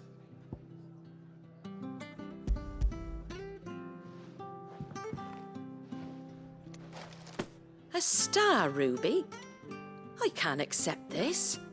It's worth at least twice what you owe me. More if you can find yourself the right buyer. Think of the difference as interest. Interest? If word got out I charged that much, no one would ever borrow from me again. Anyway, why are you the one here asking me about this? I'd have expected Otto. Bit much sending the Lord Marquis out to settle your debts, isn't it? The old goat working himself to death again? Something like that. Most days I think he's the only reason the hideaway's still standing. Same as always, eh? Back when the place was nothing but a twinkle in the eye of a recently retired Lord Commander, word is he was the first one Sid reached out to. Probably knew that without his strong arm and level head, the idea would never get off the ground. Sid may have been the face of the hideaway, but Otto's always been the backbone. And when Sid passed away, we were all worried that would be the end of it. That Otto would just give up. His death was hard on everyone. But it must have hit Otto hardest of all. But he didn't give up, did he? Quite the opposite, in fact. If I recall, he was the one who nominated you as Sid's replacement, and rallied the rest around you. I reckon what he saw in Sid, he saw in you too. And don't we all? Doesn't hurt that you're half as stubborn and twice as handsome, neither. That, and you keep good company. I suppose I do.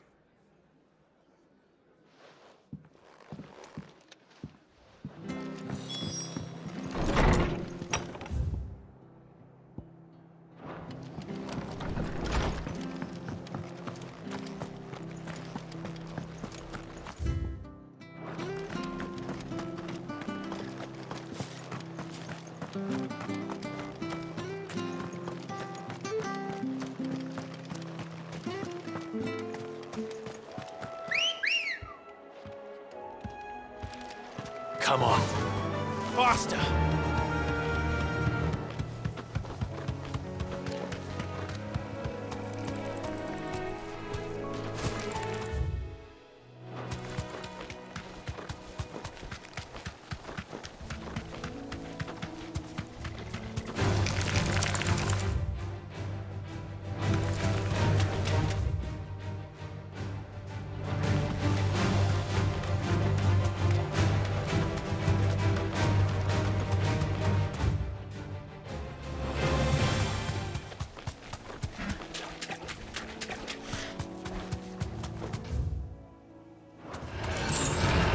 This won't be easy.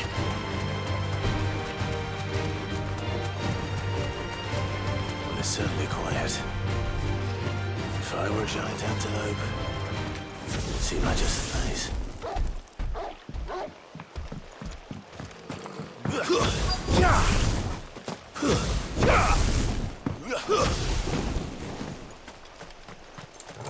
I doubt we'll find one bigger than that. You hungry, Torgal?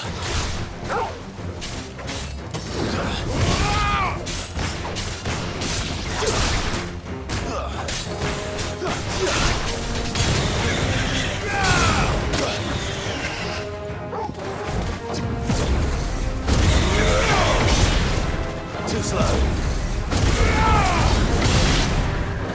Get him.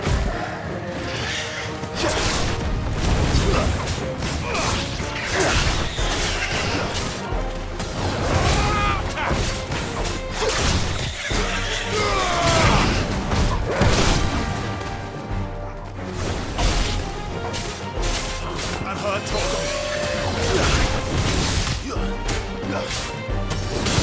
Go, Torgal.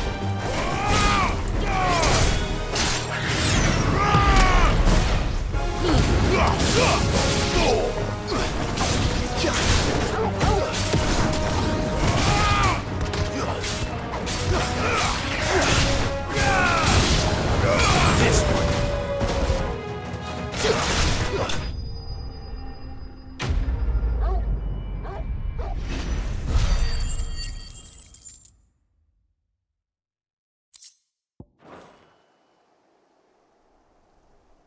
Now.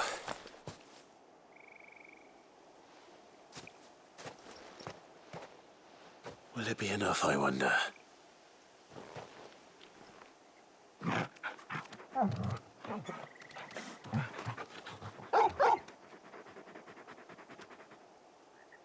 I say that answers my question. Which means we owe the lawsmen our thanks. You're just a big puppy, aren't you? A very big puppy.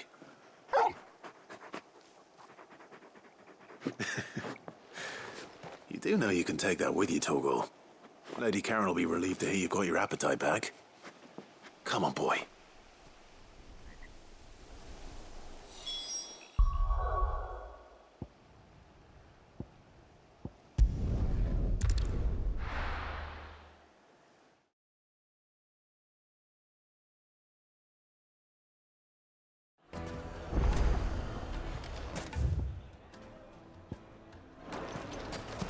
People take notice of wealthy men.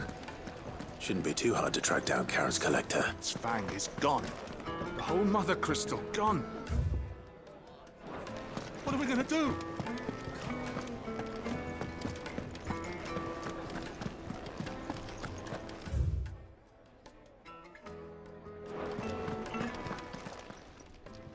My reputation will be ruined! Ruined! Calm yourself, Lord Ignac, I beg of you, before you do yourself a mischief. Pardon the intrusion, but... Out! Get out! I paid for these rooms so I wouldn't be disturbed. Leave me be! Please, allow me to apologize. His lordship is going through a difficult time, and he's never been fond of guests arriving unannounced. Radim! Get rid of the filthy oaf this instant! Very good, Lord Ignac. Would you mind stepping outside for a moment?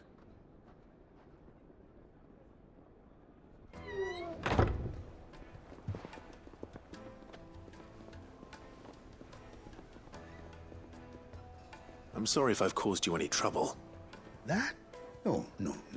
That's just how his lordship is. Though the morning's events have left him somewhat fractious. He has been dispossessed of his luggage, you see. The thieves also made away with a considerable amount of coin. Coin the innkeeper will soon be keen to collect. I don't suppose a certain blade was among the stolen items. A single-edged sword. It was purchased from a merchant friend of mine. Ah, you know Lady Karen. Yes, I'm afraid it was. Then I'll retrieve Lord Ignac's luggage. But I have one condition. You have but to state it. You are welcome to anything that is within my power to grant. I want an audience with Lord Ignac. A few minutes should be enough. Then I'll be on my way.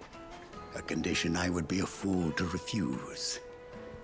Of course, you shall have your audience. I don't suppose you saw where the thieves went? I did not, no.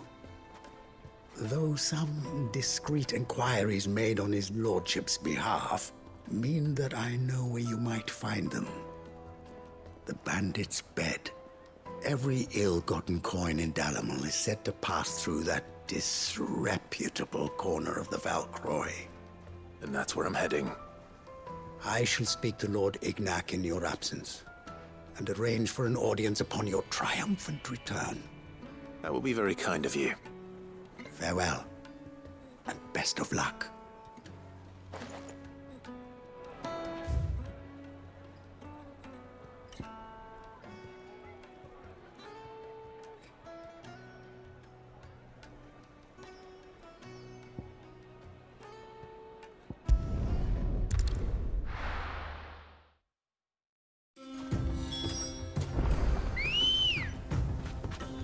Come on. Fly, Ambrosia.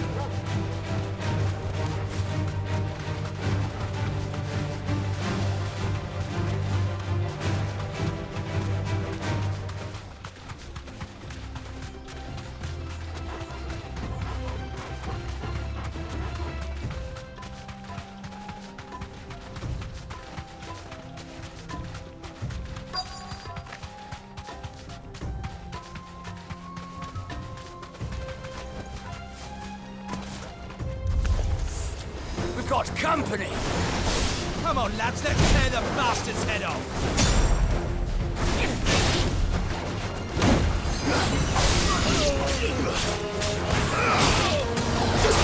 You're finished!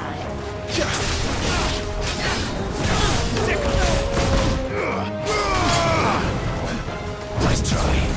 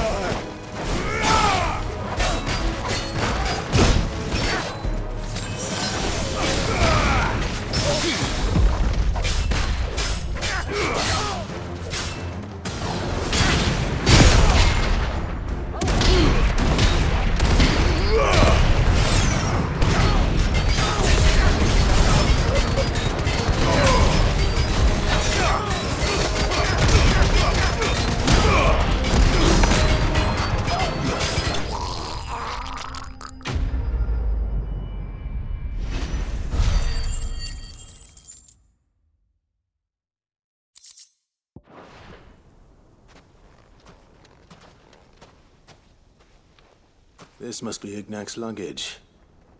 Nothing seems to be damaged. All right. Let's get it back to Delamil.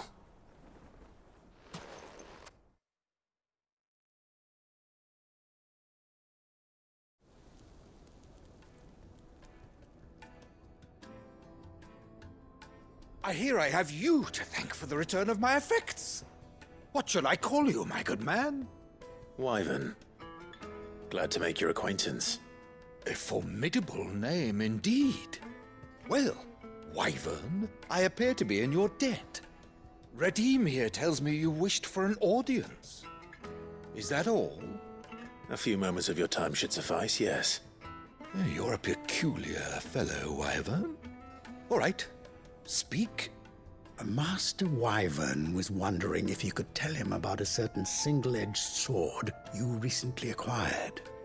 Oh, a true work of art, that one. Karen drove me hard on the price, but I would have sold her Radim here to get my hands on that sword.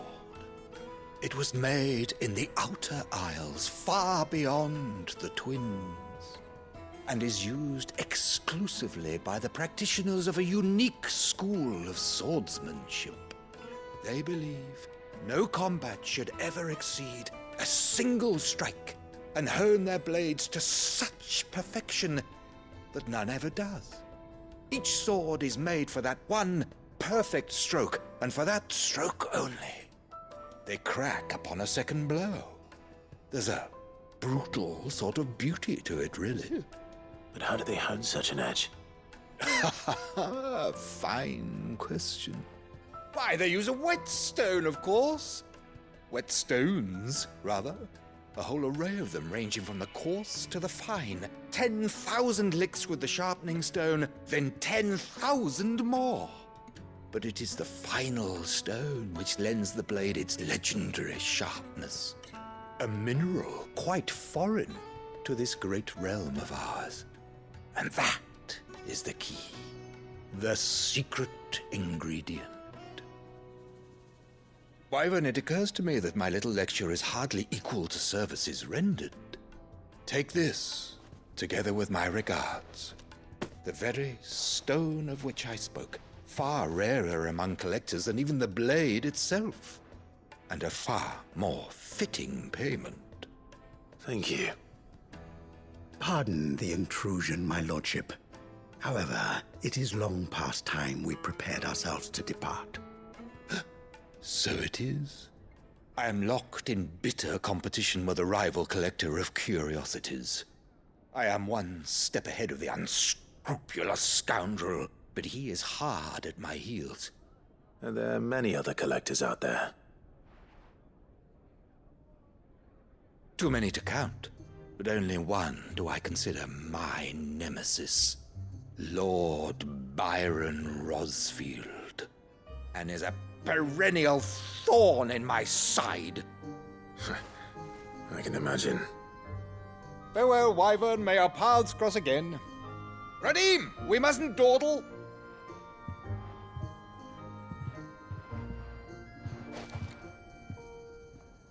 I think his lordship is rather taken with you, Master Wyvern. Thank you again for your assistance. Coming, my lordship. I'll be right there.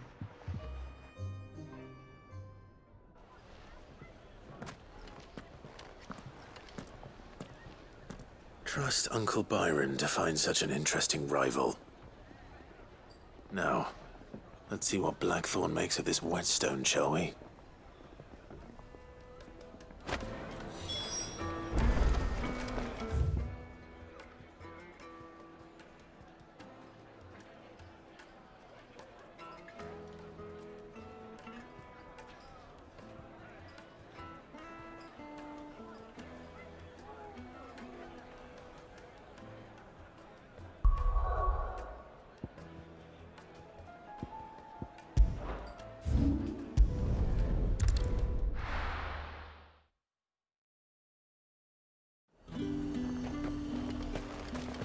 There's talk at the glass.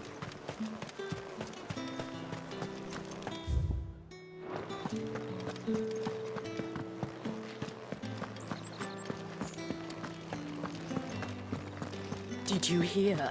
The gates to heaven are here. I want to see you again.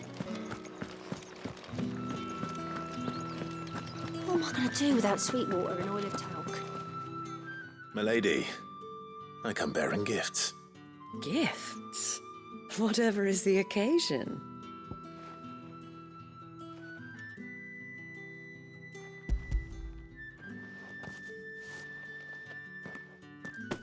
Oh my. Clive, you really have outdone yourself. Otto asked me to give it to you. To settle the Hideaway's debt with the Veil. And to compensate you for the time it took us to do so. You disappoint me, Clive. I thought you might finally be warming to me. Tell Otto he can keep his baubles. I tried to tell him as much the first time around. The man owes me nothing, nor does the Hideaway. My contribution to the restoration effort was made freely and willingly. It was the least I could do. You once told me Sid did you a kindness. I'd like to do the same. Please, accept it. For my sake. And for Otto's. For all of us. For all you've done. It is rather fetching, isn't it? Very well. Otto is lucky to have you, Clive. I doubt anything could ever replace his son. But you and the others at the Hideaway are the closest thing he has to family. Otto had a son. Long ago, yes. Sid told me Otto lost him when he was just a boy, and blamed himself for not being able to stop it.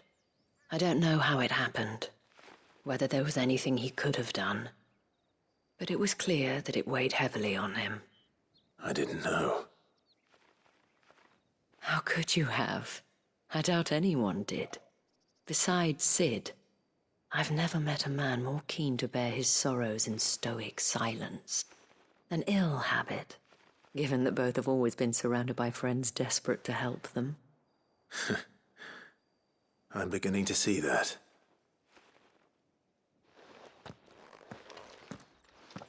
Go will want to know the stones were delivered.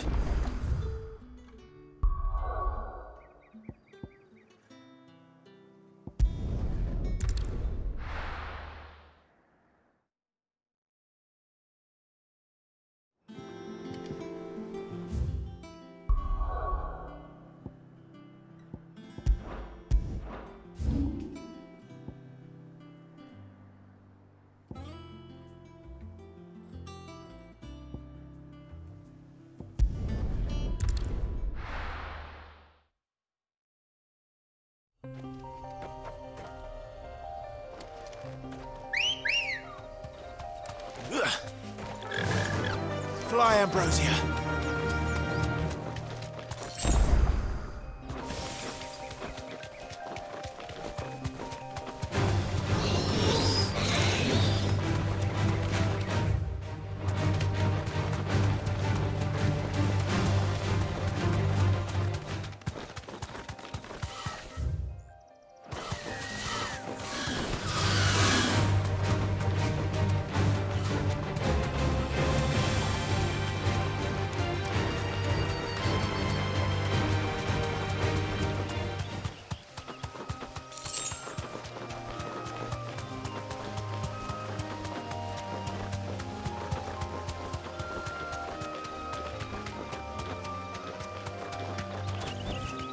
That'll do, girl.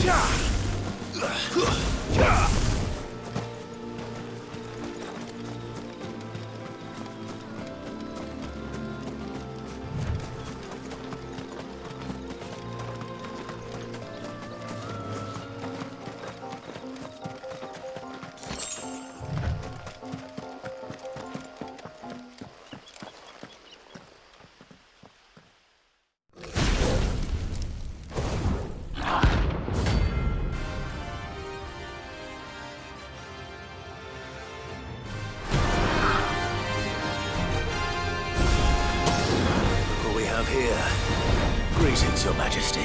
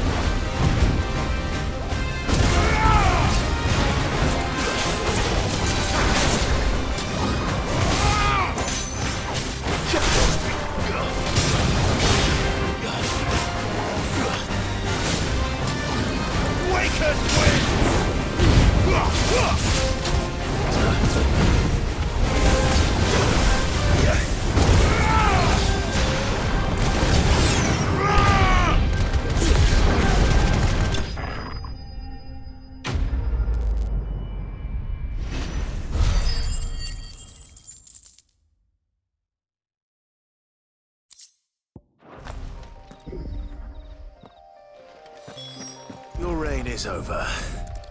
Now to come. This looks like the stuff. Let's see if there's any more. That's better. That should do it. If it wa-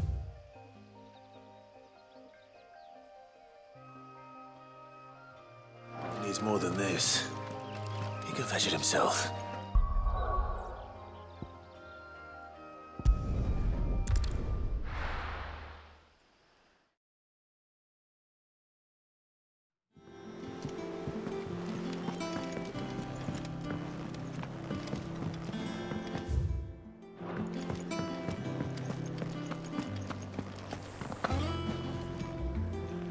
I noticed you and Torgal had gone off somewhere.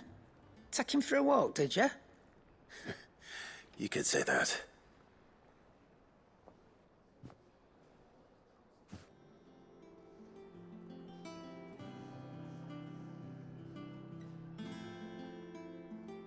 So, Molly's leftovers weren't good enough, eh? That'll teach me for treating you like you're still a pup.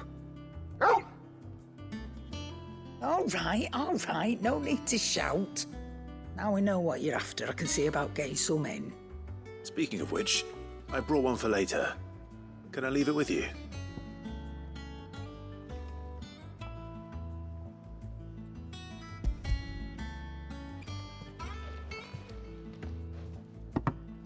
You can, aye.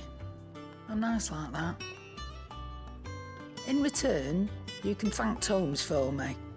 The bloody know-it-all. I was just on my way to see him.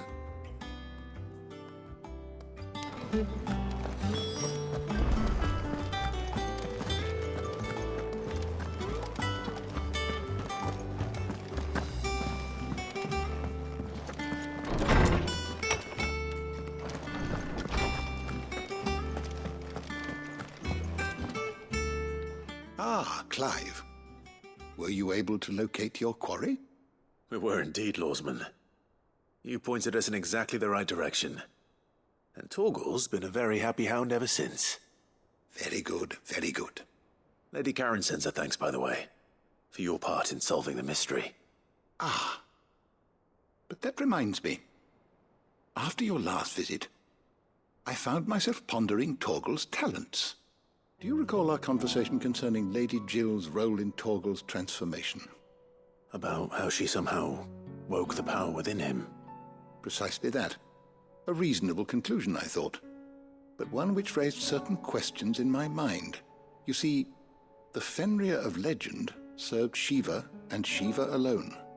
And while the powers attributed to him are certainly impressive, the records imply they are somewhat different in nature to those you described Torgal as having used. What are you suggesting?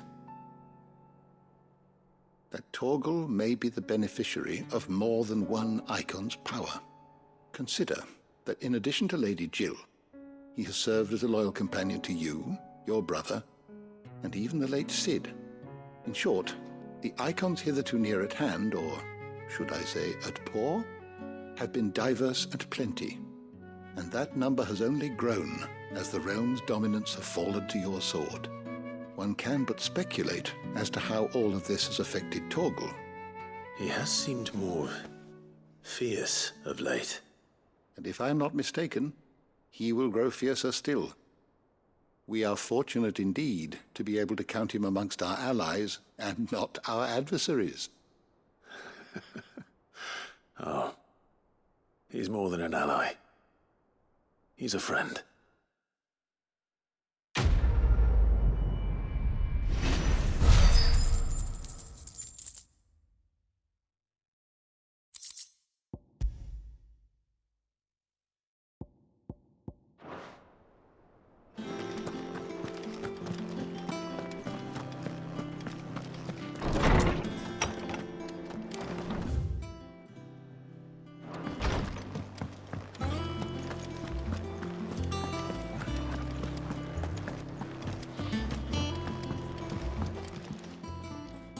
Sorry for the wait, but hopefully you'll agree it was worth it.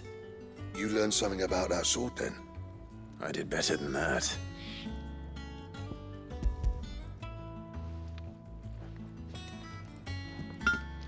A whetstone? Yes, but not one you'll find anywhere in Valisthea.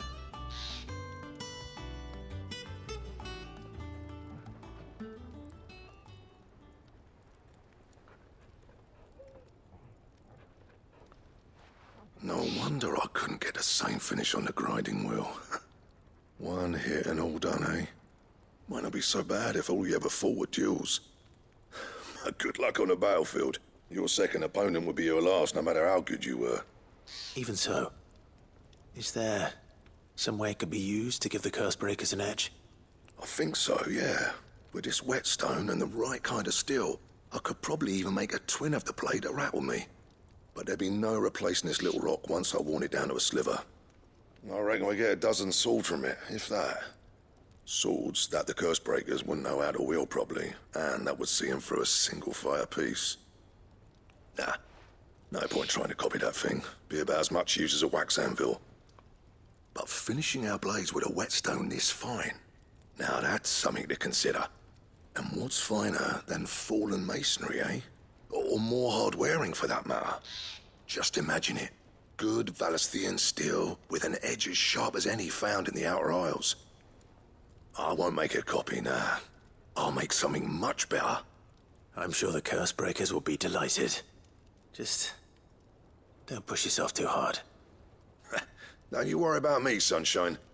I've been working day and night since I was half your age, and I'll still be here when you're long gone. Hey, thanks, Clive. I mean it. I owe you one, August too. It's good to know someone's looking out for me. He'll be happy to hear you said that. And I'll see that my debt to you's paid. First new blade I make's got your name on it. You come and find me when you've got the materials. All right. I will.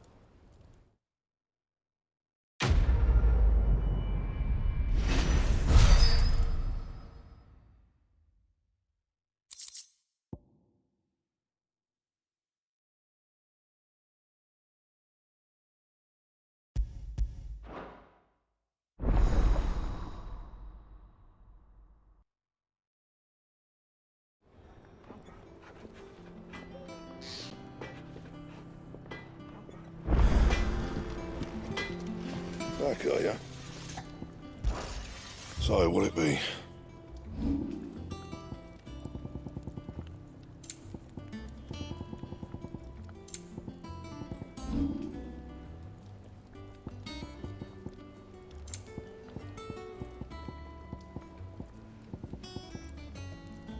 Anything else?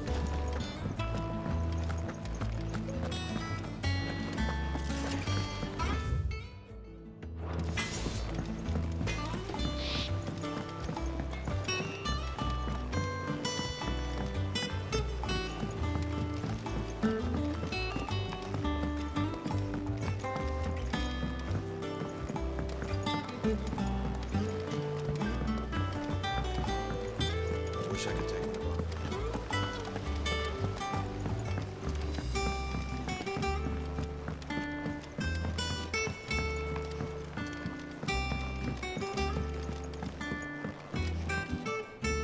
All right there, Sid?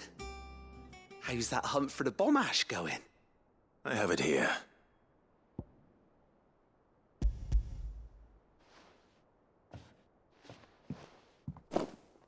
That's the stuff. And plenty of it, too. Enough to keep the alembic bubbling away for a good old while. You're a gent, Sid. Let nothing say otherwise. Right then, let's get this contraption up and running.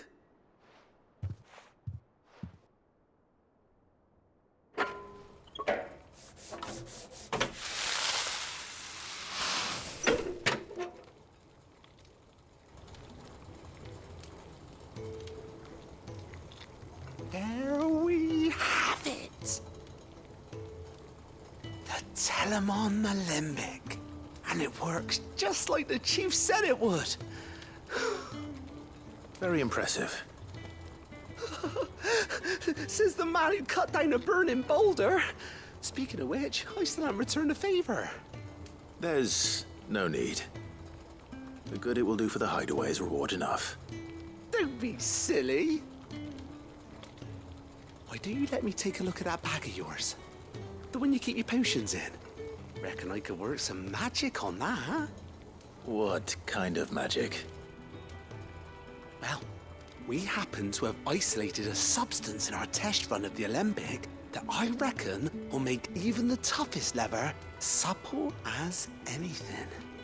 Thought we might use it to breathe new life into old boots and the like. Save the hideaway a few gil. Ah, I reckon if we slap a bit on your bag, it'll loosen it up enough for you to squeeze in a bottle or two more. Well, it can't hurt to try, I suppose. That's the spirit. Leave it with me. I'll only be a mo.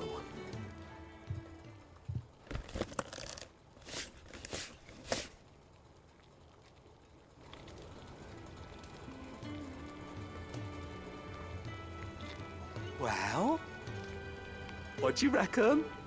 It certainly feels more flexible. Right?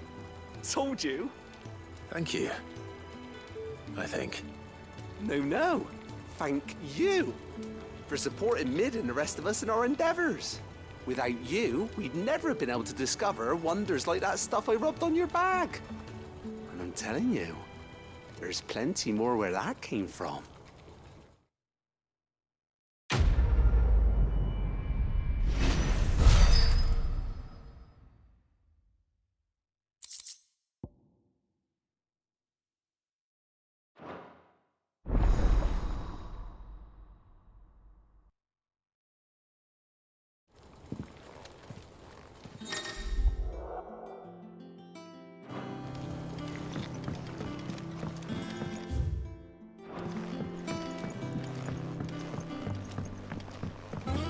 think Mid might need some help tidying up.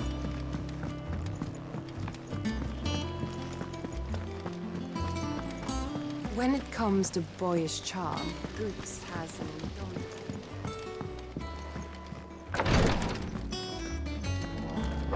It was good of you to help Mid. And it made a nice change for me as well. There's only so many boils a girl can lance before she gets soaked.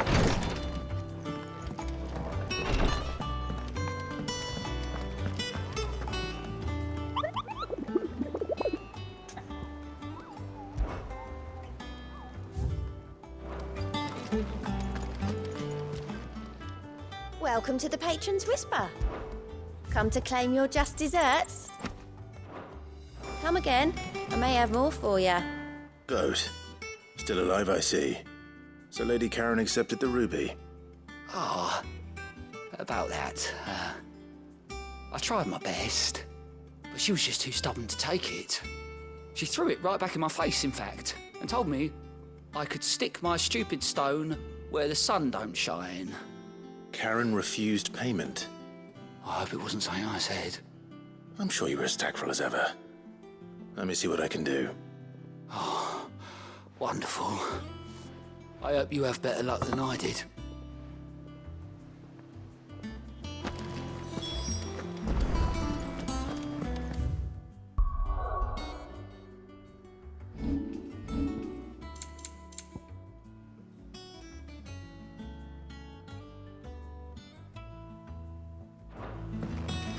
Mid told me she was building a ship.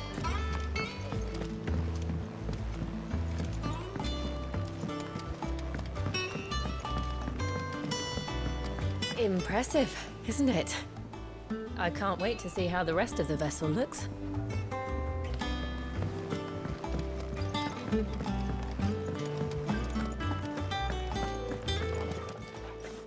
Lady Karen, Goat tells me you weren't happy with our offer. Would you prefer the debt was repaid in coin? What debt? I don't recall lending any of you lot me hard-earned gil.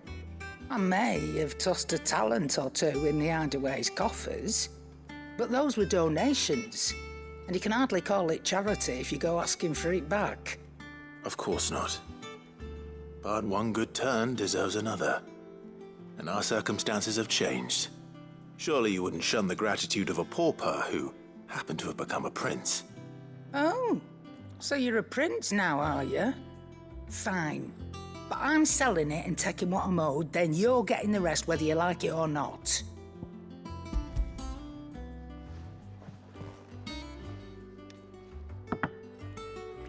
Where'd you even get this? A decent trader might nab 1,000 talents for a star ruby. A canny one, meanwhile, might claim it were nicked from the belt of Sid the Outlaw himself and ask twice as much. Might be I already have a buyer in mind. Might be you even know her.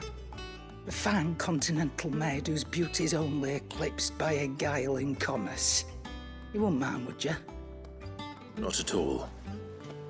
Just be sure to tell her that it's always a pleasure doing business.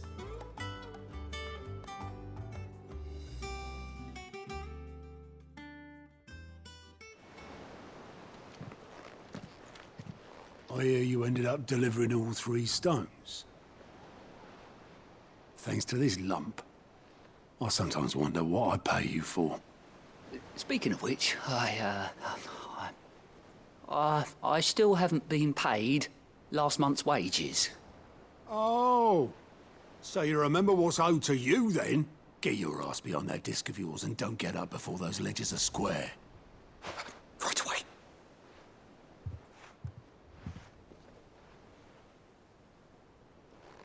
I've seen that before. Yeah. Plenty of times. It was the only goblet Sid ever used. Either out of habit, or because the filthy sod couldn't be bothered to find a clean one. I knew so little about him. Like most people. Martha and the Dame both seem to have fond memories of him. I bet they do. How long did you know Sid before he... Before he died. 20 summers. give or take. Back in the day, I was a purser on a trade ship, which is where I met him. He bought passage to, I forget where. And having nothing better to do on the long nights, we set up drinking island rum till the morning bell dragged me back to my duties. Quit my post not long after that, on account of making a fine maiden's belly fat. But me and Sid stayed close, promising we'd one day sail the seas again. That was before fate stepped in and said she was having none of it. The magic woke inside my son soon after his first name day, and there was no hiding his knack. Couldn't you and your family have? My family were the ones who summoned the constable, wanted the monster taken away.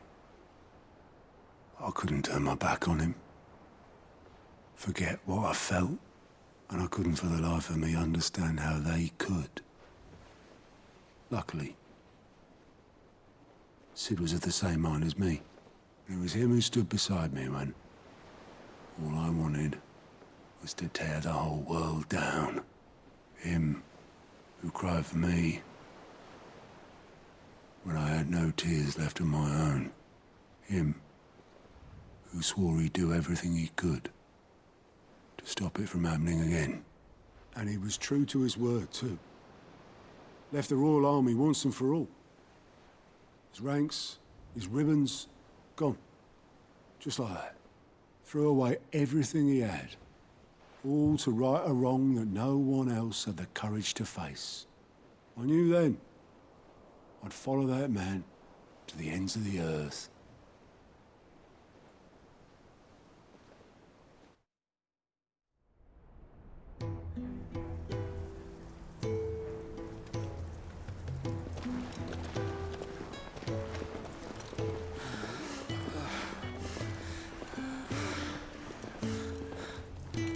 He was always too clever for his own good, was Sid. Saw the world for what it really was, while the rest of us were content to go along with the lie we were shown. And it can't have been easy, bearing that burden alone.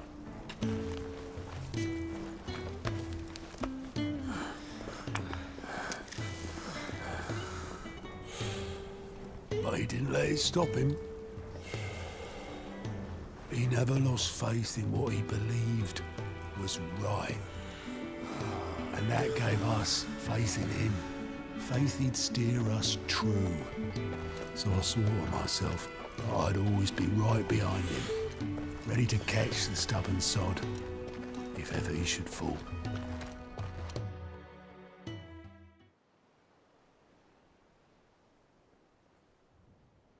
But I couldn't even do that.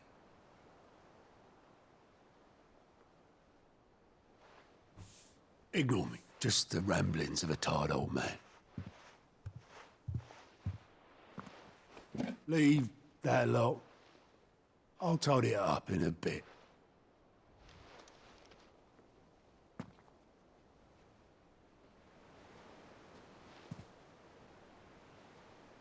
This is Sid's handwriting.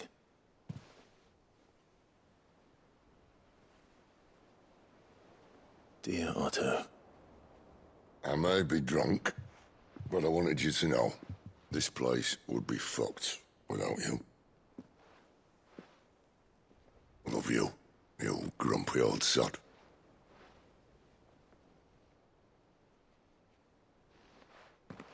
This note. Hmm? What about it? Sid was right. Without you, we'd all be lost.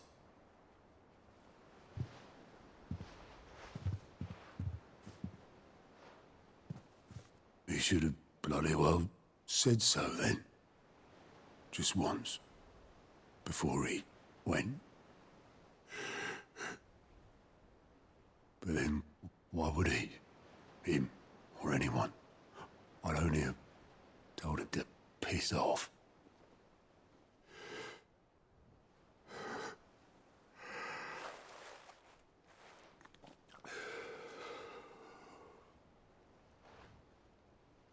You're wrong, though. Both of you. It was never just me keeping the hideaway afloat. It was all of us. I just shoved people in the right direction, and I barely seem to be able to do that anymore.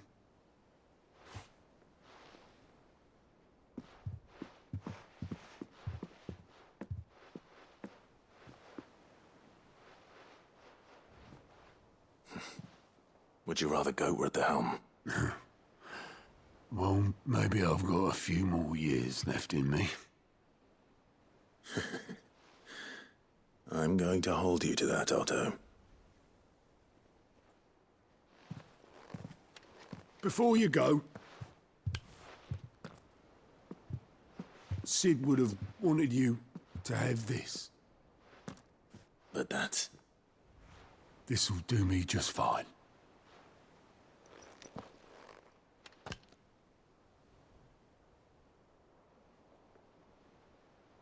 Thanks for the ray of sunshine. I'll see if I can't pay you back. Already have.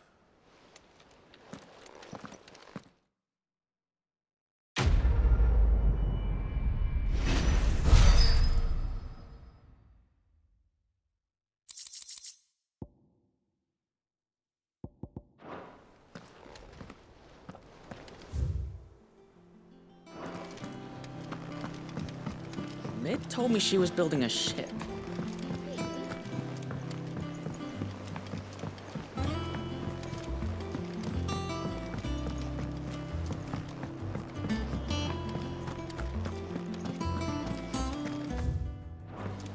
He cracked the crystal too?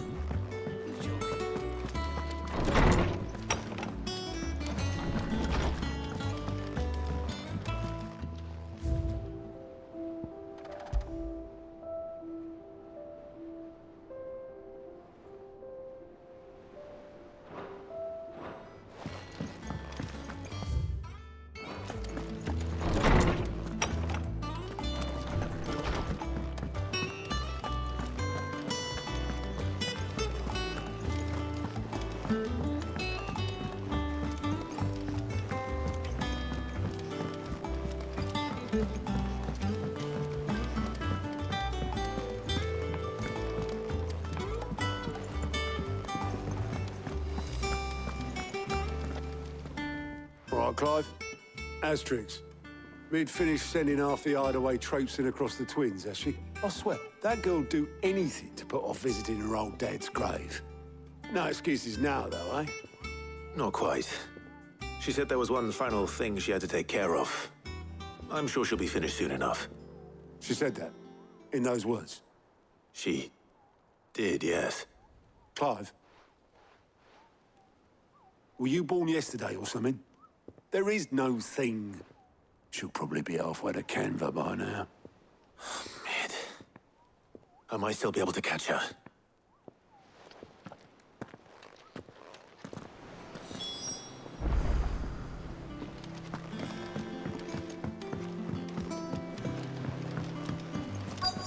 Is that the thing Tomes helped? Obeleth, have you seen Mid? Yep. In a boat, going that way. Then I'm too late. You in a hurry and all, are you? Oh, I offered to take her across, but she wouldn't wait. Just paid for a dinghy and rowed off. Oars going like the clappers. Got some life in her, ain't she? But anyway, I was on my way up to see you, as it happens. Got a letter for you. Urgent, by the sound of it. One of your uncle's men said I was to hand it to you in person, post-bleeding haste. And you're here now. Thank you, Obeleth. Don't mention it. What tidings, Uncle?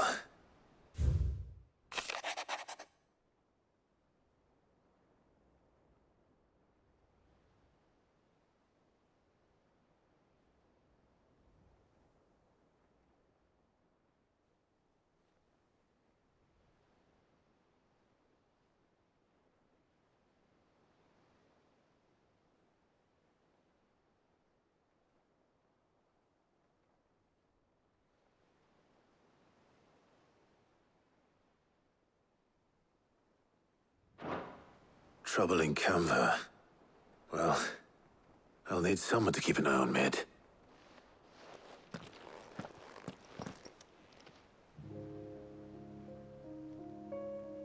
So what? Mid got us to do all the dirty work and then just sailed off into the sunset? It, seems that way. Well, nothing we can do about it now. But next time you plan on visiting Sid, you might want to tie her to something before you suggest it. Ah, don't be so hard on her. Gotta admit, the dirty work was kind of fun. Everyone pitching in, all that bollocks. Just like when we built this place. You're right. Anyway, we all set to head to the old hideaway. I could do with getting to Canva pretty sharpish. Wouldn't do to keep Lord Rosfield of the Seven High Houses waiting now, would it? Not after he asked for me personally. Gav will be leaving with me. Will you mind the place while we're gone? You can count on me. Just be sure to give Sid and the others my regards. All right. Oh, by the way, Jill will be joining us too. She's got some things to take care of, but she'll meet us there. I hope she's telling the truth at least.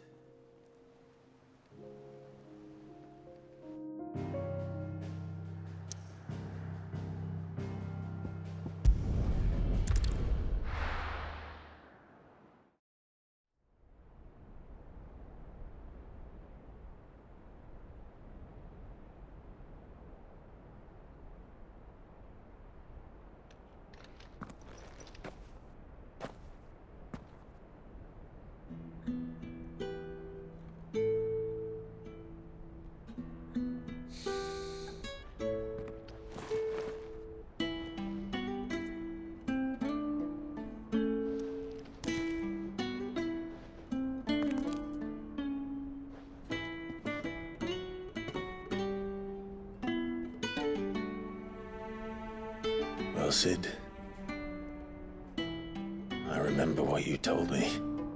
That if no one is listening to what you have to say, you may as well not say it.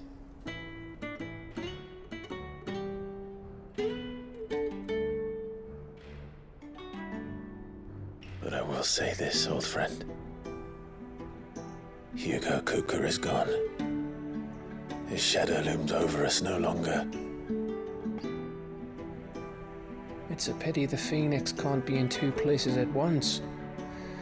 If he'd have been with us, maybe he could have done something for the lost. Not even the Phoenix can bring people back from the dead.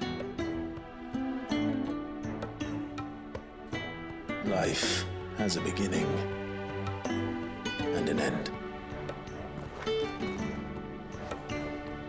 So we must live while we have the chance.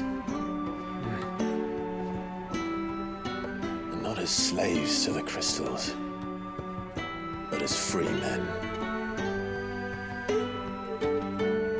May we join you?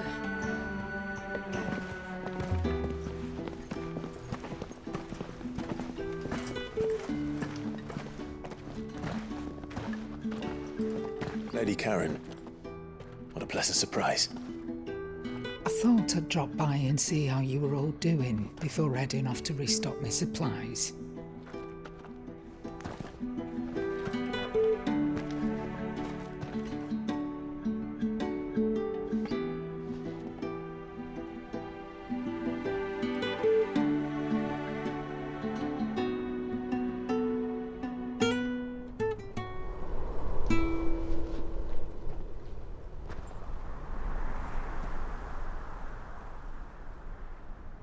It wasn't the most scenic view back then, but it were never as bad as this.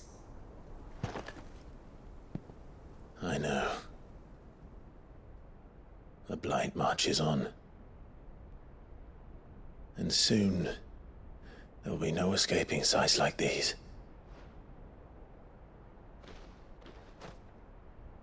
So our mission remains unchanged. We cannot stop until every Mother Crystal is gone, and their thirst for ether with them. The only one that remains in Storm is Drake's Tail in the Crystalline Dominion. Our next target. We're going to Twinside. It's the capital of the Empire these days. I wouldn't like to think how tightly guarded they've got the place. Not that that'll stop you, but we do well to scout it out before you go charging in. We would indeed. If you're off to the Dominion, you can take this great lump with you. Goods. Oh, I am sorry. Have you forgotten you're the most wanted man in the Twins? I thought you might like to disguise yourselves as the attendants of a travelling trader, assuming you've no better ideas. You wanted to buy yourself some tools, didn't you? Well, now's your chance. You're letting me go? With them? Oh, thanks, Nan! Stop that! You'll break me bones, you great galoot!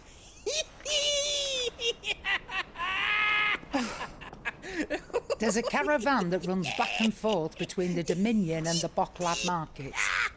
It's managed by the Merchants Guild. Just show them Goots' traders pass and you'll be on your way. It'll be a damn sight less risky than footing it the length of the Crystal Road. That's for sure. Thank you, Karen. And glad to have you with us, Goots. Okay then. I'll get me things and I'll meet yous there. See yous down in Bocklad. Get off! Me poor fingers! Jill, you're with me. Understood. And Gav, Already on my way, Captain. be careful. Aren't I always?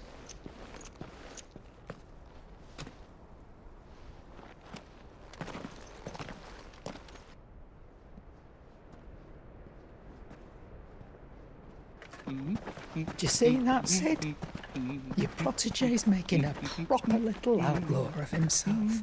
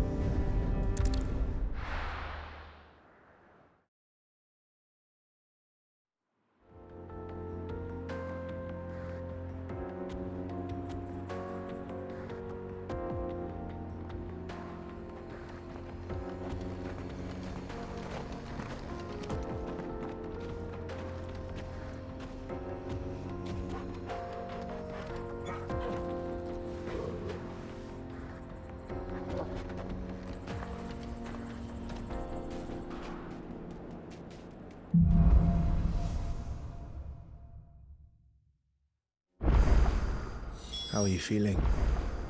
Better. Thanks to Taya. I'm glad to hear it. And Torgal helped too. Didn't you, boy?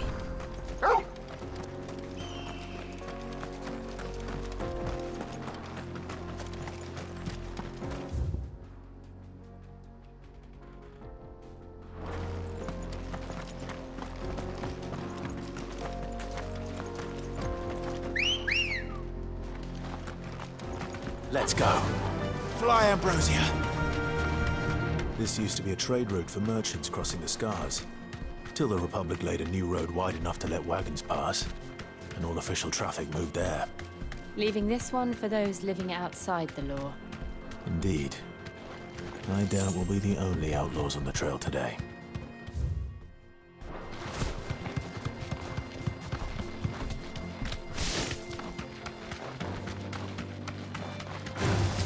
Time to fight.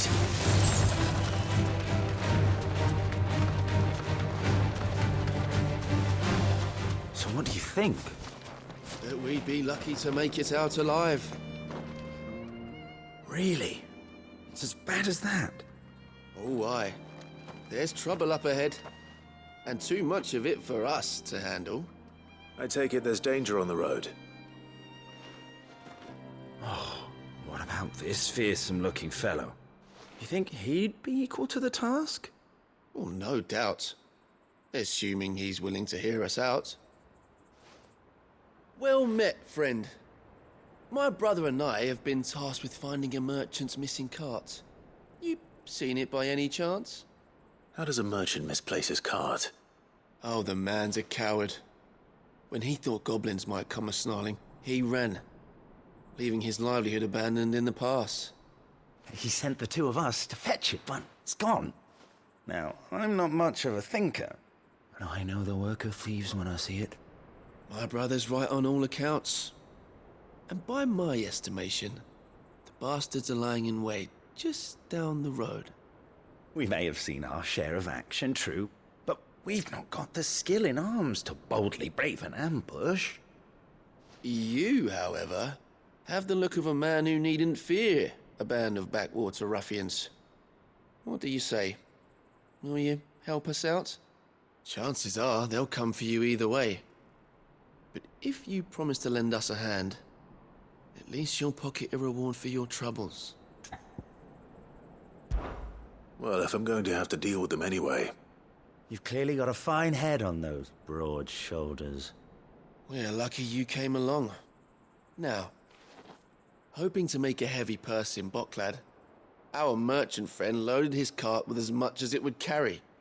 Reckon he won't be forking over the rest of our fee if we don't find those goods. So, while you're seeing to those bandits, you keep your eyes open. All right. Just don't expect me to drag the cart out of there myself. No. You can leave the cart to us. You just put an end to those bandits and point us in the right direction. You do that, we'll take care of the rest.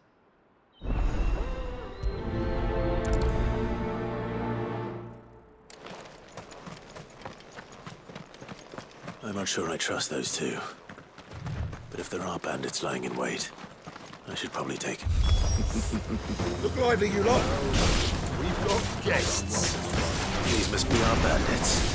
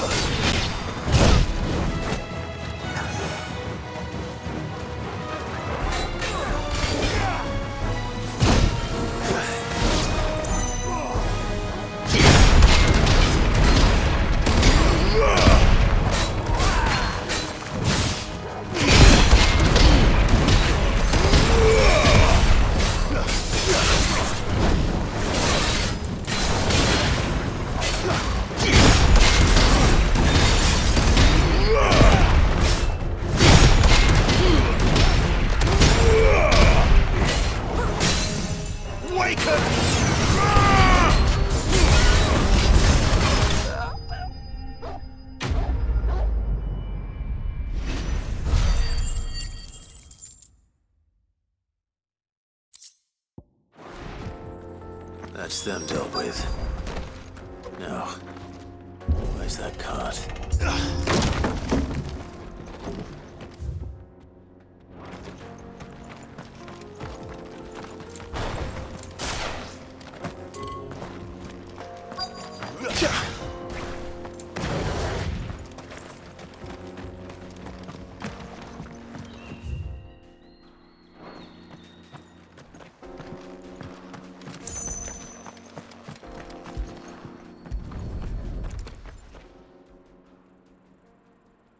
Getting all of this out of here will be a nightmare. Seems we've found ourselves the right man for the job, wouldn't you say? Found the cart and didn't leave a single bastard breathing. Our merchant friend will be delighted. And how exactly will he be getting his goods out of here? You leave that to us. After all, it'd be wrong to make such a fine warrior haul cabbages to market. You've done your part. And that's all you need to worry about. Here.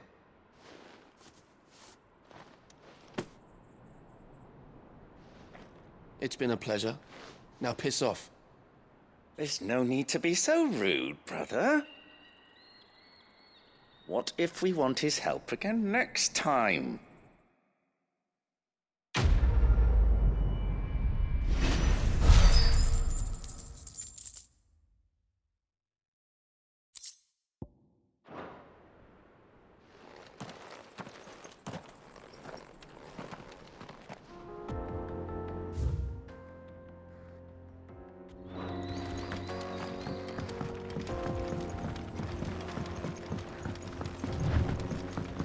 I see the Dalmex lag behind Rosaria when it comes to bridge building. The fallen ruin should hold at least. The path continues on the other side.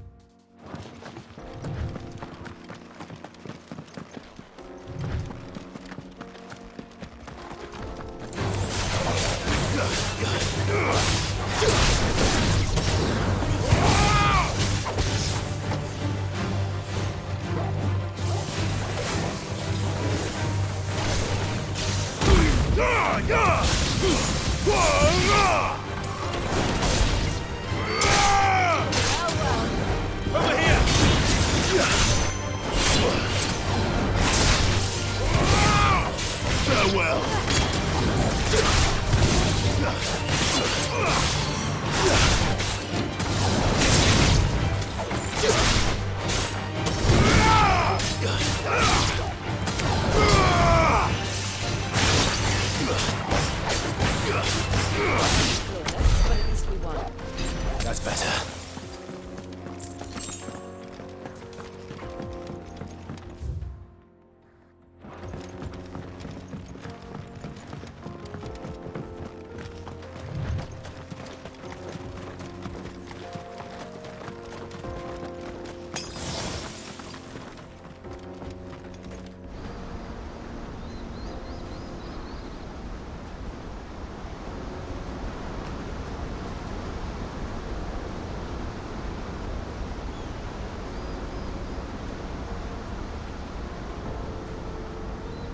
So this is Zemeckis.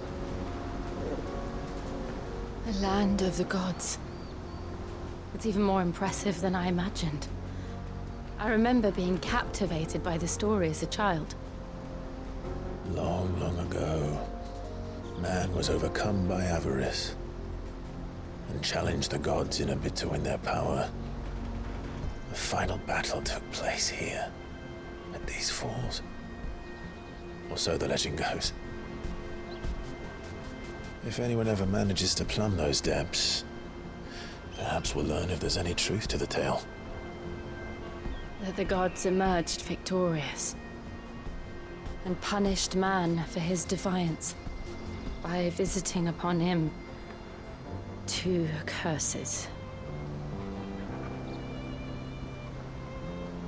Dominance and bearers. To tell the truth, I always thought it strange that the dominant and their icons were deemed a curse. Back home, the dominant inherited the throne. They were admired and exalted, not spurned. Whenever I got to that part of the story, I always assumed there must be something I'd misunderstood. You had a lot of storybooks, didn't you? In your room, I mean. When we were young. The old legends were always my favorites. Epic battles between gods and men. Father encouraged me to read as much as I could. He thought it good for my education. You really were a boy like any other, weren't you?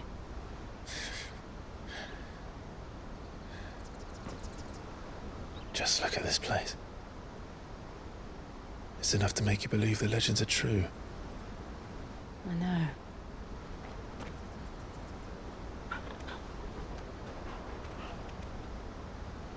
We're not far from Boklad. The road will be busier up ahead. And we'll have to keep our wits about us.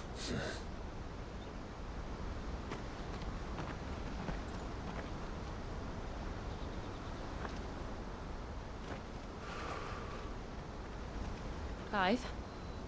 Something wrong? Nothing. It's nothing.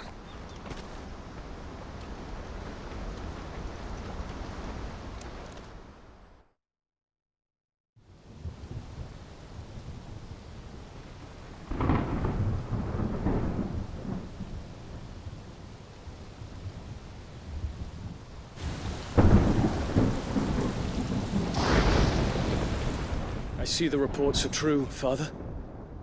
You have surrendered the throne to Olivier. I have. Emperor Olivier shall rebuild the Holy Empire of Sambrec.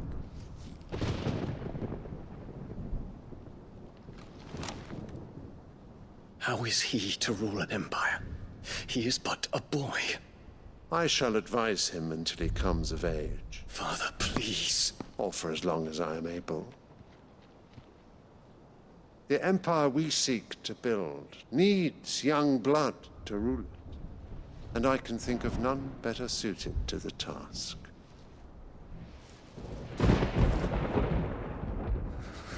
There is other news, Dion. Hugo Kupka is dead, and Drake's Fang destroyed. The pillars of the Republic have fallen. Ere long, the Imperial banner shall fly over every city in Storm. And then Valisthea. All shall bow before their Emperor. Father, these are the words of a tyrant. They are the words of a god. The Emperor whom I gladly serve. Great Greeker, made flesh.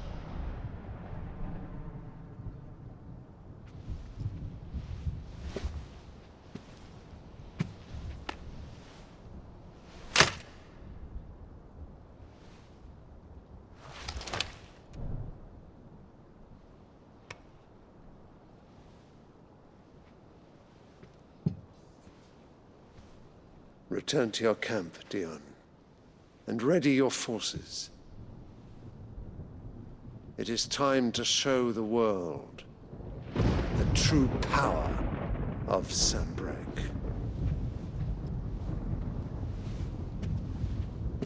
Father. I find you much changed. Is this truly the path you wish to tread? Or are these the ambitions of another? Of Ultima, perhaps? What nonsense is this? I speak my mind, and my mind only. Though I do owe Annabella thanks for reminding me of certain truths regarding the nature of nations, of rulers, and of the divine. You would trust the words of this traitress? She betrayed her country. She slew her husband. You have ever been an invaluable servant to Sambrec, Prince Dion. I trust you will continue to serve your Emperor in the wars to come. Canker! Silence! Insolent wretch! You will bend the knee. All else is heresy. Sire, forgive me. This audience is over. Come, Your Radiance. The Rowena Syndicate awaits your pleasure. Oh, not another meeting with silly old men. They're so boring. I'm hungry, Father. Can't we have luncheon instead?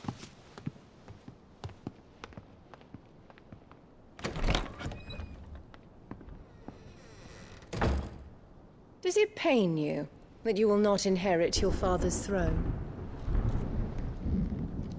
I have suffered worse.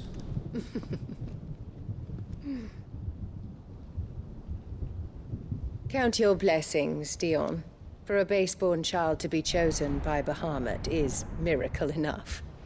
You have risen high on his wings, but you shall rise no higher, lest your impure blood stain the throne. What do you know of my blood?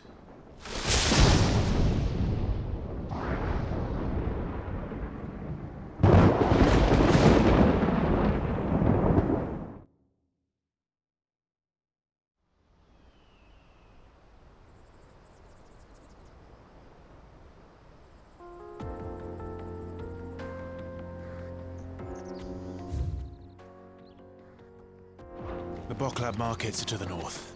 We just need to hug the coast.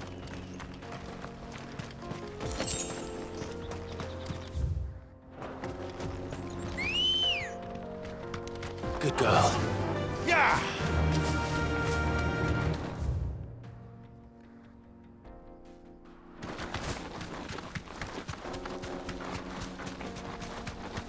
Infiltrating the Dominion won't be easy with the Imperials on high alert. No. His Radiance has lost one capital already. We can be sure Sylvester will do everything in his power to hold on to Twinside. His troops are well-trained and increasingly battle-hardened. But it's not as if we can wait for the siege to end.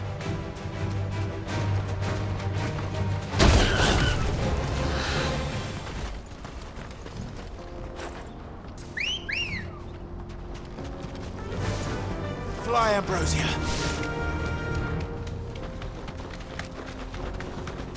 They've closed the road to Randalar. If the siege breaks, they'll need more than this to stop the Imperial legions marching on the capital. Oh, I'm done for. If you haven't got a pass, you're not getting...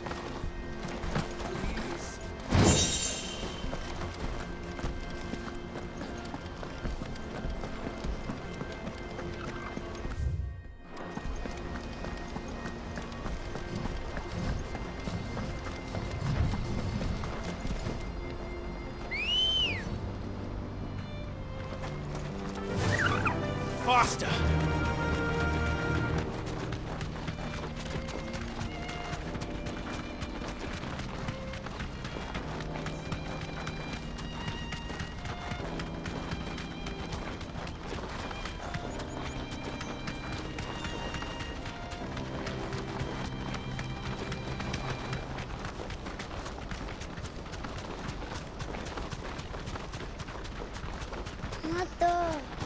More refugees.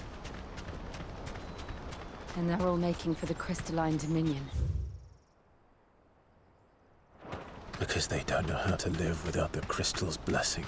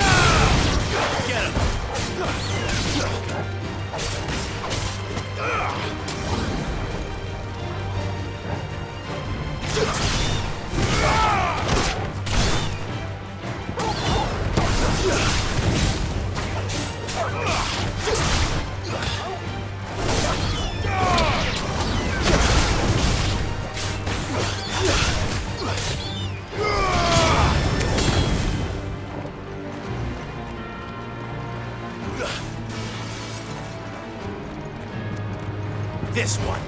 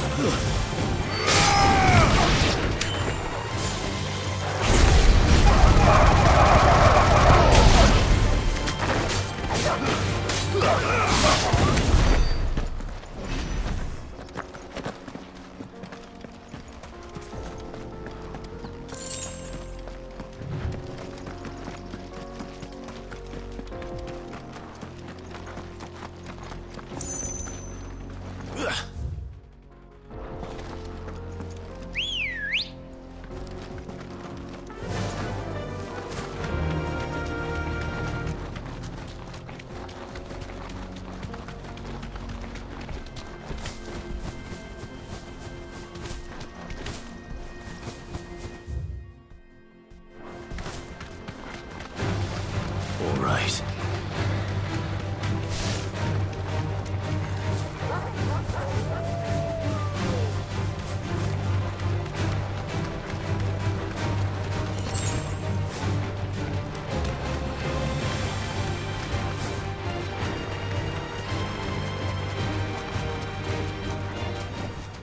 Back to the stables, girl. There are no crystals here. We have to keep going. This is where we're supposed to meet Goots, isn't it? That's right. He said he'd wait for us here after replenishing his supplies. I dare say he'll have finished by now. Porter for hire. Best service. Easy, girl.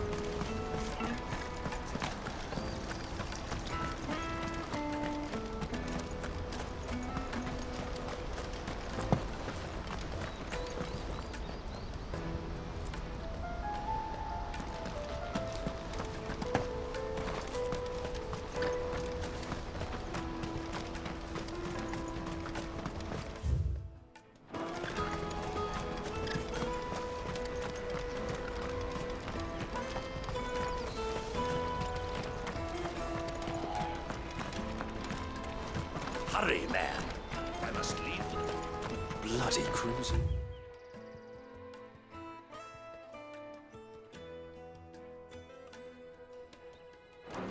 Scooping up all the best customers. Leave some for the rest of us.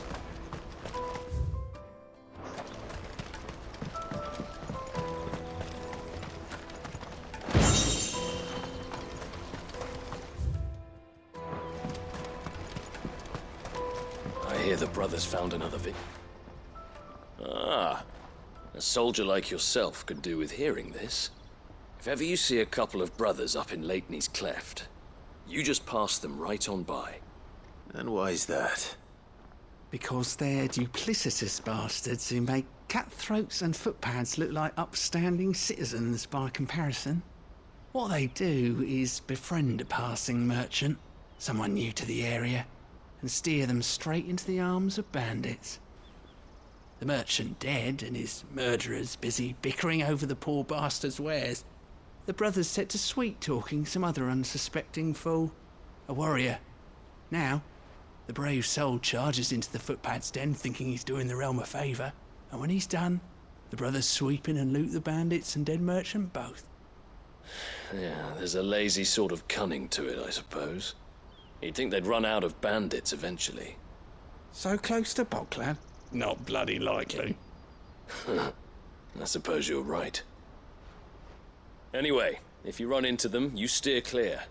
Or better yet, give them a damn good hiding. I only wish I had. Thanks for the warning.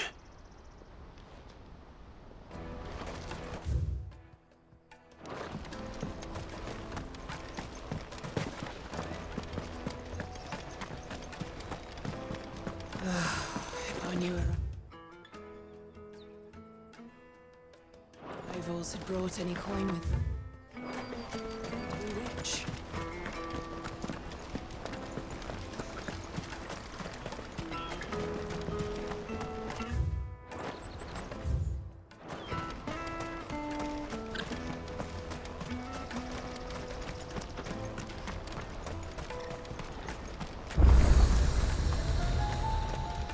You won't find a finer array this side of the strait.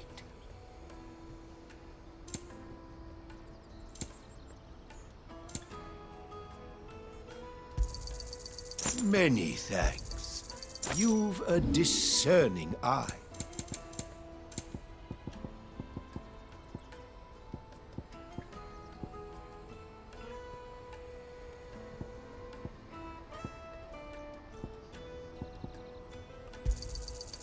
Thank you. Just what I was looking for. Thank you. You're welcome anytime. Out of my sight, wretch!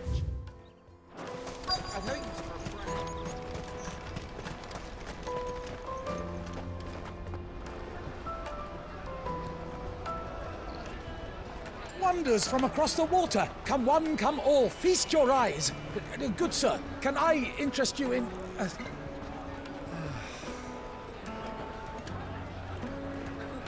How much? For a measly crust of bread? You won't find any cheaper. Not nowadays. But you're more than welcome to look.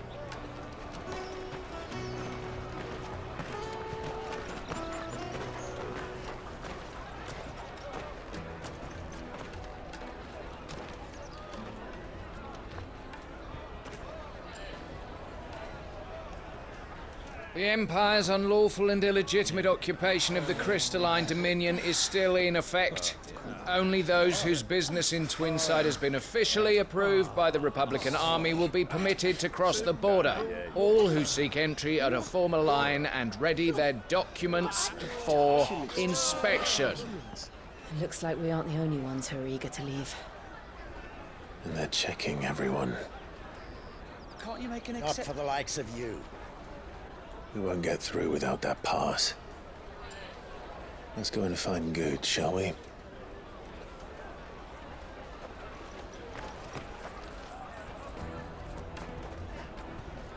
He must be around here somewhere.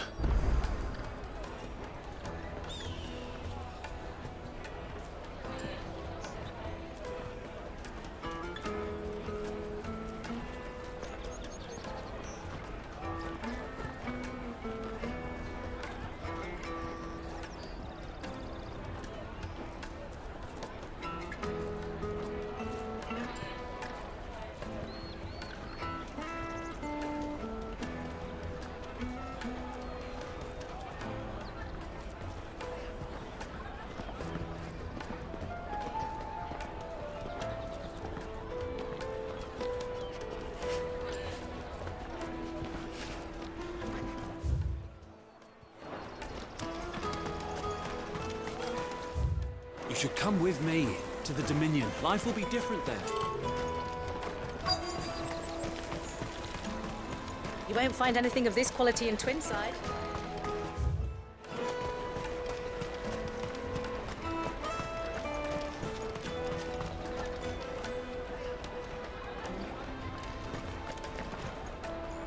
Ah, Good. There you are.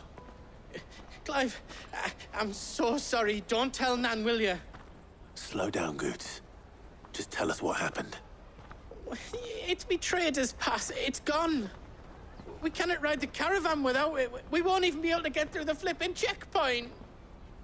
Do you remember when you last saw it? It was in my pocket a minute ago. Then a bairn bumped into me and... Yeah. You don't think that they might have nicked it, do you? It wouldn't surprise me. A busy market like this is prime territory for pickpockets. So, to get the pass back, we need to find this child. Where would we even start? I know where! I've got a pal in Bocklad who might be able to help us. No one knows more about what goes on round here than she does. Where do we find her? She's the owner of the Crimson Caravans, up that way. Sign's got a red chocobo on it. No time like the present. You two go on ahead. I'm gonna check the rest of me stuff, make sure naught else is missing. All right. We'll meet you there.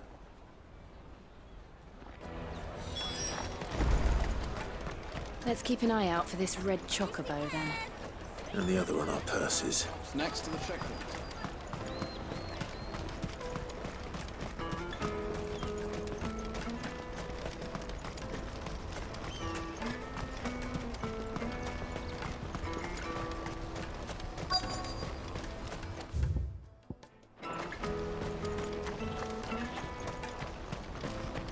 Bloody Crimson Caravans, scooping up all the best customers.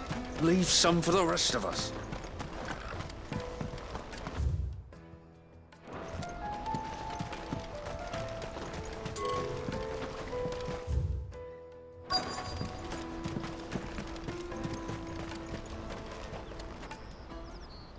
Looking to hire a coach? It's 10 million for a two-birder to the Crystalline Dominion. Take it or leave it. Oh, we're not here for that. Then I bid you good day. Oh, wait! Don't go, El. He's me mate. As I live and breathe. Goots, what are you doing back in Bocklad?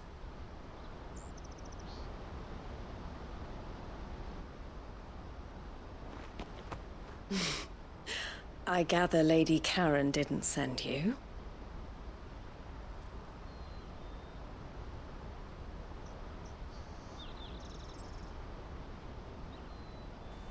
So what trouble have you got yourself into this time? It's me trader's pass. It got stolen. By little Ben. Of all the... You're the size of a marble. Honestly. Ugh. Goots told us that you know the markets well. Might you have an idea which little bairn could have done this? We don't intend to punish them. We just need our pass back. Then, we can be on our way. I see. So neither of you has a trader's pass either. Not that anyone would take you for traders, but I suppose that's why you came to me, correct?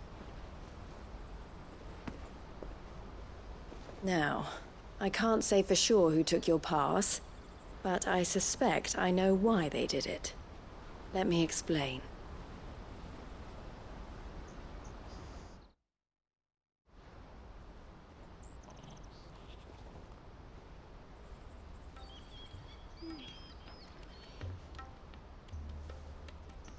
Ever since the Fist marched on the Dominion, the Republic has been clamping down on any commerce that might aid the Empire more than it does us. Which means traders' passes have gone from being merely a way of easing one's progress to being essential if one wishes to cross the border at all. And with demand outstripping supply, they've become a precious commodity, leading some to seek to acquire them by less than legitimate means. So the children are stealing passes to sell on the black market? Yes, and no. Passes are inscribed with the names of their owners, and yet none of the victims' names have appeared on the register of those passing through the checkpoint. Which means? That someone is doctoring the stolen passes. The same someone who is encouraging the children to steal them. And the same someone who has Goots' pass, no doubt. Whoever they are, they're ruining the livelihoods of honest merchants, which is why we've decided to take a stand. Will you stand with us? You want to get your pass back, and we want to ensure that no more are stolen. Catch whoever's behind it all, and two birds shall be slain with a single stone. Is there any other way of getting to the Crystalline Dominion, Goots? They won't let you in if you're not with the caravan. It's that, I don't know, try swimming across the strait. But the guards will definitely spot you if you try and do that. Like, we don't want to get spotted, right? So either we find the people who took the pass, or give up all hope of entering the Dominion. All right. We'll help. Thank you kindly. But I don't know your name. Eloise at your service. Clive. A pleasure doing business with you, Clive.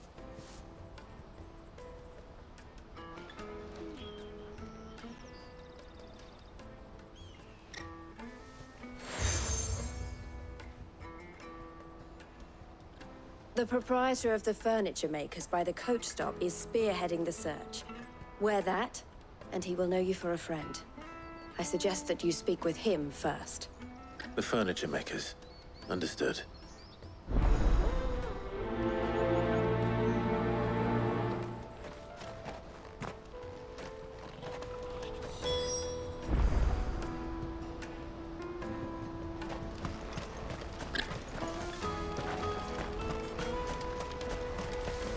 Out of my sight, wretch! I've no use for a branded who can't even fill my cup.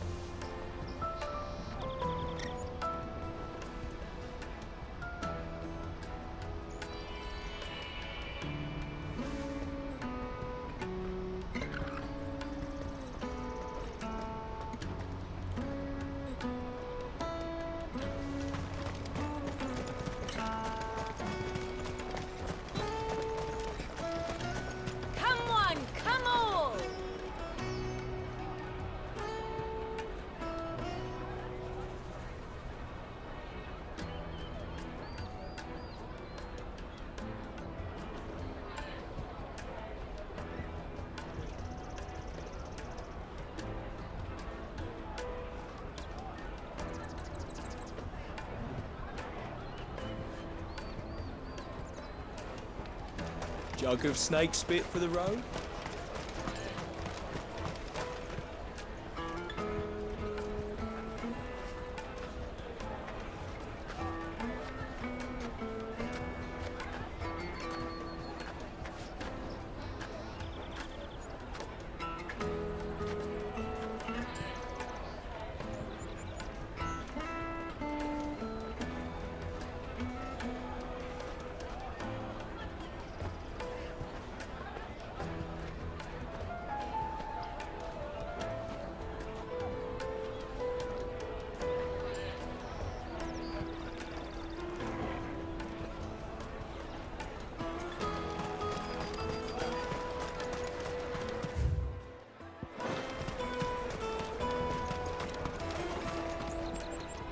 Are you the furniture maker? Looking for something in particular? Ah, Eloise collared you too, eh? Then I expect you want to know more. She told me you were leading the hunt for the pickpockets. What have you learned? For one, that they're targeting the traders carrying the biggest packs. Harder to watch your back, see? And less chance of the mark giving chase if they're spotted. Not that they'd be likely to catch them. Those imps know every inch of this warren like the backs of their hands. Their eyes must have lit up when they saw Goots. The fishmonger round by the gate's been trying to track down the children involved. You should go and have a word with her. Thank you. We will.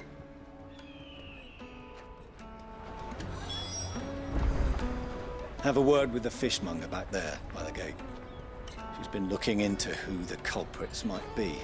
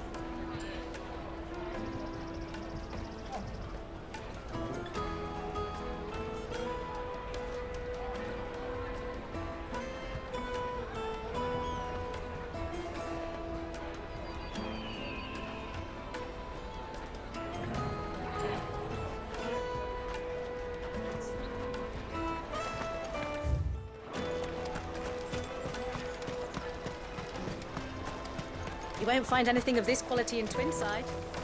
You should come with me to the Dominion. Fish for sale!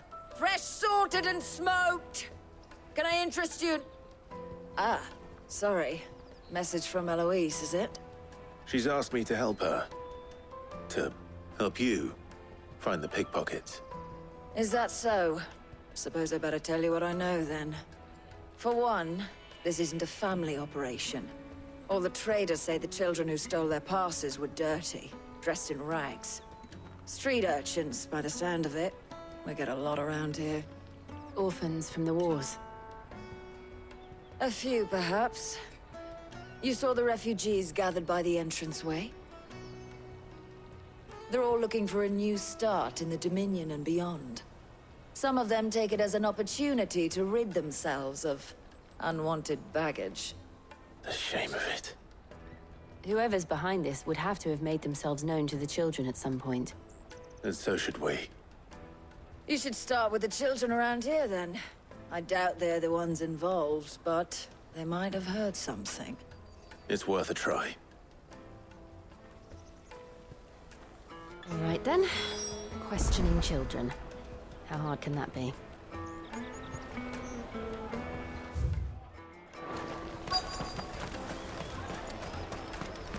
Come, taste my peaches! They're sweet as nectar! Excuse me. Do you mind if I ask you something? Can't stop you. I was just wondering if anyone has asked you to do anything out of the ordinary recently. Anything you grown-ups ever ask us to do is shut up and go away. So guess what I'm about to tell you to do? Sorry. I'll leave you alone.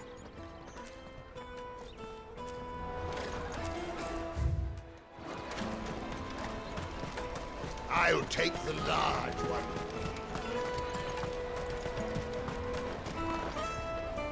Do you have a moment? What do you want? What I want is to know who's asking children like you to pick pockets. I don't know. Nobody's asked me. What's picking pockets? Do you get paid for it? No, you get in trouble for it. So if they come calling, you know what to tell them.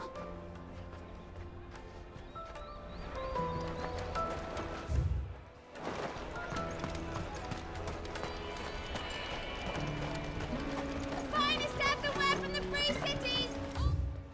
But unbreakable!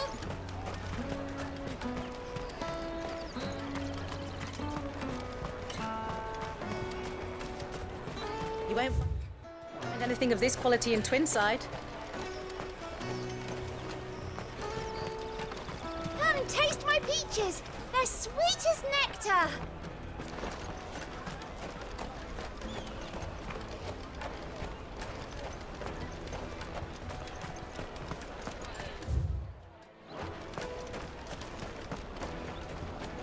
The caravan stops next to the checkpoint. Jug of snake spit for the road? Excuse me? What do you want? I don't have any money.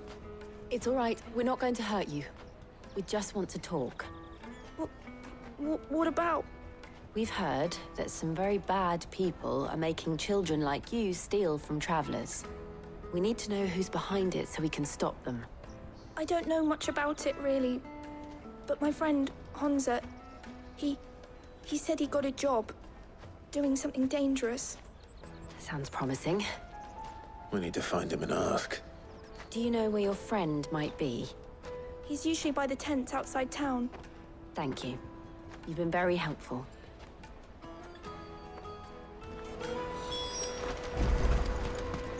Come on, come on!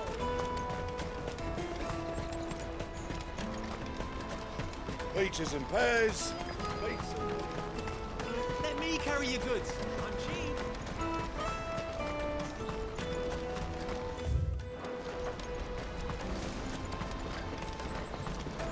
That's that then. She must have meant the refugee camp. Let's hope you're still nearby. Daddy!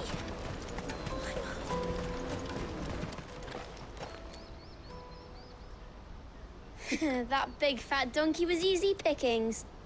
He wouldn't have noticed if we'd robbed his boots off him. Yeah.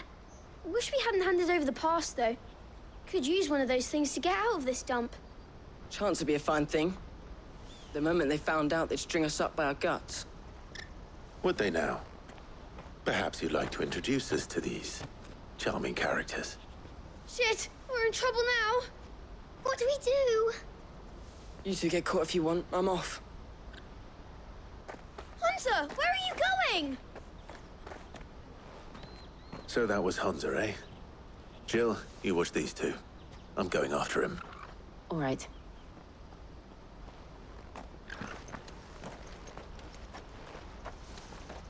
He can't have gone far. I need to find him before his employers do. Daddy.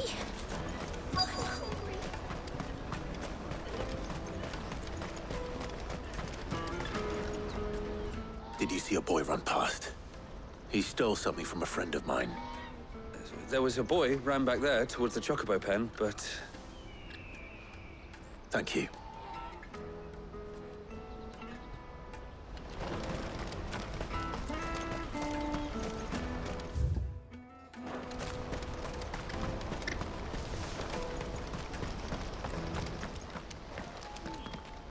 Oh, shit. Cornered. It's all right, Hunter. I'm not going to hurt you. I just want to ask you some questions. Fine. Not like I've got a choice. I'm looking for the people who are making you steal for them. Who are they? Called themselves the Carstones. They said they'd give me good gill if I did what they told me. I knew they were bad, but bread doesn't come for free. Didn't come at all half the time, before I started buzzing for them. You know, if I didn't do it, they'd just pick on someone else. Someone they could push around easier. Hunter. You found him then? Jill. Where are the other two? Eloise is watching over them. She sent Goots and I to look for you. You're... him! I haven't got your pass anymore, if that's what you're after. I gave it to the Carstones. Whatever you do to me, I can't get it back. Not that I go against them anyway. If it weren't for their gill, me and my mates would have starved.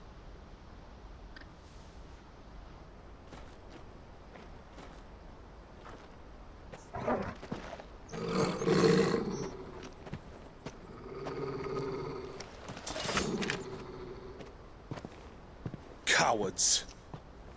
You will not force another child to do your bidding. Wait, we're not... Don't hurt him.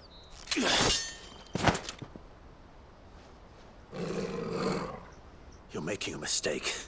We're on the same side. Like hell we are. That brooch. Where did you get it?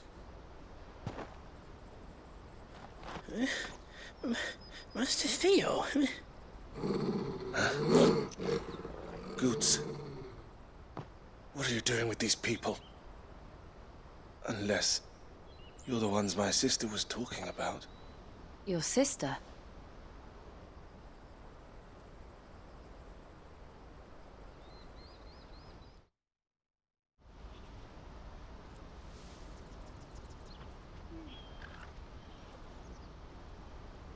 Eloise didn't tell us she had a brother. And why would she? I'm just her back and a blade. Theodore, at your service. Sorry about before. Theodore, what do you know of the Cast Stones? Vultures who have made Boklad their hunting ground.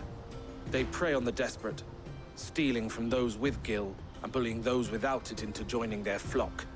I'd been looking into their activities in hope of sparing the refugees any further hardship. But it seems they've already stooped even lower than I'd feared. Hansa's a good lad. Don't blame him for what they've made him do. If he and his friends hadn't agreed to work for the Stones, some other poor souls would have. On pain of death, most likely. Clive, was it? And my sisters asked you to help put an end to the pickpocketing. Then we all want the same thing.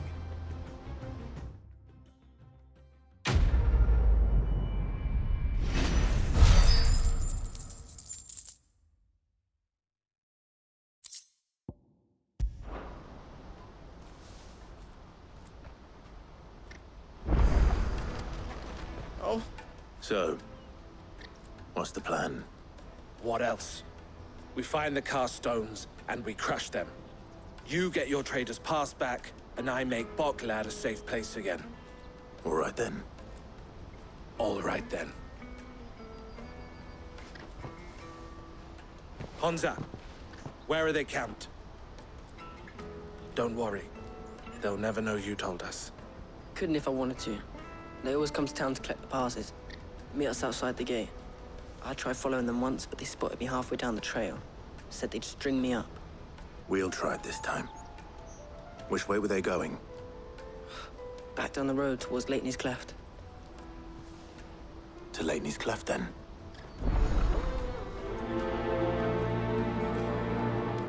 Leitney's Cleft is to the south, past the camp. No, you better not have scared anyone.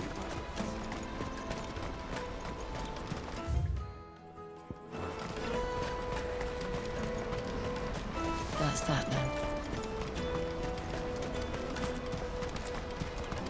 There are no crystals here. We have to keep going.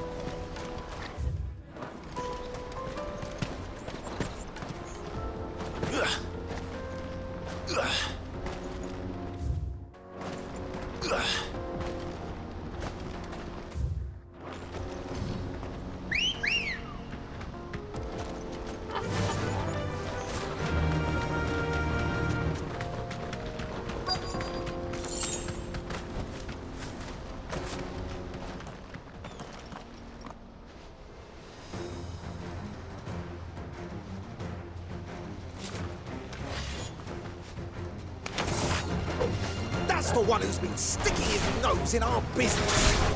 You should have minded your own.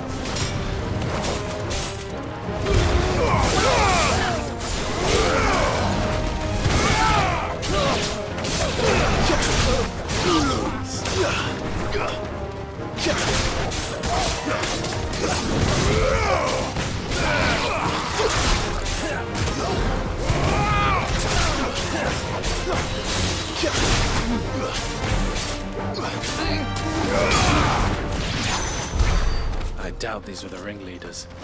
But at least we know we're on the right track.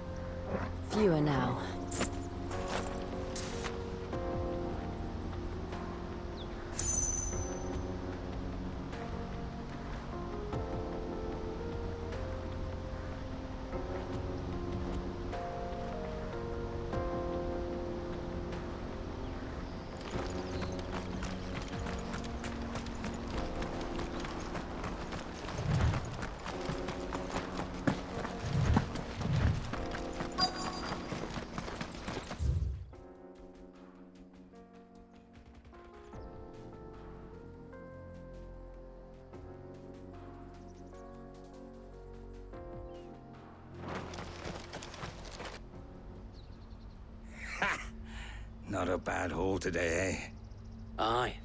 Some of our new recruits are natural-born ne'er-do-wells. Especially the little ones. That Hans has got nimble fingers, all right. It will be a shame when they chop them off. But till then, let's make the most of it. Scum. The leaders of the cast stones, I take it. They don't deserve any mercy, Clive. I wasn't planning on showing them any. We're ready when you are, Theodore.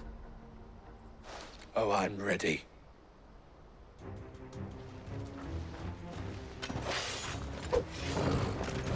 Fuck!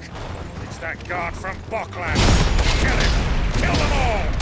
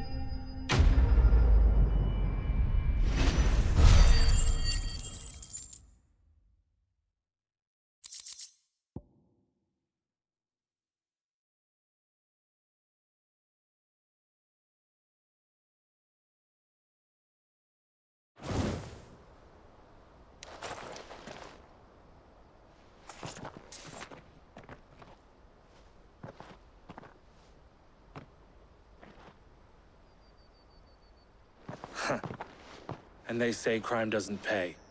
Gold chains, rings, purses. And traders' passes. Dozens of them. Have the names been changed? Not yet. I recognize some of them. No doubt Goots's is somewhere among them. Now I just need to sort through it all and return everything to the people it was taken from. We should go and give Eloise the good news. Can we leave things here in your hands, Theodore? Of course. Oh, and, be sure to tell her of the part I played, won't you? We'll be glad to.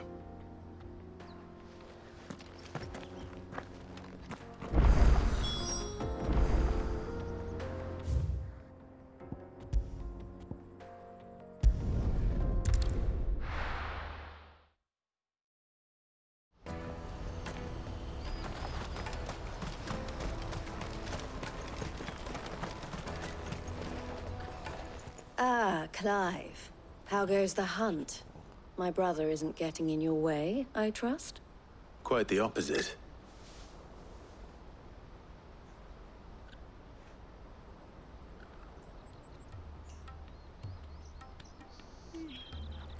So it was the cast stones who were behind it all.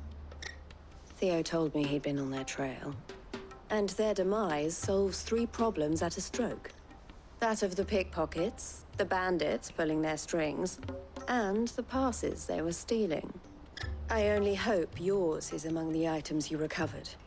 Only time and Theo's return will tell. Speaking of whom, welcome home, dear brother. You are too kind, Eloise. Here, Clive. Goots's pass. Ask him to keep a closer eye on it from now on, would you? I will. Thank you. El, I've asked our boys to carry the rest of the goods back. Can I count on your help in sorting through it all? Of course. I'll make some space in the storeroom. I expect you'll soon be on your way then. But it wouldn't do to leave without introducing yourself properly. Would it now? Sid. Don't look so shocked. We're on the same side. I don't understand. As you now know all too well, we at the Crimson Caravans are always happy to help those in need. For a small fee, we will move anything that needs moving. Be that goods to market, or bearers away from it. I was the first my sister helped escape. If it wasn't for her, I'd have been branded as a boy. I had no idea. It just so happens that we are seeking to expand our operation. And who better to join forces with than the leader in the field? Wouldn't you agree, Theo? I would. It seems our purpose is the same in more ways than one. So what would you say to working together again? It would be our pleasure. And our honor. The honor is ours. Here, Clive. This is for you.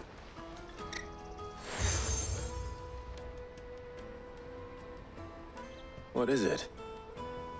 El has friends in high places, while I have associates in, lower ones. That mark is proof that you're a friend to us both.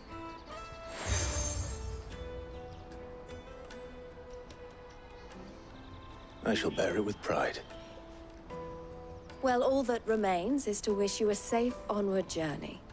Goots's pass should secure you a place on the caravan, but if you encounter any difficulties, we would be delighted to provide you with a coach of our own. For a discounted price, of course. Say, 9 million? We'll try the caravan.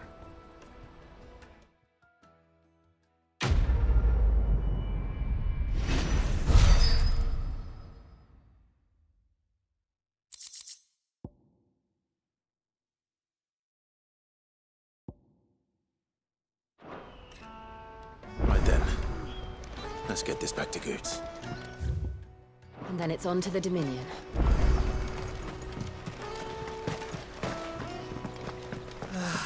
If only you arrived. Now I just need to see about getting the word out. I want to know right away. Bad news. Good, actually. Something worth celebrating for a change. Only trouble is, the serving girl's still new to the job, so I can't leave her while I go and invite those I'd like to celebrate with. What exactly are you celebrating, if you don't mind me asking? I've come by a particularly fine bottle of red. A Gotan 66, no less. Gotan Rouge is the only good thing to have ever come out of the Empire. And most wouldn't part with a 66 if you held a knife to their throats. So I've heard. Oh, so you know of it then? Clearly you're a gentleman of taste. A gentleman who might sympathize with my predicament, perhaps? Would you pass the good news to a few friends of mine? I'll give you a little something for your time, of course. Sounds simple enough. So you'll do it? Marvelous. Thank you. You won't need to go far. All three of them should be right here in the market. There's Aldrich the porter, Milan the butcher, and Bolek, a guard over at the north gate. Three of the finest fellows in Boklad, if you ask me. Tell them to come to the tavern when they finish for the day. Stop by again when you let them know, and I'll give you your little something. I'll be right back.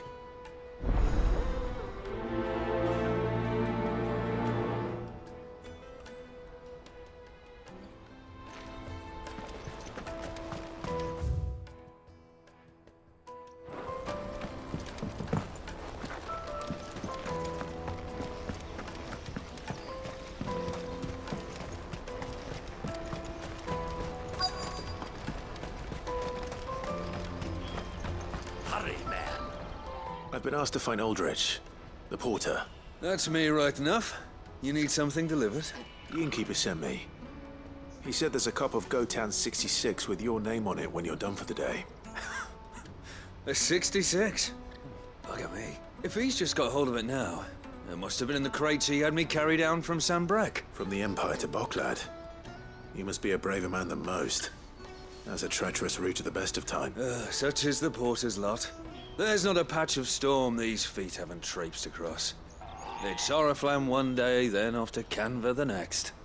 The farther you're willing to go, the fatter the purse.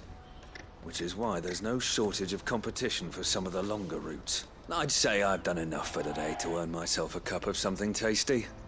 Thanks for letting me know.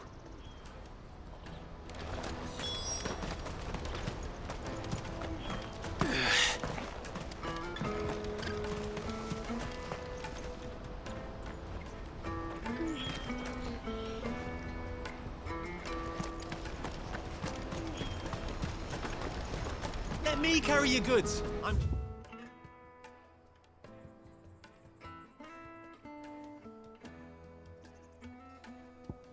Cheap!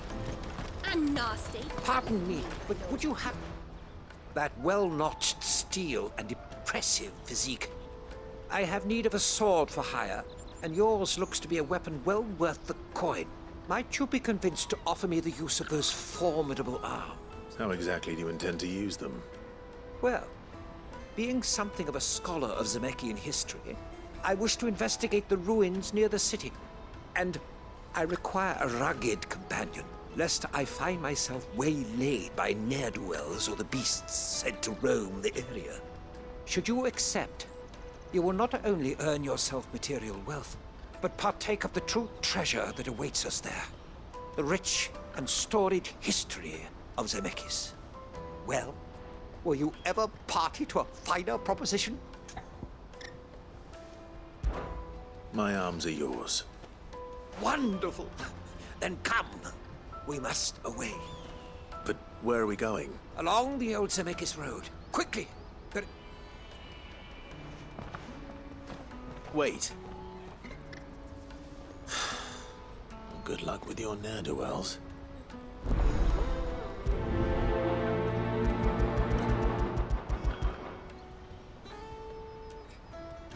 I'd better make sure he doesn't get himself killed.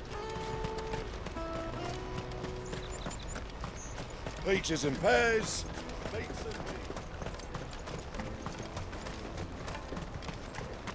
Come on, come on! The caravan stops next to the checkpoint. Are you Milan, the butcher? That's me. What can I... The innkeeper's just had a special delivery. He thought you might like to join him for a cup of wine after you pack up for the day. He knows me only too well. And I've got a ham here that will go handsomely with a nice drop. Wine and ham to spare.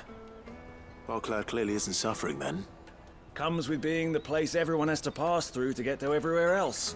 Those who travel the Crystal Road bring all manner of goods with them. We get meat from Sanbrek, herbs from Rosaria. Why, sometimes we even see curiosities from across the Narrow. My old man knew what he was about when he set up shop here all those years ago. Anyway, thanks for the good news. Oh, you know what? Maybe I'll shut up shop early. Wouldn't want to keep our friend waiting.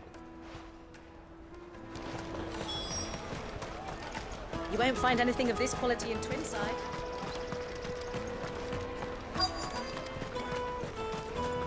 Let us through! I'm looking for Bolek. Well, you found him. You're not here to enlist, I take it? The innkeeper sent me. He's just taken delivery of a rare vintage, a Gotan 66. He thought you might like a cup. I've never said no to a goat hand. I'm not about to start now. Thanks for letting me know. You must be a busy man. The market would be flooded with refugees if we weren't here to stem the flow. Oh, my heart goes out to them, all right, but we've got our orders. No papers, no passage. Plenty try to slip past us nonetheless. And every now and then, one of them's foolish enough to try and force their way through. And when they do, well, things can get nasty. You know what? That wine's sounding better by the moment. Hold on. I wonder if the innkeeper might spare a cup of that wine. The Empire's your enemy, not us.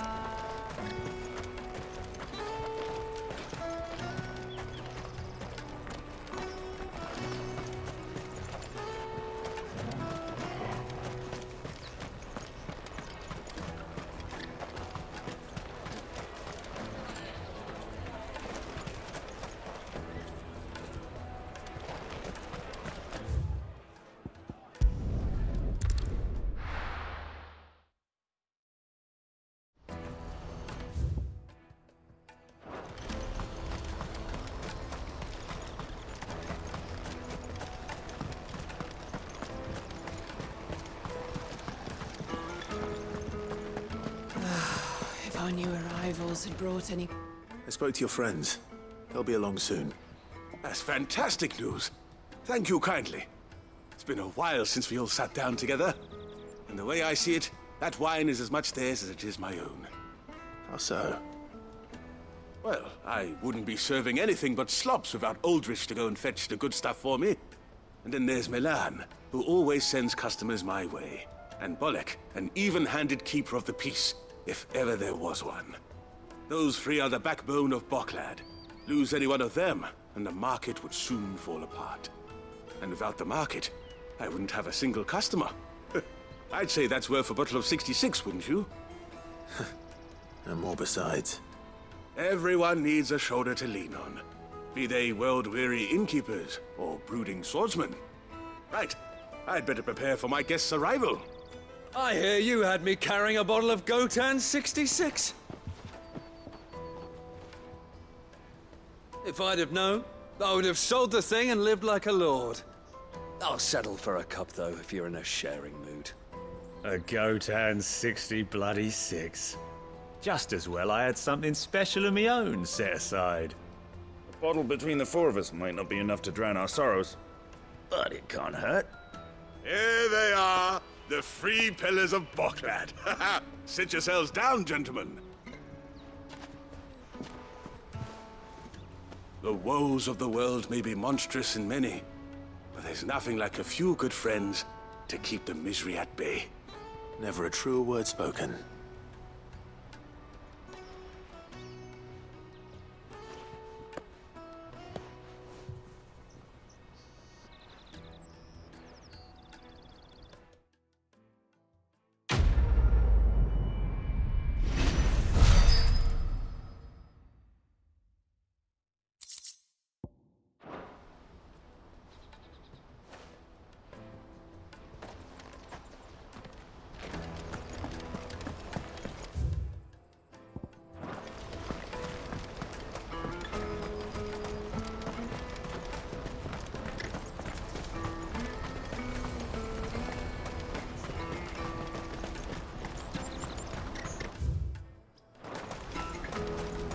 Porter for hire. That's that then. I see you've been of some assistance to Eloise. Perhaps you can extend me the same kindness? Perhaps. What would I be doing? Finding someone. You see, I've been having trouble with thieves, and despite the many pains I've taken, I can't stop them from rummaging through my packs. I was griping about my lot to a friend of mine a few days back, and he offered to track the culprits down. Now, Joseph's a sellsword, and a good one at that. But he's been gone days, and I'm beginning to fear the worst. Any idea where his search for the thieves might have taken him? The old Zemeckis Road, perhaps? He doubted they would be fool enough to linger here in Boklad. Joseph's lived a hard life. Made him grey long before his time. I just pray he hasn't been killed over a few sacks of grain. I can't imagine there are too many grey-haired sellswords around. Hopefully someone will have seen him.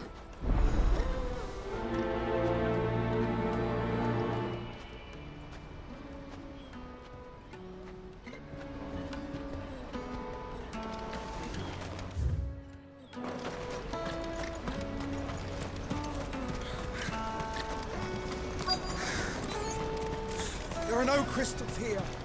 We have to keep going. What do you want? I've no coin on me. Just information. Has a sellsword passed through here? Grey hair. Now you mention it, there was a young man with salt in his mane sneaking around out there a while back. Which way did he go? How am I supposed to know? Buggered off down the road, I expect. Now why don't you do the same and leave me be?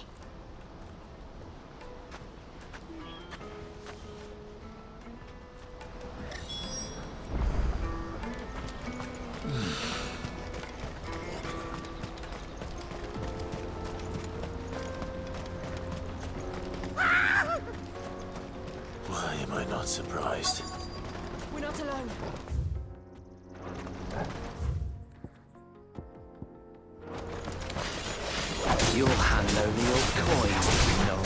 broken.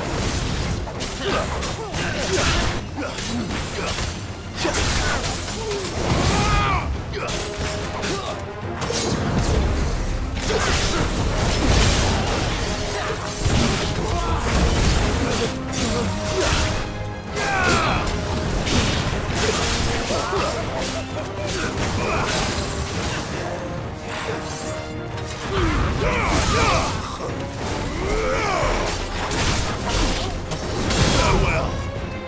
Sick 'em. Now, Torgal!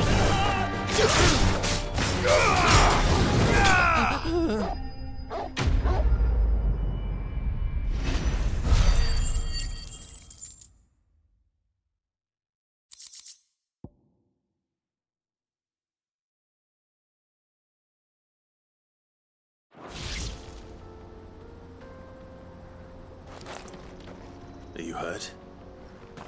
Happily not, good sir. Thanks to your timely intervention. More importantly, we have arrived. Now, feast your eyes upon the marvel before us. Ruins, a relic of the fallen civilization. A sight so common that man is oft blinded to its wonder. Colossal vessels, dashed from the very heavens. Airships, we call them, with very little thought to what wonders such a word might describe. Oblige me if you would. Does anything strike you as peculiar about this particular specimen? Though we ourselves find fallen ruins to be nigh indestructible, whatever gouged the final sin from the rock cleaved clean through the structure you see before you. A tantalizing mystery, no doubt, but merely one of countless enigmas in which Zemeckis history is steeped. Come, good sir. Our expedition continues, and we still have much to learn.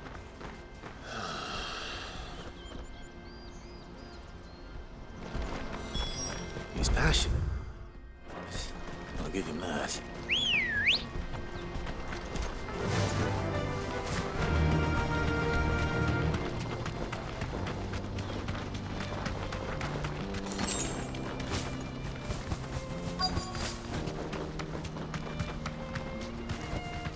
Be safe.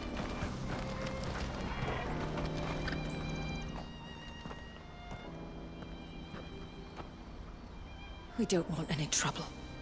Neither do I. I'm looking for someone. A grey-haired mercenary. Well, we haven't seen him. Yes, we have. We saw him climbing up the rocks. Those ones, over there. Maybe he found his thieves. Mum won't let me near them. She said there's goblins up there, and that they eat little boys for dinner. Shush now. You've said quite enough already. I only told him what you said. I'd listen to your mother if I were you.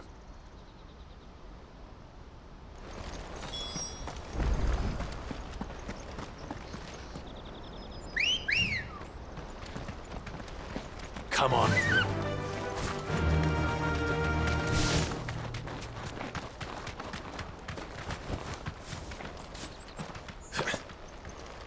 Did Joseph's thieves really lug their stolen wares all the way out here?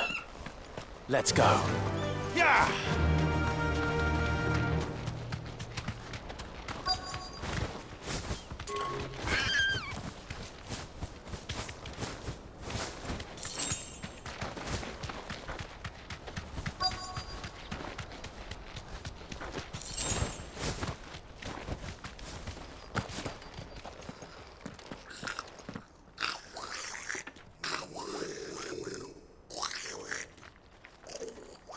I think we found our thieves. They don't look happy to see thee.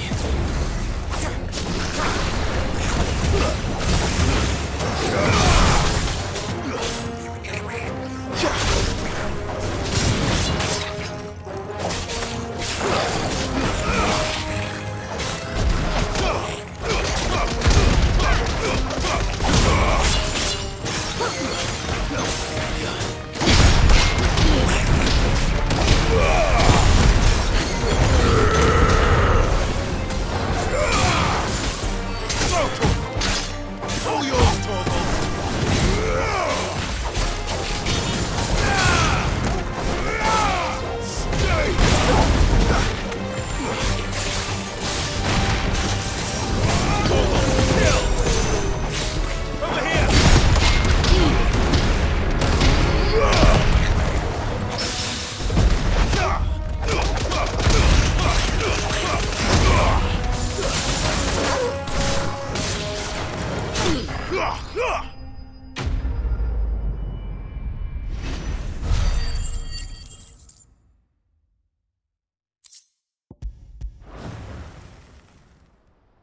Let's get this over with.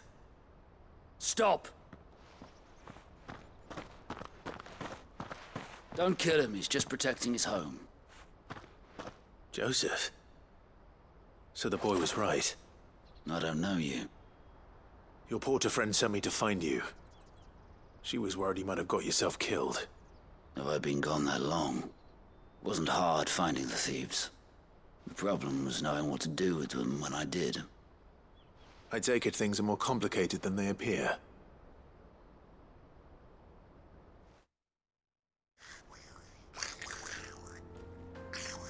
I'd all but ruled out bandits before I even left the market. You know why that is? Because our thieves had no interest in gold or gems, or anything they couldn't eat for that matter.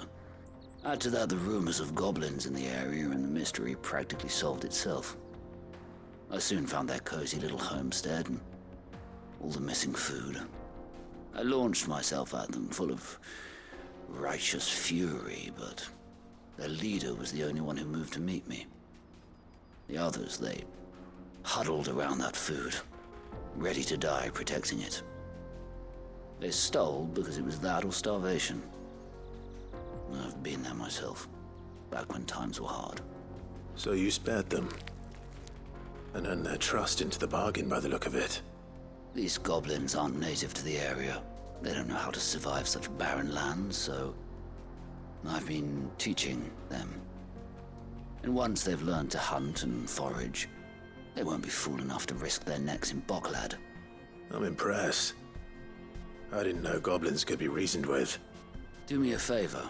Let the porter know I'm safe. I'll head back to the market once my work here is done. Oh, and don't mention the goblins. I don't want people coming here brandishing pitchforks. Not now this lot have sworn off thieving. Your secret's safe with me. I appreciate it. Thank you.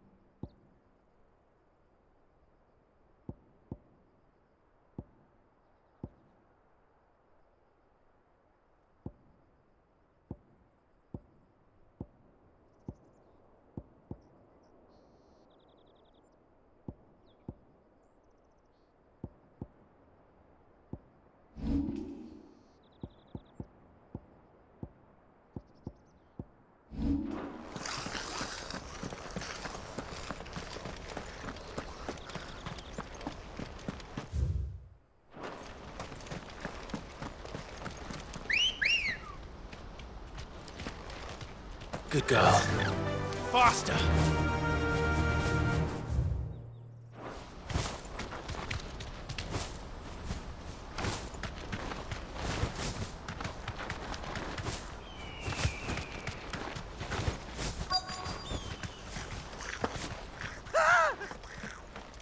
Not again.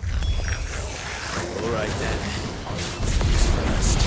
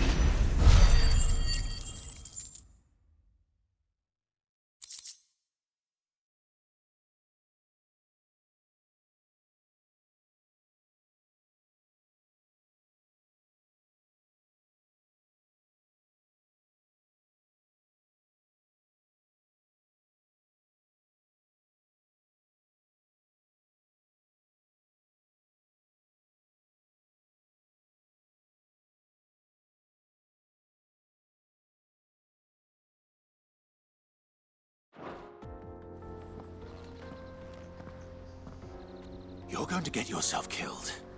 Oh, that would not do. That would not do at all. Not when such majesty stretches out before us. Behold, the final sin in all its glory. As Moss tells us, a battle was fought here in ancient times. A battle of such ferocity that it tore a great crater in the very land upon which it was waged.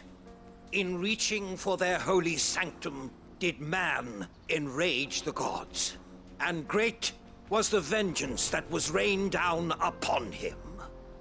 Alas, the full truth of the matter is lost to time, though I live in hope that I might see it discovered. But we must not dwell upon such things. There is more yet to see. Onward! History awaits!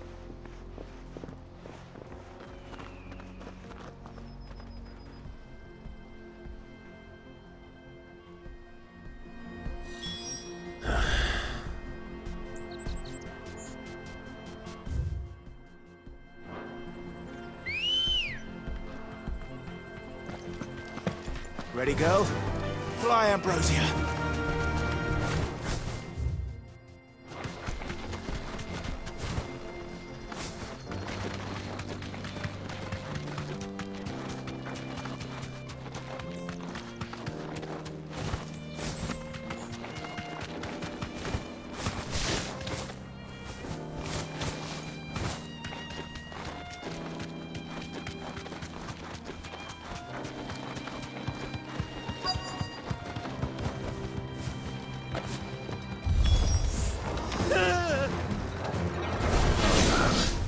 He's really got himself into trouble this time.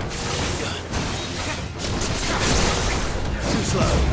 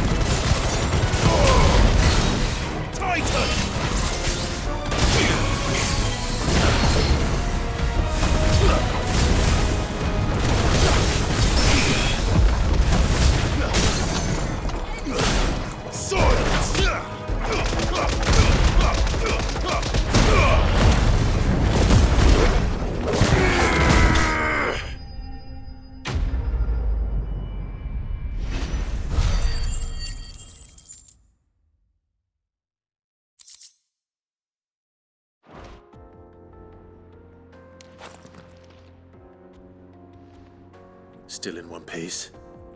It would seem so. Once more I am in your debt, and once more you impress me with your prowess. These were no ordinary foes, but ones we in the field call echoes.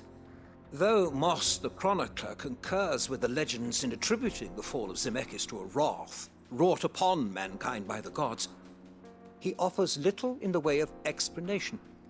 Could the ruins we see before us here, in all their elaborate beauty, perhaps suggest an answer?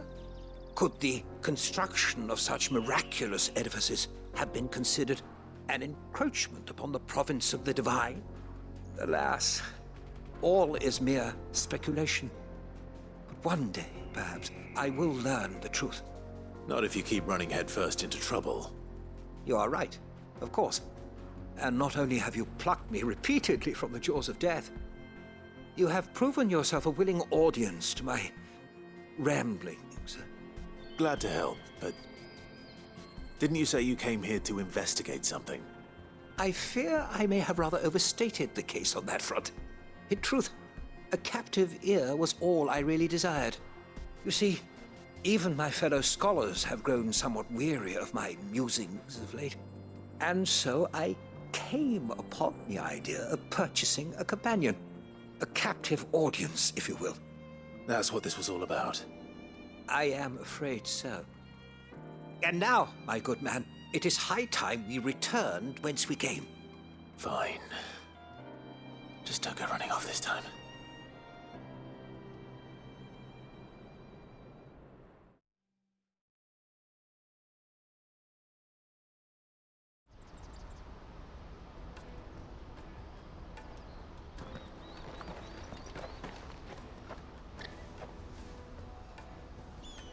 And so ends a delightful day. Here, your reward for humoring my selfish whims, plus a little extra for the trouble I have put you to.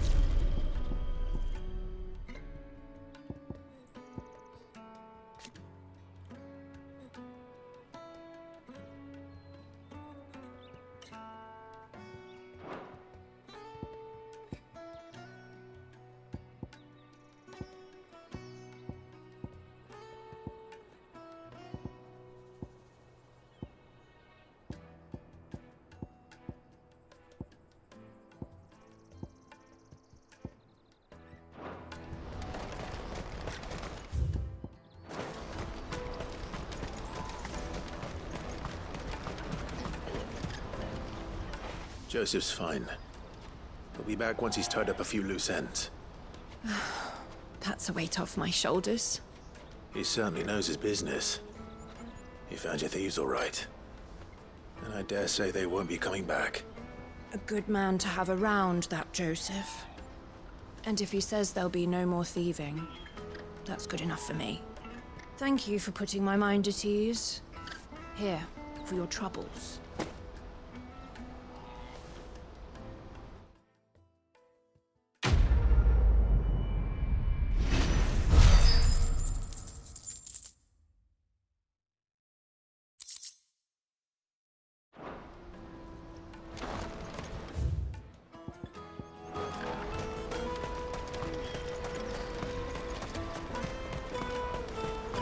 Let me carry your goods. I'm cheap. Peaches and pears.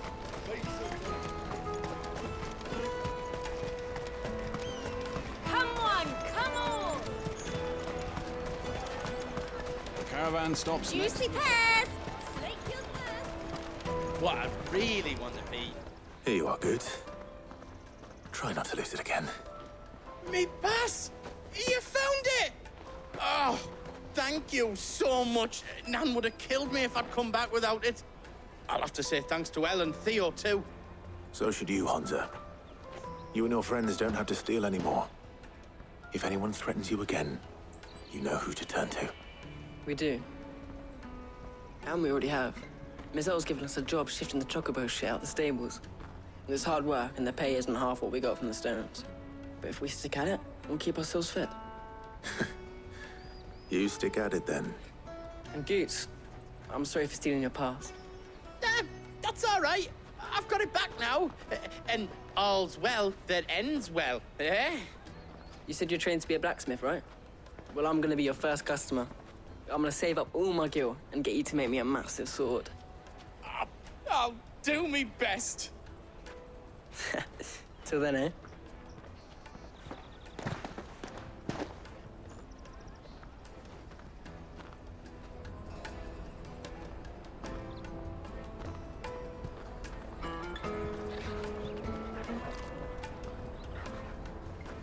All right. We have a place on the wagon.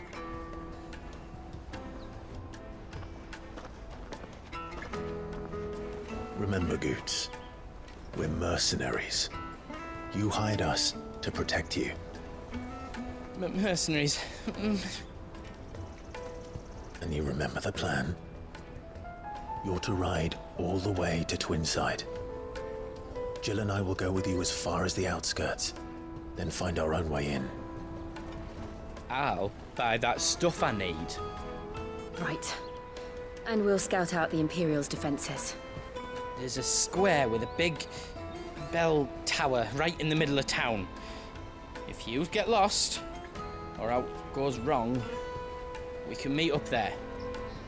All right. Let's go.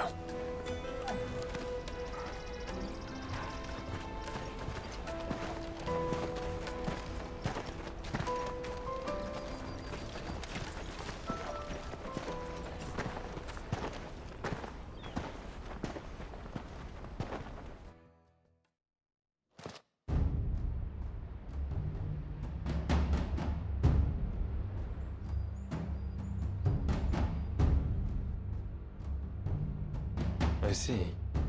And you're quite certain your father has no knowledge of Ultima? I am. I have no difficulty believing a sinister force has come to exert an influence on Sanbreque. But be that as it may, it is yet to claim my father. For better or worse, his radiance speaks his own mind. The fiend works from the shadows.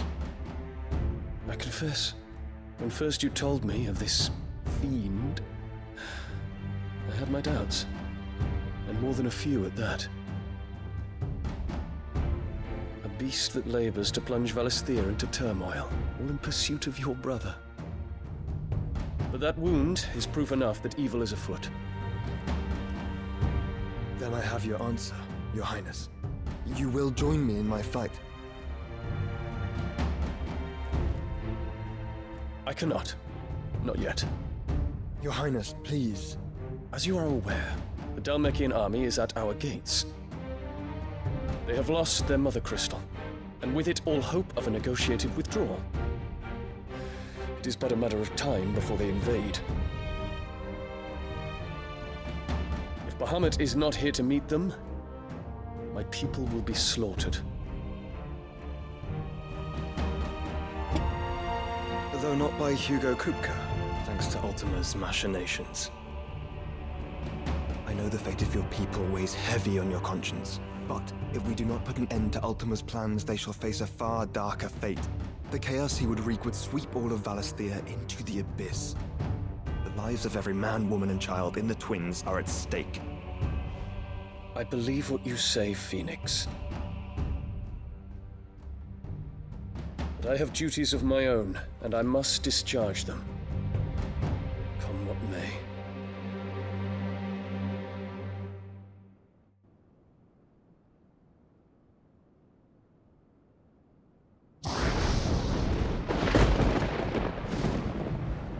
What do you know of my blood?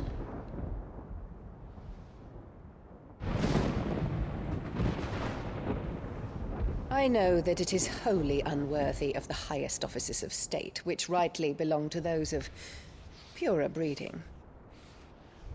Alas. Your bloodline runs through the Oriflamme gutter, from a whore who weighed her child's worth in gil. Have you threatened my father? Of course not. I merely whispered in his ear that his mongrel son is plotting a rebellion. What? Sylvester listens to the words of his astrologers. And they have ears too. You have been feeding them your lies! Should you remain loyal to Emperor Olivier, his radiance may yet crown your head with laurel, and not with tar. Fork-tongued witch!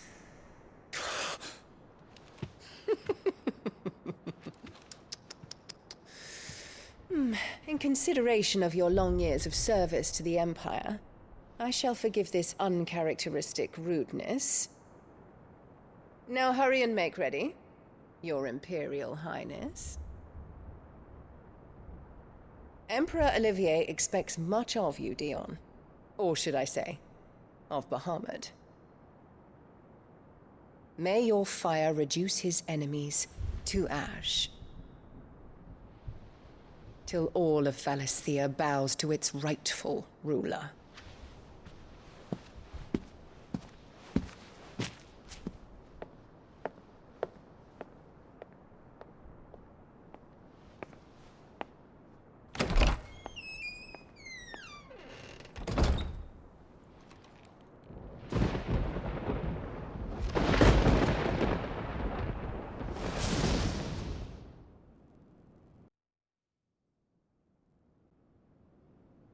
There is another darkness that has taken hold of Sanbreque.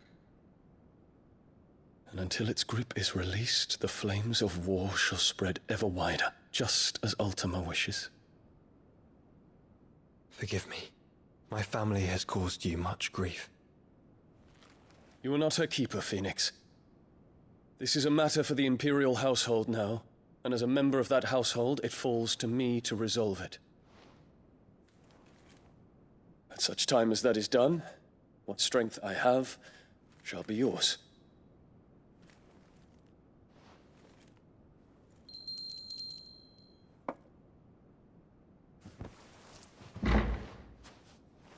Thank you, Your Highness.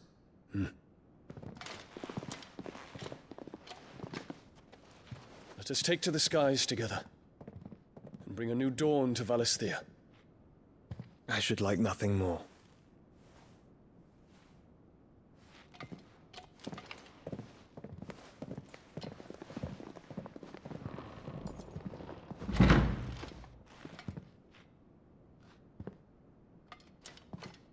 Terence. My prince. Tell me true. Do you believe what I'm about to do is wrong? We dragoons have but one leader, Your Highness. And we shall follow him unto the very end. Thank you. And this is my decree. For their crimes against the crown, the traitorous Annabella and her usurping son shall be put to death, and the Empire restored.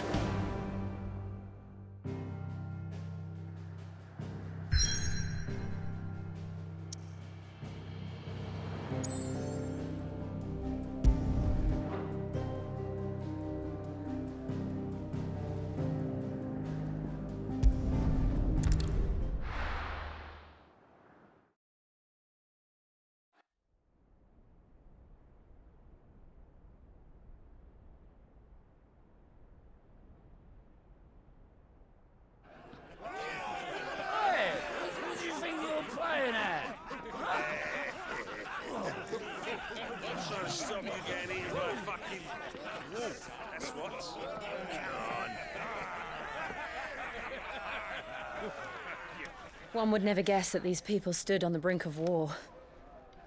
They're afraid. They turn to drink to forget their fears. Anything you want to forget?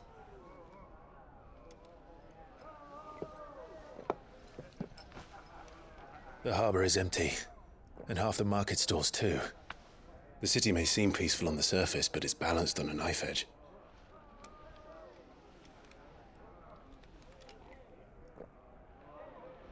Were we to give it a nudge, it might be just the distraction we need to reach the Mother Crystal. I thought you might say that. We should send for Gav. We'll need someone to keep the fires we start from going out. And we can busy ourselves scheming until he gets here. I'll send a Stolas then.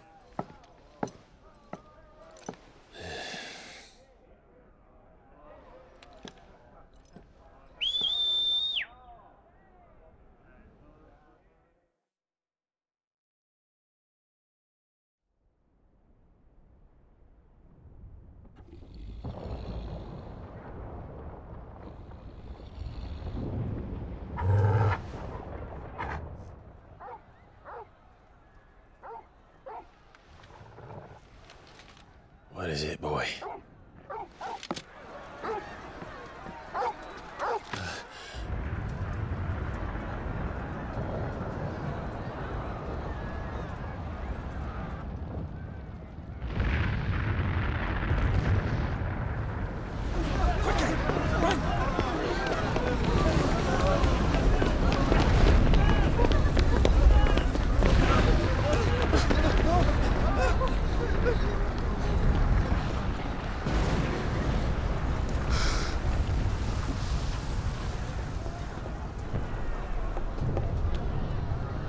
What's happening? I don't know. Torgal!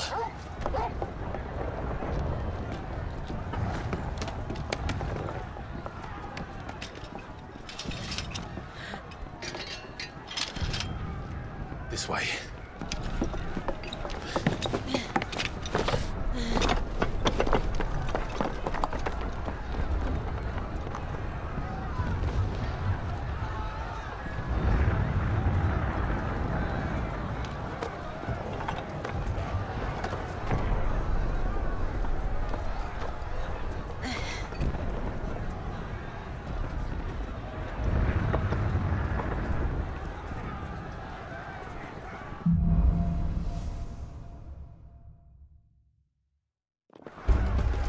The city's on fire. I'm sure Goots is fine. He'll be making for the square. The one with the bell tower. In the middle of town, right? Watchman or sentry is to be slain on sight. Spare the citizenry. His Highness's orders were clear. The people are... Those were Imperial Dragoons.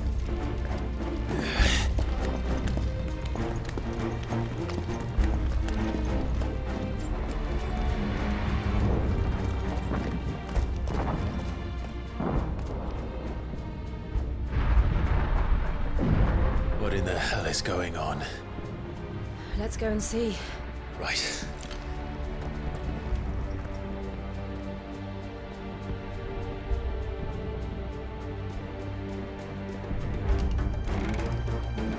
But first we find Goots.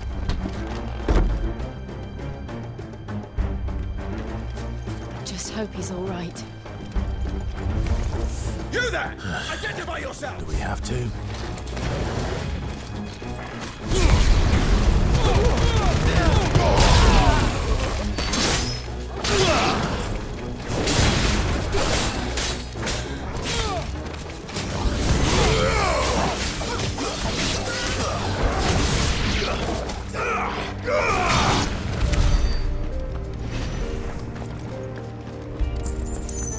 Around! Oh, quickly! Cut them down!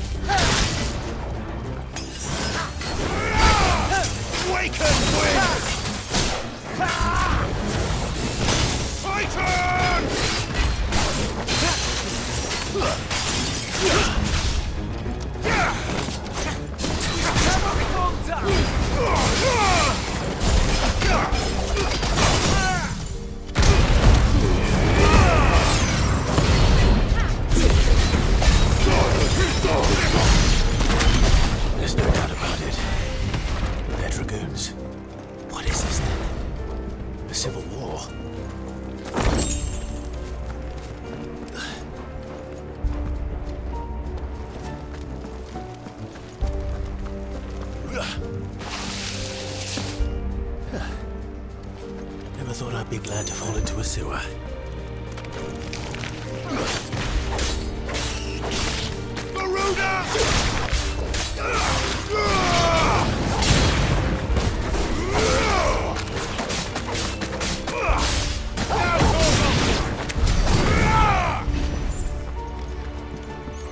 Ward secured, Captain. None of the Emperor's forces remain. Gather the men! You press on to the council chambers. Yes, Captain. What of the men and women in the market district? The evacuation is complete, Captain. Good. Then all that remains is to dethrone the Pretender. There it is. The bell tower. Right. Let's go.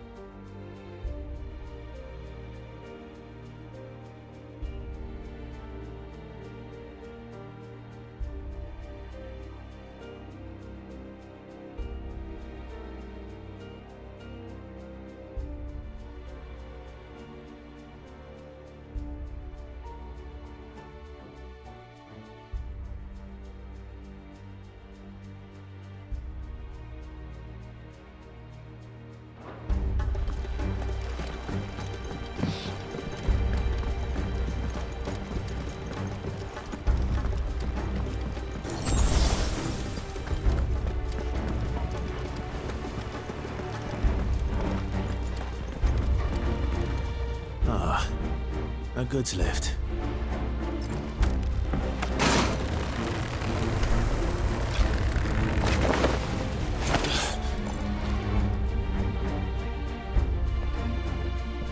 Where in Gregor's name did you come from?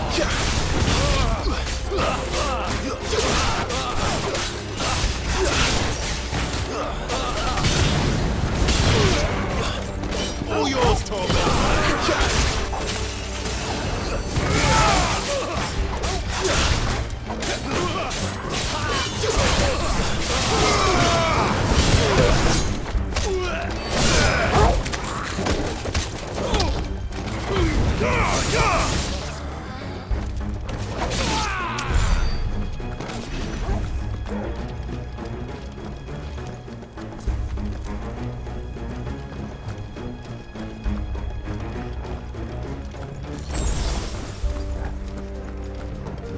Intruders!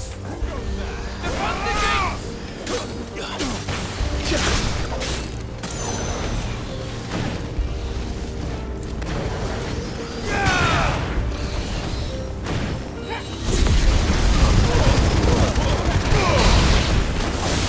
Stay down!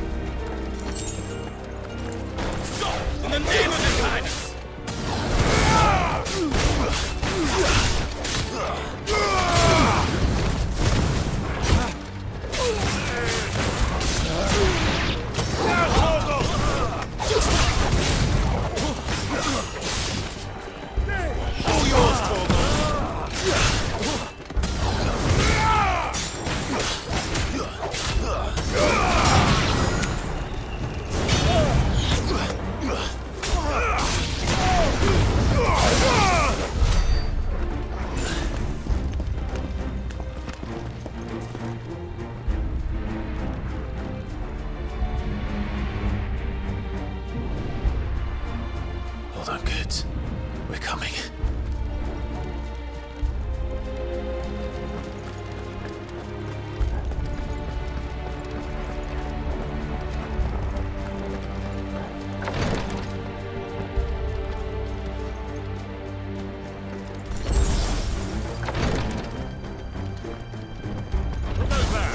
In the prince's name, none shall pass!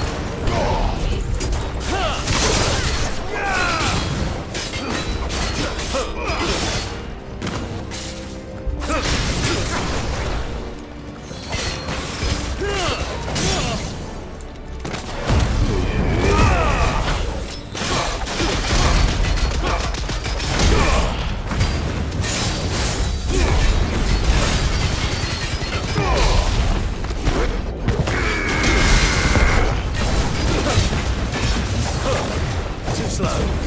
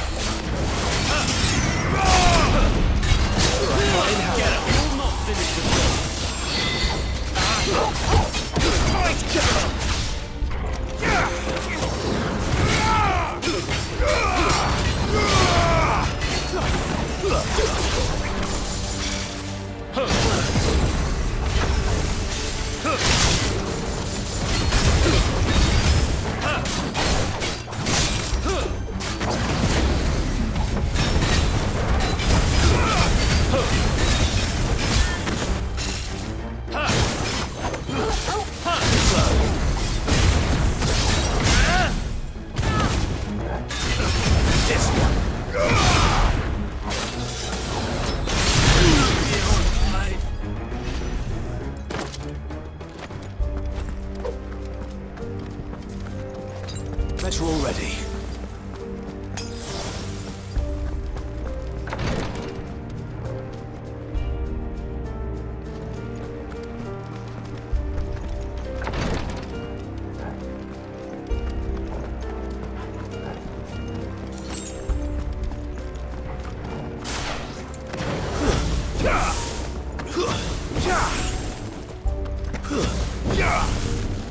Enemies on the ramparts! Kill them!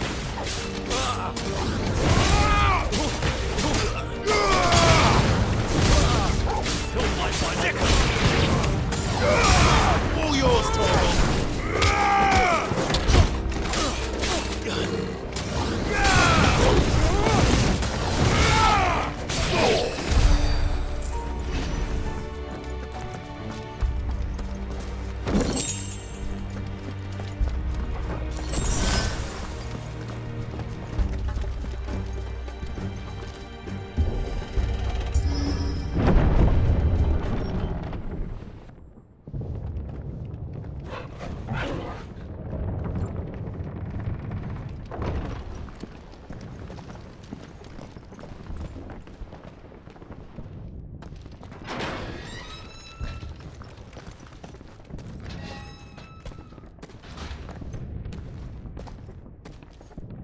Can you see him anywhere?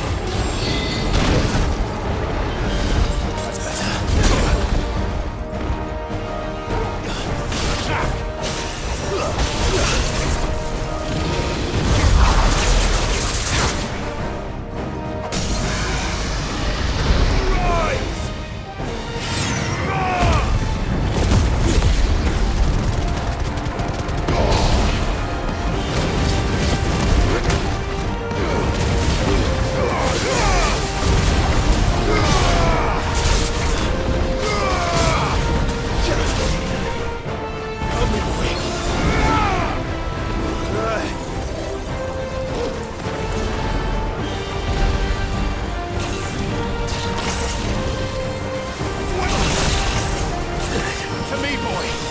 Thanks, boy. Nice try.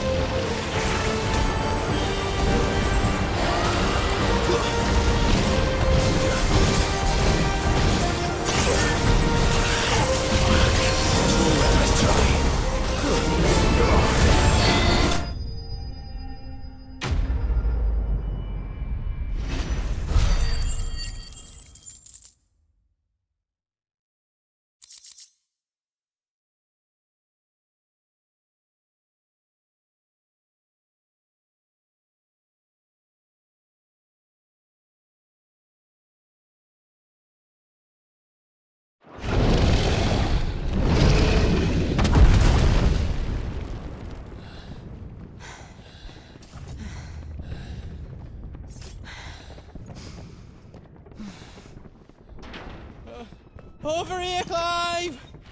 Are you alright? Goods, there you are. I didn't know there'd be a dragon. All right, let's get out of here. Oh! What now? Is that Mother Crystal's heart? What the hell is it doing up there?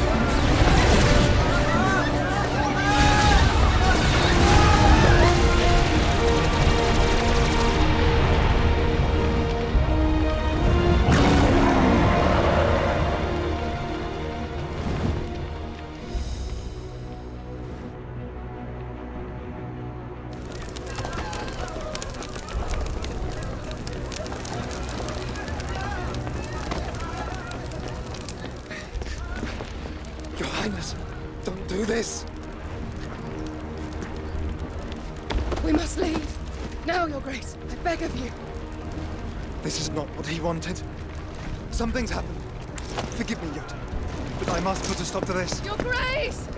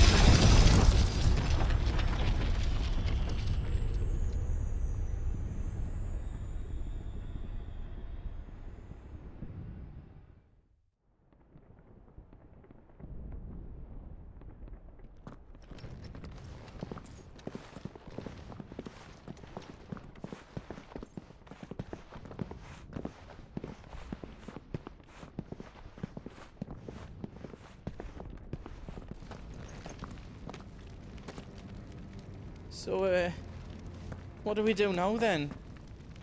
We destroy the heart. But he might come back! As soon as the flames die down, the Imperials and the Dalmex will move in. This may be our only chance. And Bahamut has gone for now. You should get as far away as you can, Goots.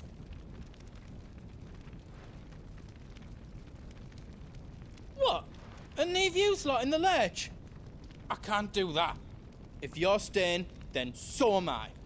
I packed everything up before I made a run for it, so if there's out you need, just ask. But I won't be giving it away for free. Nan'd never forgive us if I did. Thank you, Goots.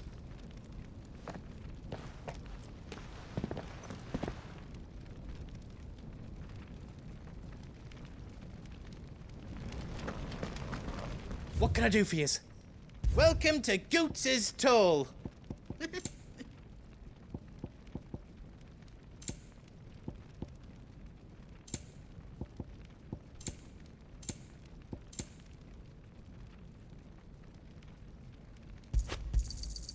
Righto, here you go. Is there else you need?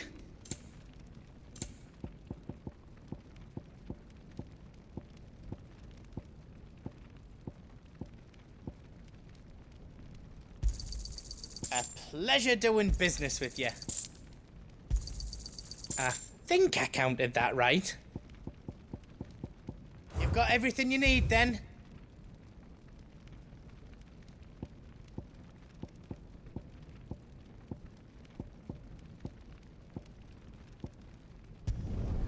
Reckon I did a good job. Finished! I think. That's 10 times better than it was before. Is all done then? No.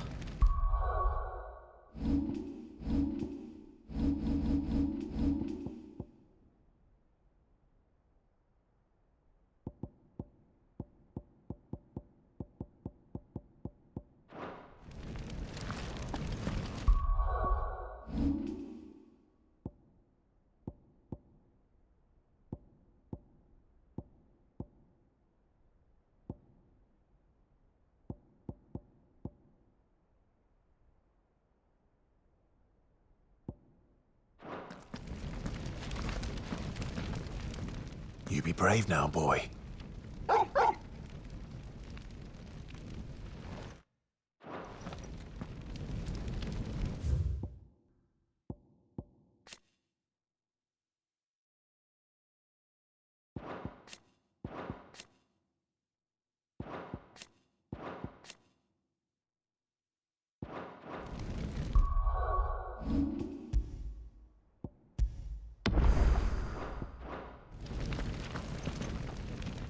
Drake's tail is right there, Clive.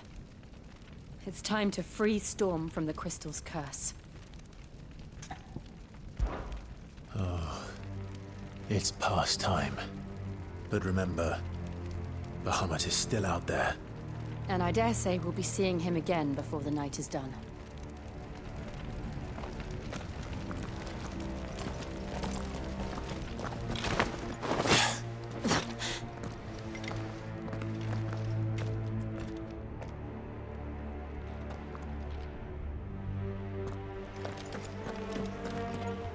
No more roads. We'll have to find our own path. Do you feel that, Clive? Ether. Just what we need. Another flood. Already turned them. And there's no reason to hold back.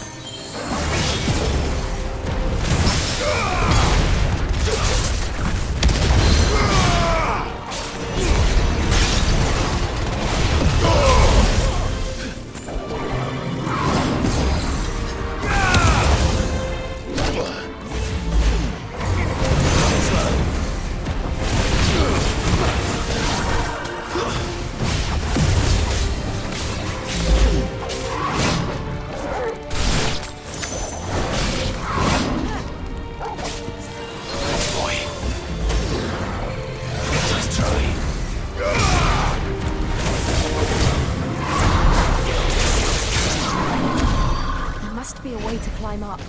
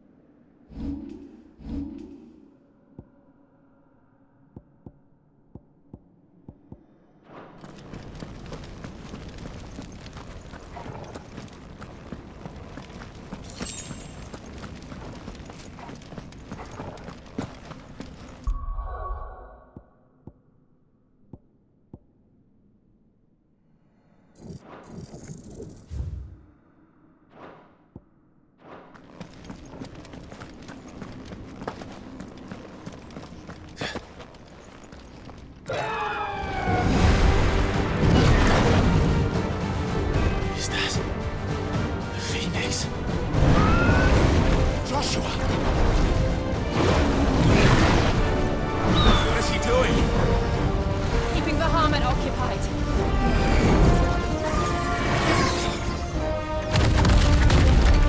Joshua! Joshua!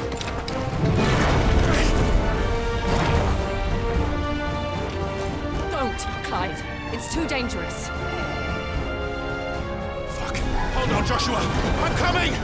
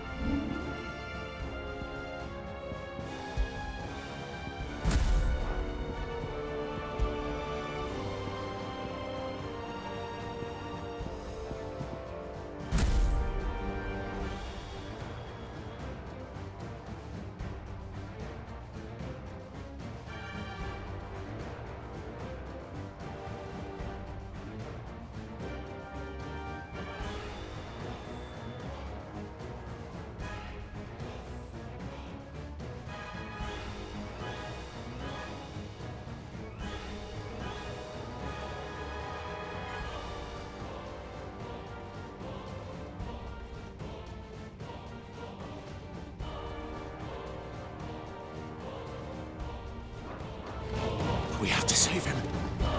And we will. We just need to keep moving.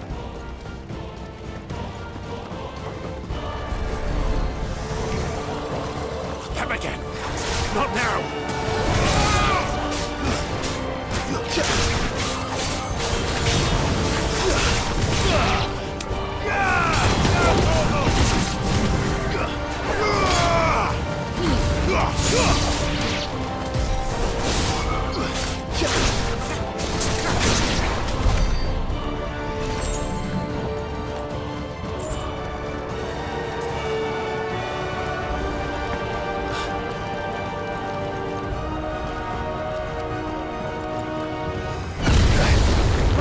What was that?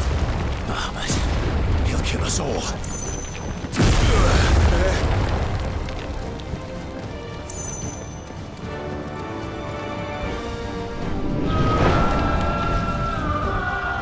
There he is.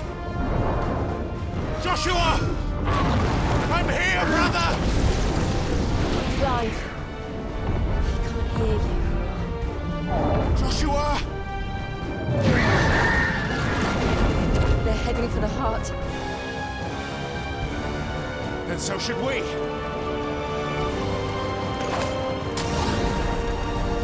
Don't bother.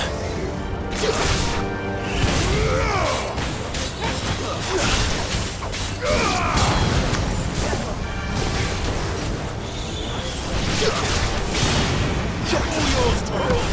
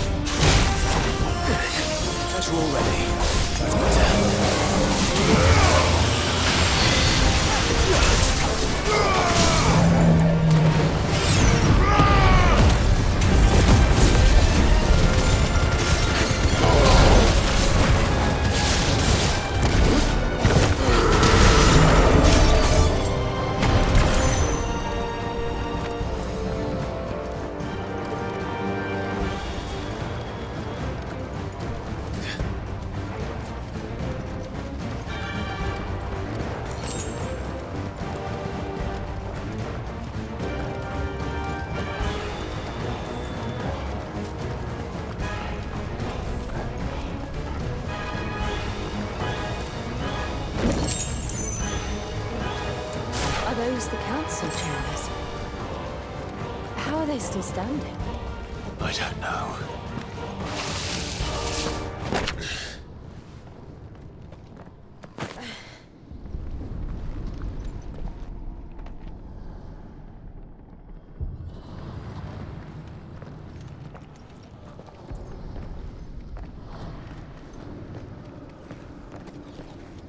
He'll be all right, Clive.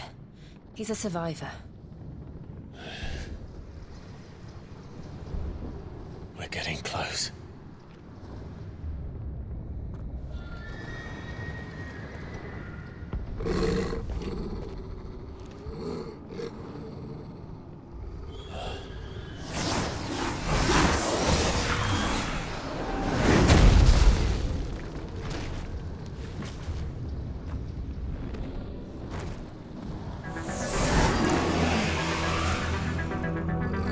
Looks like somebody doesn't want us getting any closer. I don't care what it wants.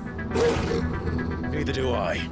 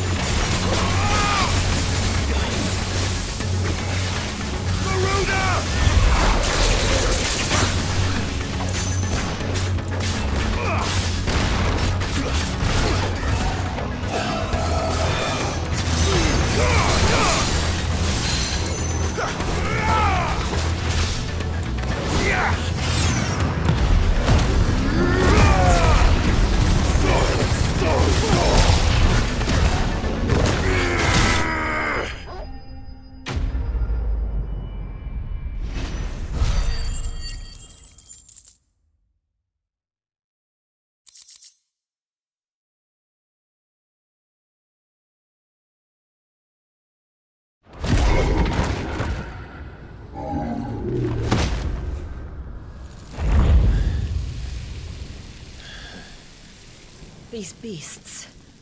they're getting stronger. We can think about them later. Right now, there's only one thing we need to focus on. The heart.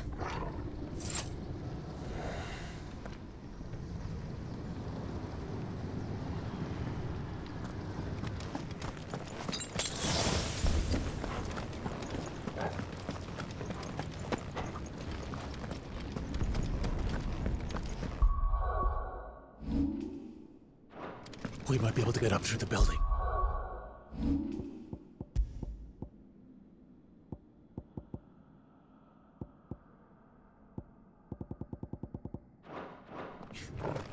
It's worth a try.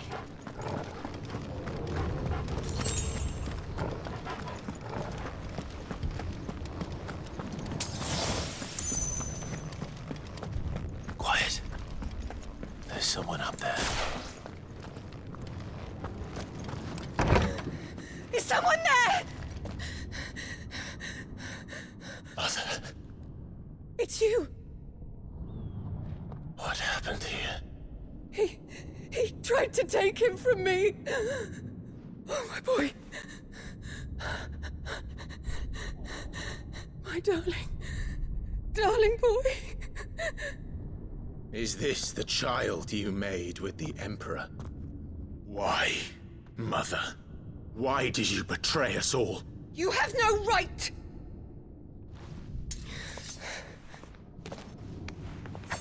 Answer him. We took you in, savage. Show some respect for those who raised you.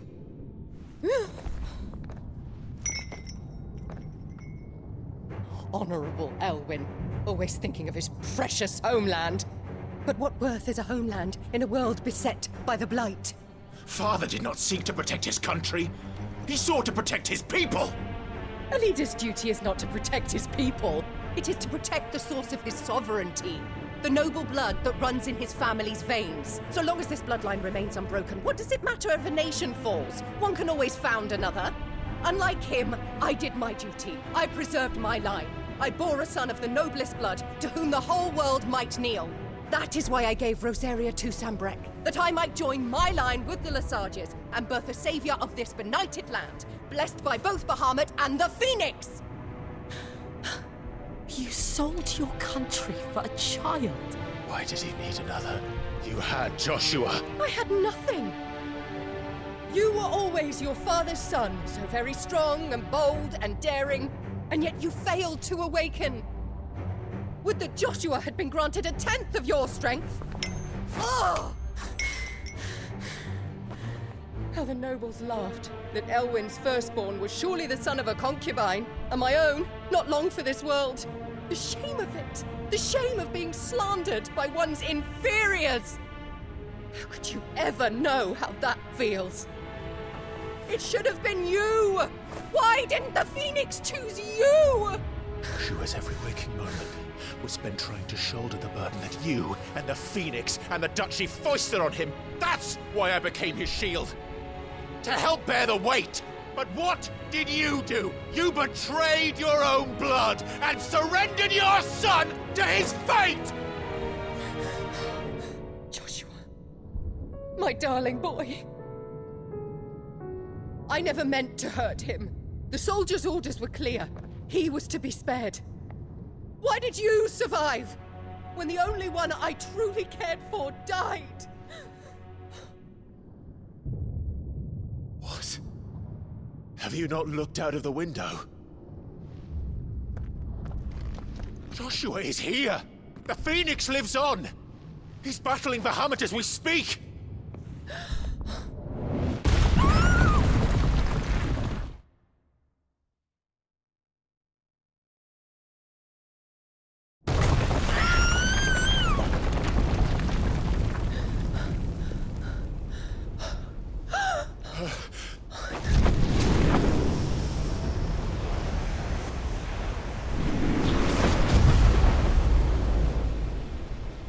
Joshua! Wake up!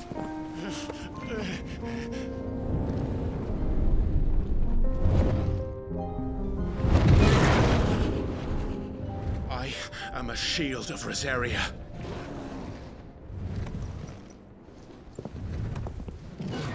And I will do my duty.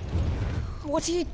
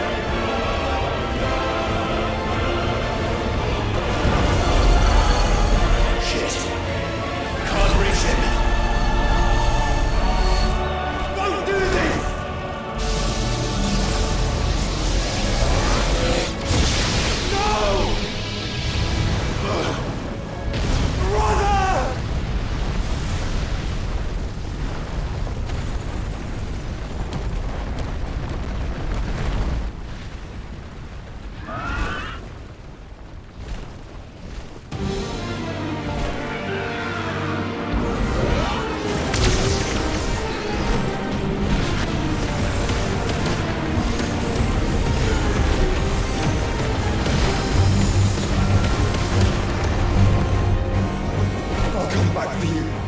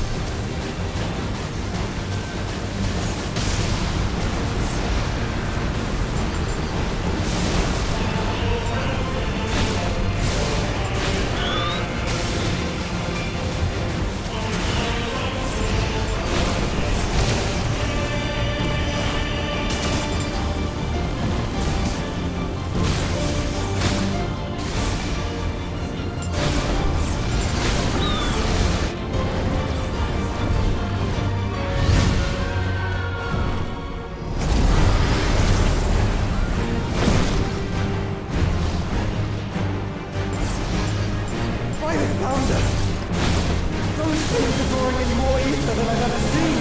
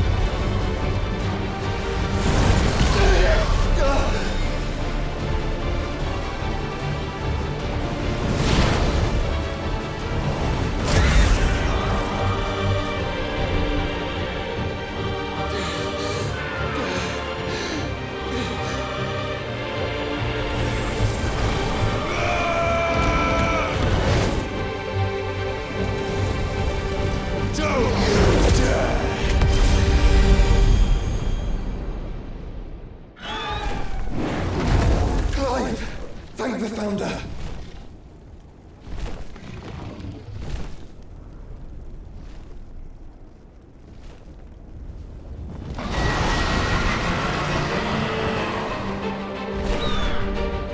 It's now or never, Joshua.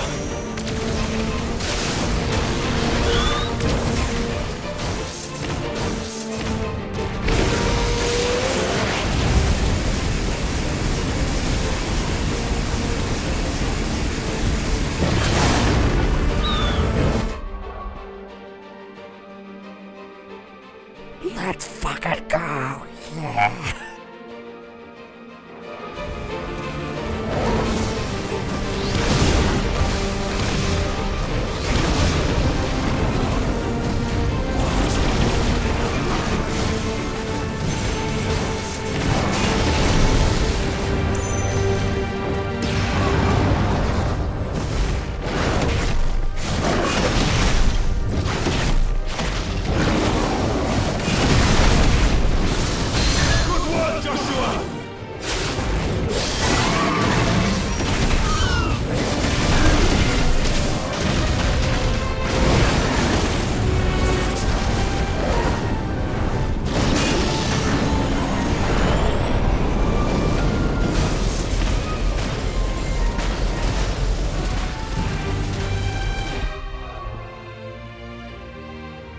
Doing the thing for footy. Let's go.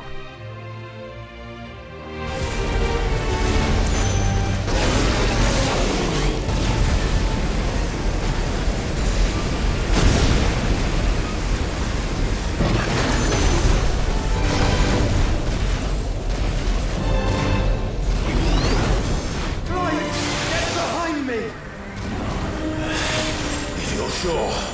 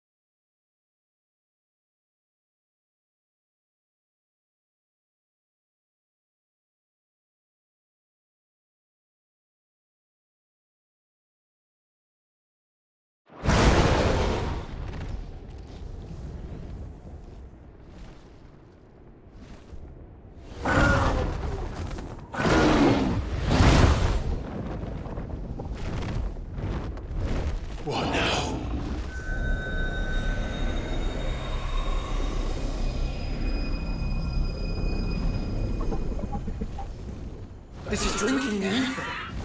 We have to stop him.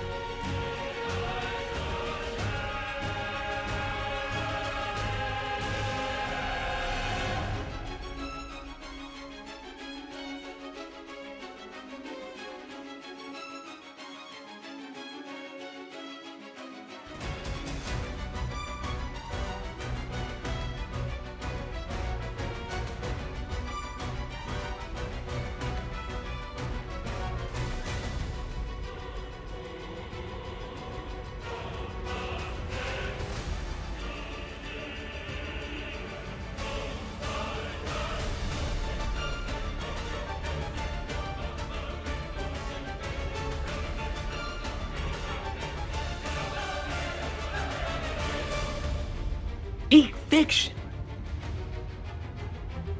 So if you're not a fan of the words, peak fiction, goat, raw, fire, click off the video. Cause those are gonna come up like 50 times in here, man. I can't help it. The weights are off. On some Rock Lee stuff, the weights are off.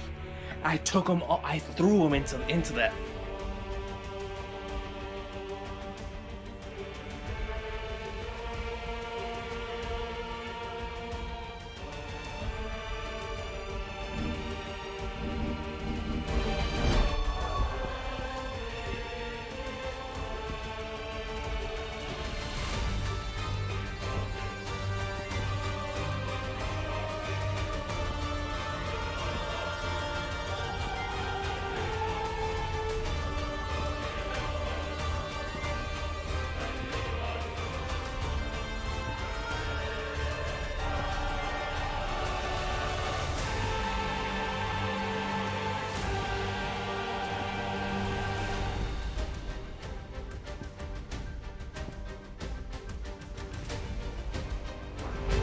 can we hope to match such power? By trusting in our own.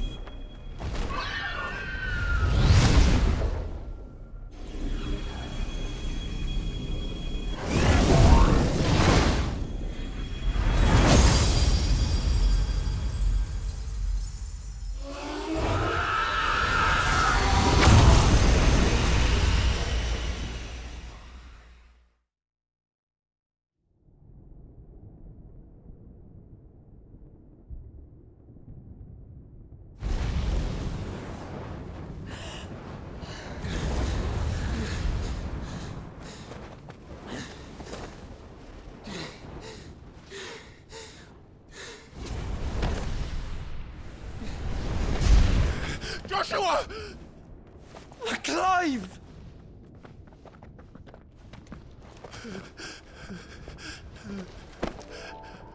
My brother. I'm sorry. I'm so sorry. You're alive. We both are. Nothing else matters.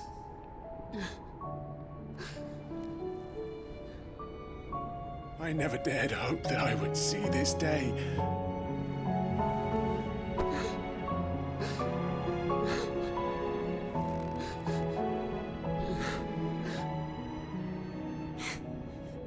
Reunited at last.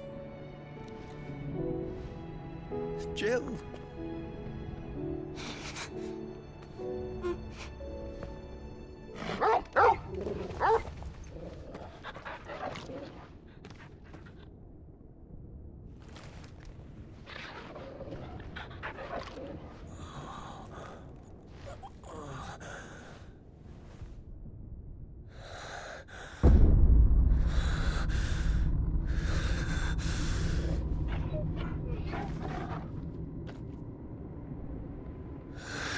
This is for my father!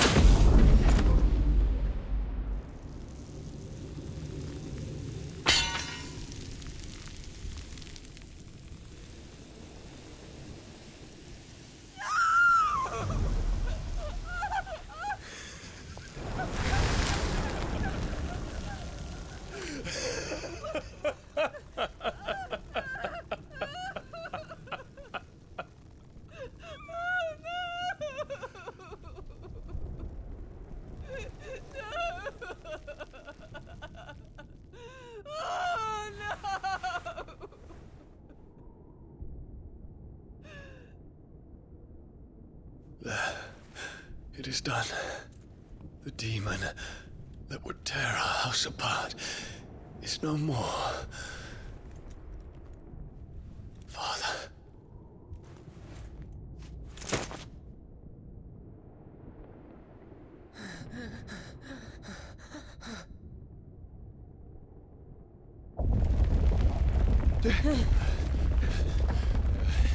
The Mother Crystal. It's collapsing. Right. We need to leave. No.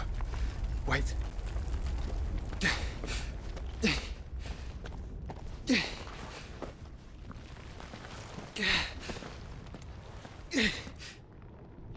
I owe him a debt. Fine.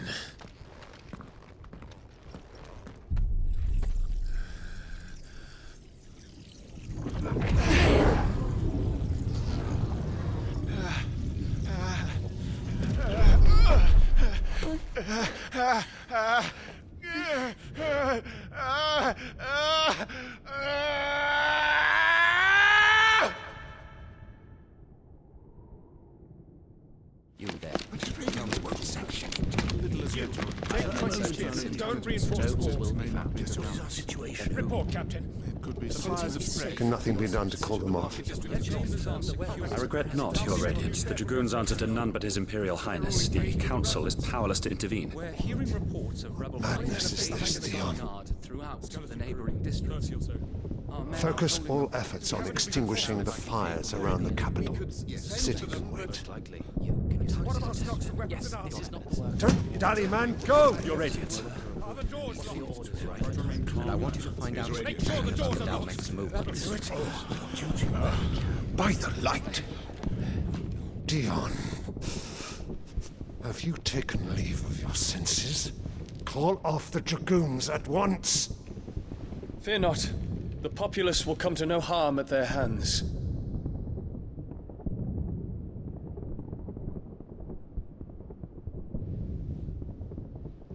I am here to save you, Father. Save me? The creeping darkness hides in the heart of Senbrek.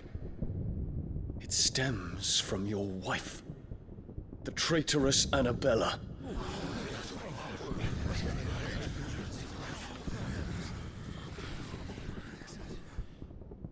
Not another word, Dion.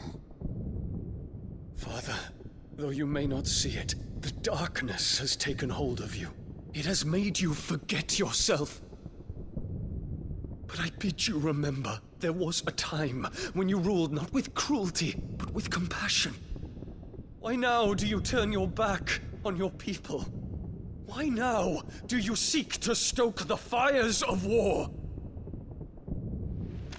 You too have borne witness to this change, Your Eminences. And you know, as well as I, who is responsible for it. A puppet now sits upon the throne, but cut his strings, and the master loses the power! What?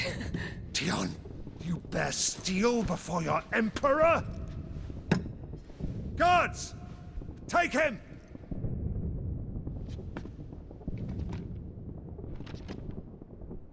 For every citizen who falls, another can be bred.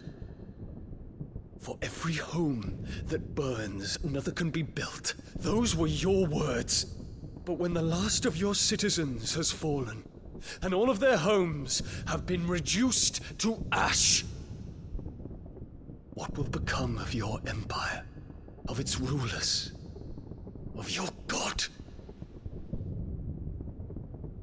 As the mother crystals crumble one by one, and the blight sweeps in to claim all that we hold dear, our people look to their emperor for protection.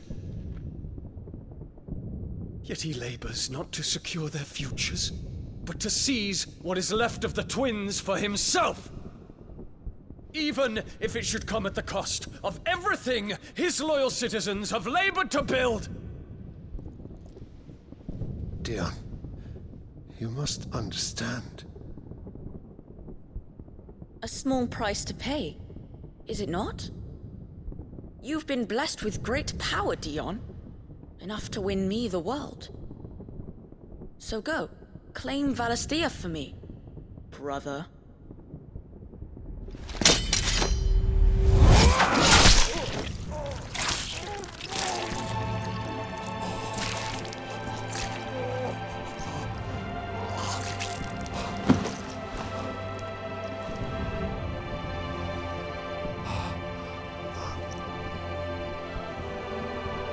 Dion.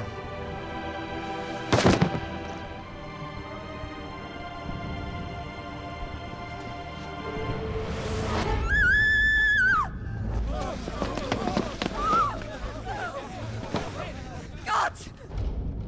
Gods!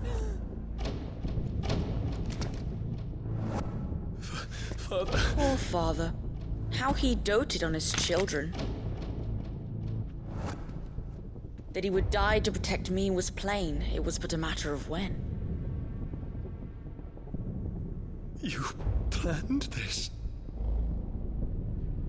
You did well to endure so long. But you broke in the end, as I knew you would. And now Muthos approaches.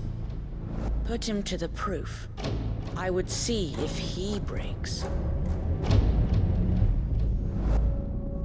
Go, Bahamut. Kinslayer.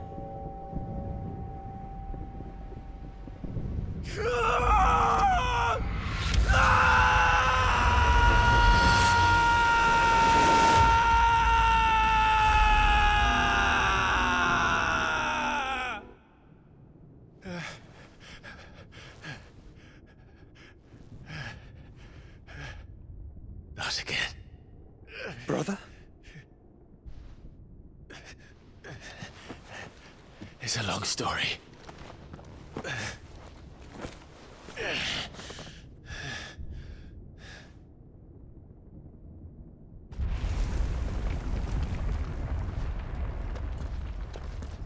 You cannot stay here, Mother. Come. Take my hand.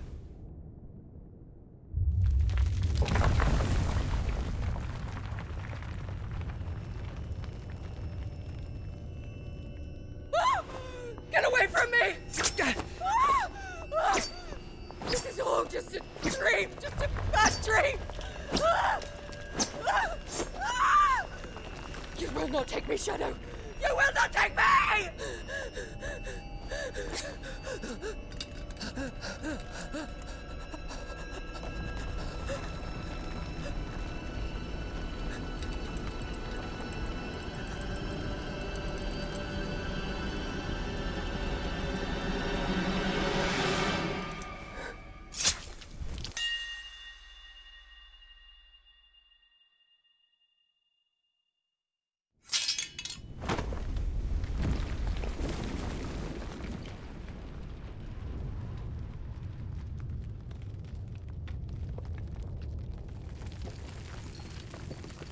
Mother.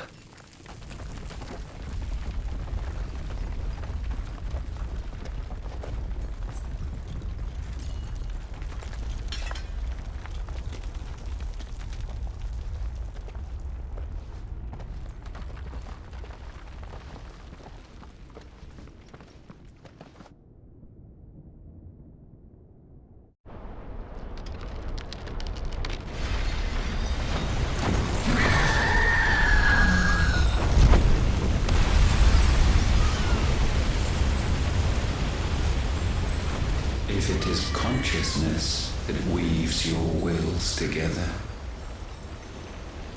consciousness that blurs the boundary between your own will and that of others,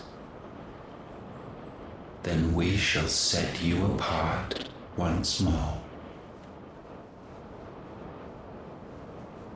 The ties that bind you shall be severed, and humanity return to its proper place.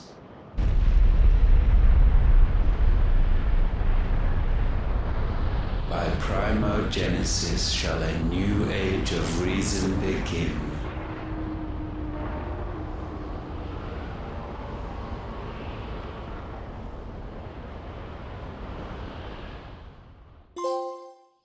Relax, Your Majesty.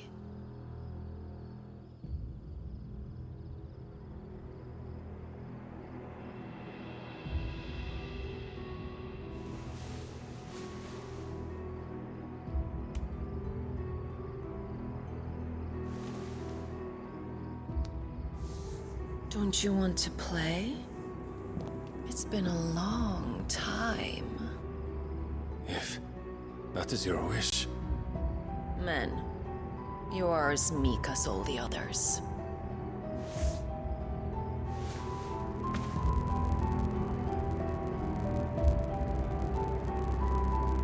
Such feeble creatures.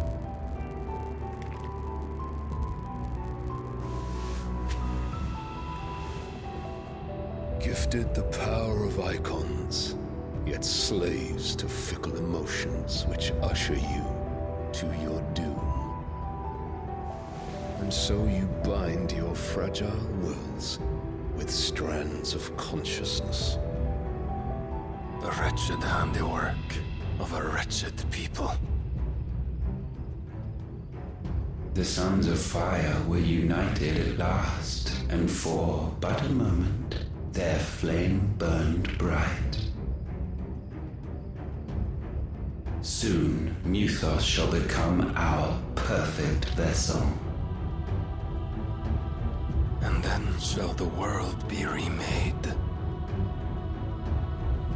Not before the bonds are severed, of trust, of respect, of love. Only when every strand of consciousness is cut away, may Muthos return to our side. By primogenesis shall all be undone. Mankind shall be rid of his wretchedness, and Muthos of his will. But while he yet clings to it, he has the power to forge bonds anew, and so we bid you.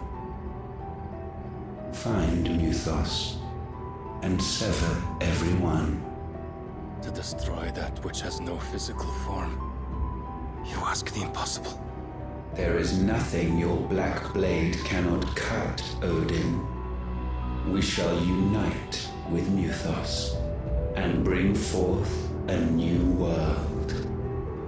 So long as our vessel remains unclaimed by humanity. It shall be done, Master. My will is yours.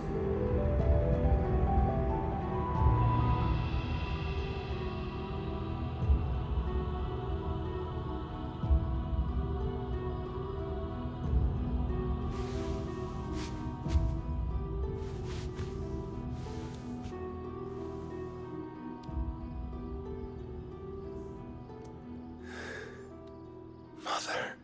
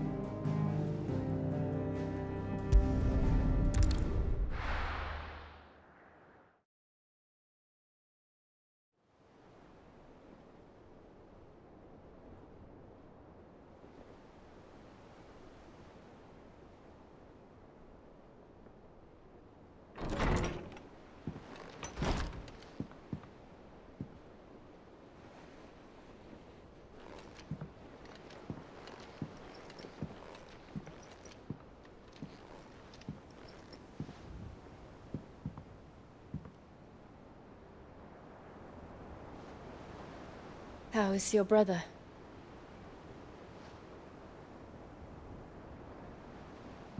Asleep since I returned from the Dominion. Taya says he should be back on his feet soon enough. For a while, at least. She discovered something on his chest. A swelling, circled in stone. The curse.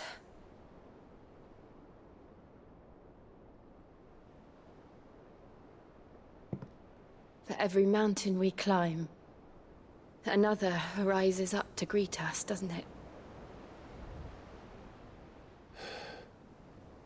It's never ending.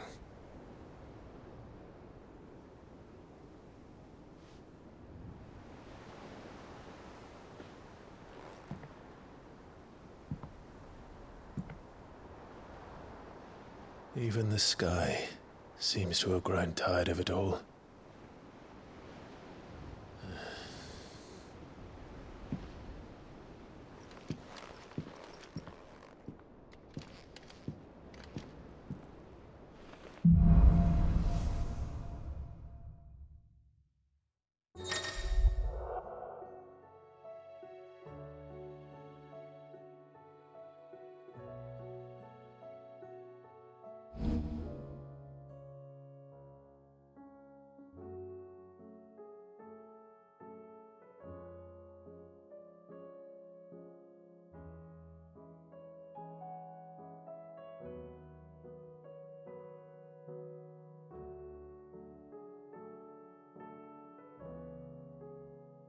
Taya won't be happy if I disturb Joshua.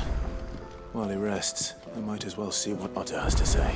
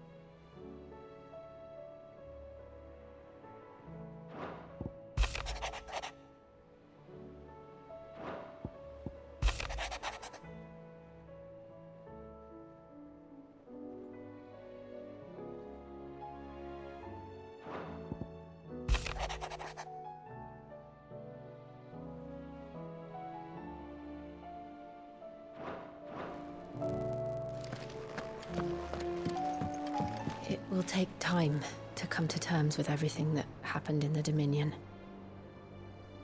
But time is the one thing we always seem to lack.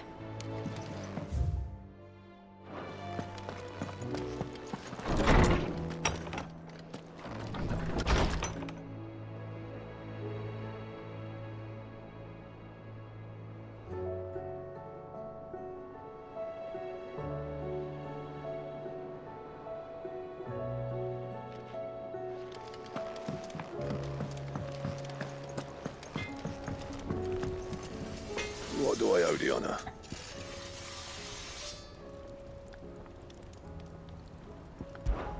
Fran about us, guys. Unless that is. What do you want? No scratches, right? And?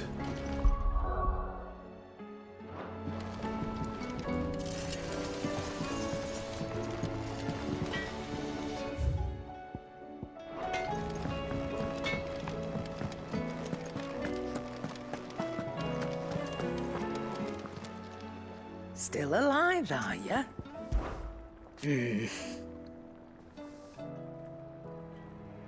The whole realm's in chaos. But as the old saying goes...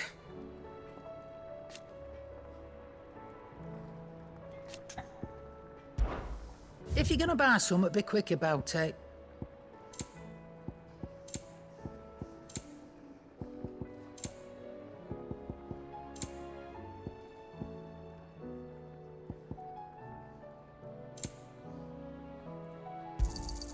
You're rubbing me blind, you know.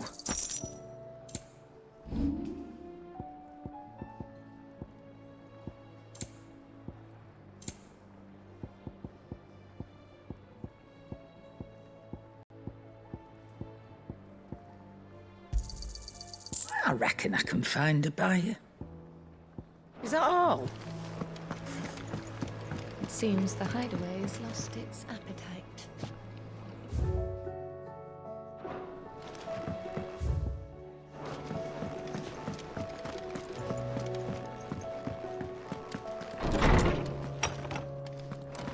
Is a storm coming, Sid? Good morrow to you, my friend. With the darkening skies,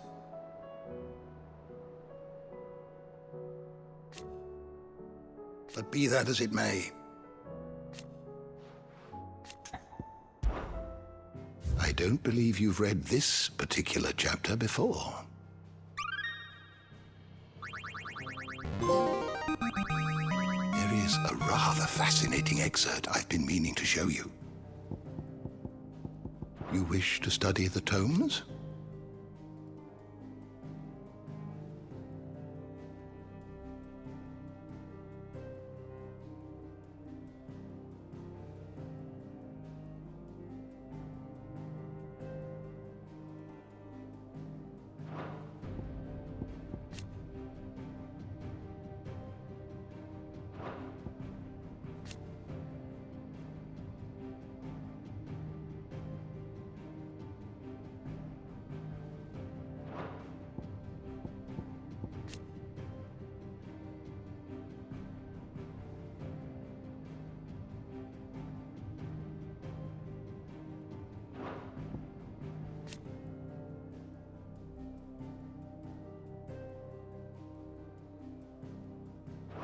The door to the shelves shall ever be open.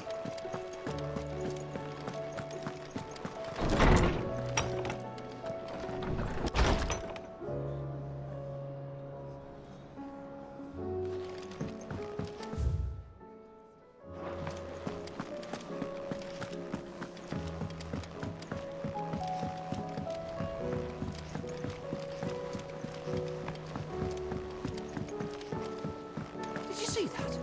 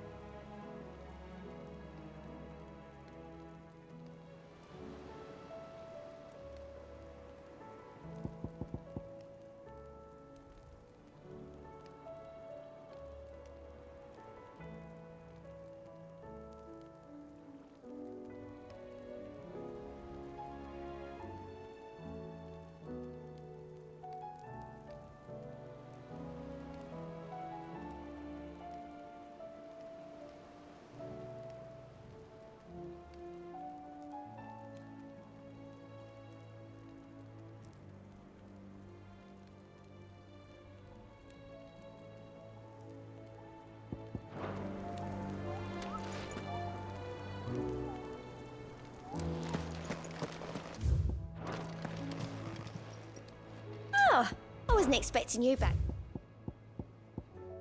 Come again. I may have more for you. How may I help you today, Clive? It's not true. We've lost so... Off you go, then. How are you doing? I don't mean to be gloomy. They need all the help they can get. You watch yourself out there, all right? What do you make of them skies then? Back again? How may I help you today?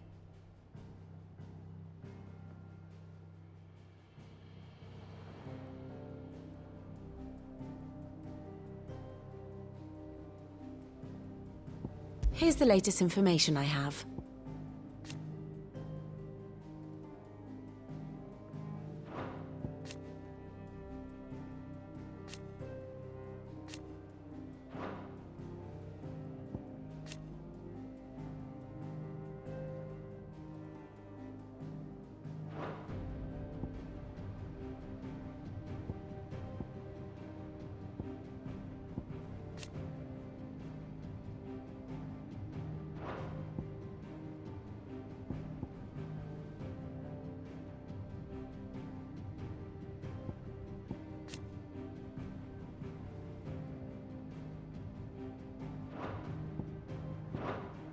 Here you are.